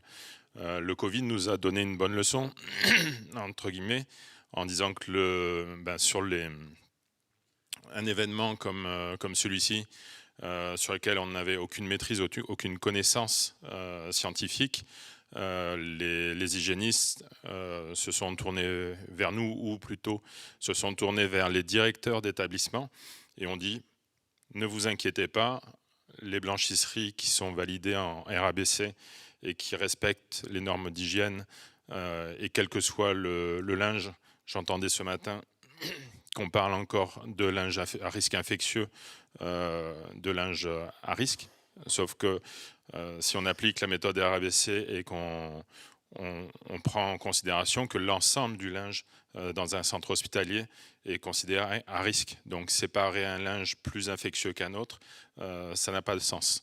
Donc avec la méthode RABC, avec les objectifs que l'on a, il est nécessaire d'être certain que l'ensemble du linge est contaminé, enfin considérer qu'il est contaminé, donc y appliquer la même règle pour tous, de manière à être certain qu'il n'y ait rien qui passe à travers le secteur de la blanchisserie. Donc pour ce faire, la méthode RABC est fondamentale. Ensuite, les points de discussion que l'on peut avoir avec les centres hospitaliers, une fois que cette sécurité par la méthode RABC a été mise en place et qu'on peut s'appuyer dessus, il s'agit de parler avec eux du réel besoin terrain savoir les quantités, les horaires de livraison, et de manière à pouvoir répondre à l'organisation plus logistique qu'autre chose, et en retour que les établissements respectent aussi on va dire les bonnes pratiques pour que les établissements comme les blanchisseries industrielles puissent réaliser leur travail en bonne et due forme et pouvoir répondre en temps voulu aux attentes. Donc bon, faire la leçon de la méthode RABC, vous savez que la méthode RABC a pour objectif, a pour base le PDCA, de manière à pouvoir assurer les résultats.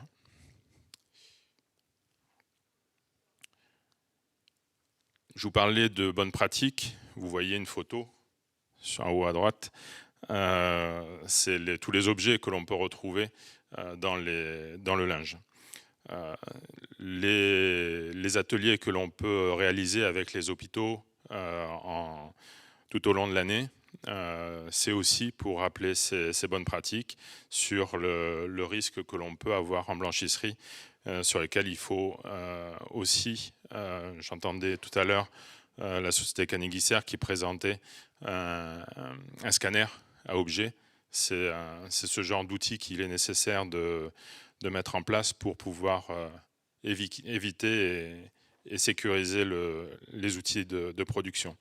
Mais ces ateliers de méthode RABC permettent aussi le lien. C'est un support, en fait, qui permet aux établissements, aux blanchisseries industrielles hospitalières de discuter des bonnes pratiques avec les hôpitaux. Le dernier point que je vais vous évoquer sur le guide RABC, l'URBH a rédigé en partenariat avec le CTTN un guide pour aider toutes sortes de blanchisseries, de quelque taille que ce soit, de la plus petite blanchisserie qui est en sous-sol d'un EHPAD comme un gros CHU. Ce guide a l'objectif d'expliquer, de traduire quelque part la norme 14065, parce qu'elle n'est pas forcément évidente à lire pour tout le monde. Et même dans une petite blanchisserie où on a une laveuse, un séchoir, sans forcément de toutes les règles de barrière, de sécurité que l'on peut avoir dans une grosse unité, en fait on peut appliquer quand même la méthode RABC. C'est ce qui lui donne toute la puissance et la souplesse de cette méthode. Elle permet de s'adapter à partir du moment où on a vérifié les risques, analysé les risques, de pouvoir mettre des procédures en place et éviter les risques en l'occurrence. Voilà, merci. Thank you very much, Andy. Now, I think it was a very good example of how flexible RABC is in introducing a methodology to improve hygiene levels in a company, and you've made that very clear. Are there questions from the audience relative to that? If not, I have a question. And that is, where have you, in your experience, had the main challenges, the main problems in introducing RABC?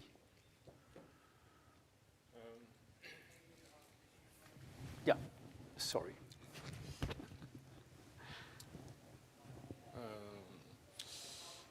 L'humain, je dirais. Expliquer, comme ça a été dit dans la présentation précédente, expliquer le pourquoi on doit prendre ce chemin-là pour atteindre l'objectif de la méthode RABC. Il faut anticiper le frein humain, dire on veut me faire changer, on veut changer mon quotidien, et pourquoi ? Et répondre à cette question, c'est déjà balayer beaucoup d'obstacles, expliquer la destination avant d'entamer le parcours. Okay.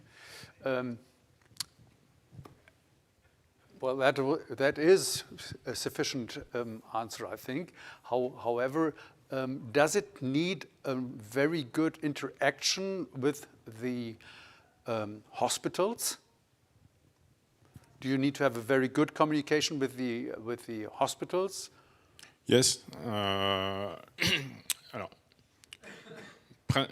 principalement, les interactions sont principalement liées aux défauts.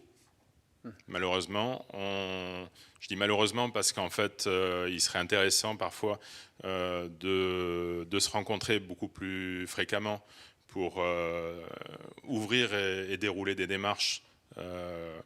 Mais le principal départ des interactions entre les hôpitaux et les blanchisseries industrielles sont les défauts, ce qu'on appelle les FEI dans notre jargon. C'est des événements indésirables, et à chaque événement indésirable, on déroule une démarche d'analyse de cet événement pour mettre en place des moyens d'éviter par la suite ces défauts. Donc c'est le moment de discussion, c'est quand il y a un défaut, ben, il en faut, parce que c'est bien, analyser le défaut et puis améliorer. Okay, thank you very much. Any more questions?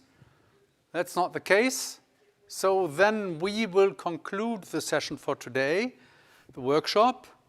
I think we have seen now quite some examples how to improve the levels of hygiene and of the sometimes also collaboration between hospitals and the textile service providers. And we see also that this needs permanent development, not only if you have the RABC methodology, but in general, because the hygiene needs are also rising, as we have learned by the demographic change, for example. I think for the day this workshop has it. You can all read this on the CINET website and also hear this because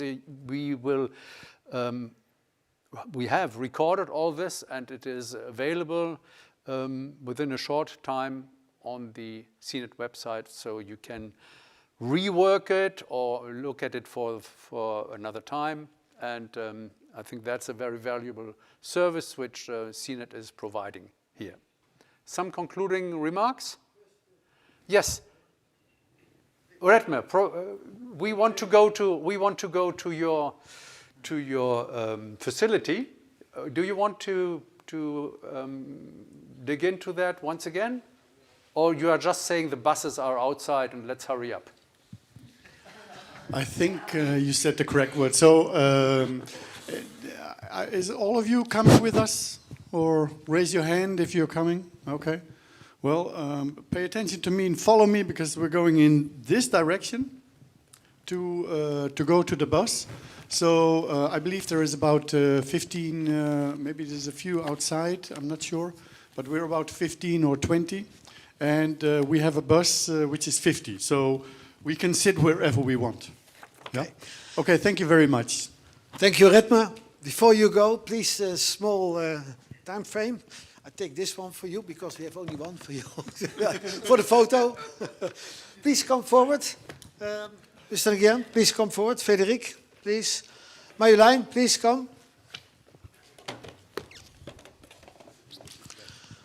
We are pretty much in time because we expected two things, but there was a little small mishap. Thank you for your presentation. You did a wonderful job because what we ended up with the rest was exactly what you introduced earlier. Oh, yeah. The human factor, make teamwork, get awareness about the risks and so on. Thank you. Please, thank you very much for your excellent presentation. Thank you. Thank you. For inviting me. Thank you, Peter. Frédéric, education is your job and your work. You do a lot of things there. So please, thank you for highlighting your experiences, and we hope to see this going on for the next years. Thank you. And Mr. Nguyen, you underlined your story of this morning. Thank you very much. Merci beaucoup pour votre explication. C'était très bien parce que à cette manière, on a une idée aussi qu'est-ce que se passe à la France et les autres pays. Et le système d'hygiène peut être très différent. Et vous explique qu'à la France, on a une autre manière de façon de ça, mais le début, les objectifs et les résultats sont les mêmes. Hein. Merci beaucoup. So, thank you as well, Mr. Chairman, for your wonderful moderation. Not easy in all those things. Wonderful job with all those questions. Thank you very much. Thank you for attending. It was a nice day like this. Enjoy your time at the facility of Nabasco, because it's really worthwhile. And hopefully see you tomorrow or tonight already. After that, there will be at the desk here, we will arrange for you to take the tickets for the Heineken experience. I can promise you, also when you do not drink beer, certainly not Heineken, I don't know, but the Heineken experience from the way they organized is really worthwhile going there. You will enjoy, I'm sure. And afterwards we have a small aperitif drink and a small finger food thing, very close to the Heineken thing. Join our people who are joining you, and you will be there, and hopefully we see each other there for a nice drink for this evening. So, have a good day, further, and hopefully see you later on today. Okay? Peter, and thank you for here. Peter, photo? Yes, photo still, of course. Photo. Young lady? I don't have the name. Young lady photographer? Photo, please. Please.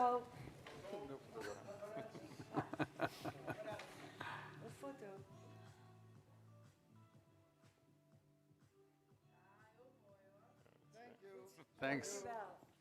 Thank you. Are you coming with us?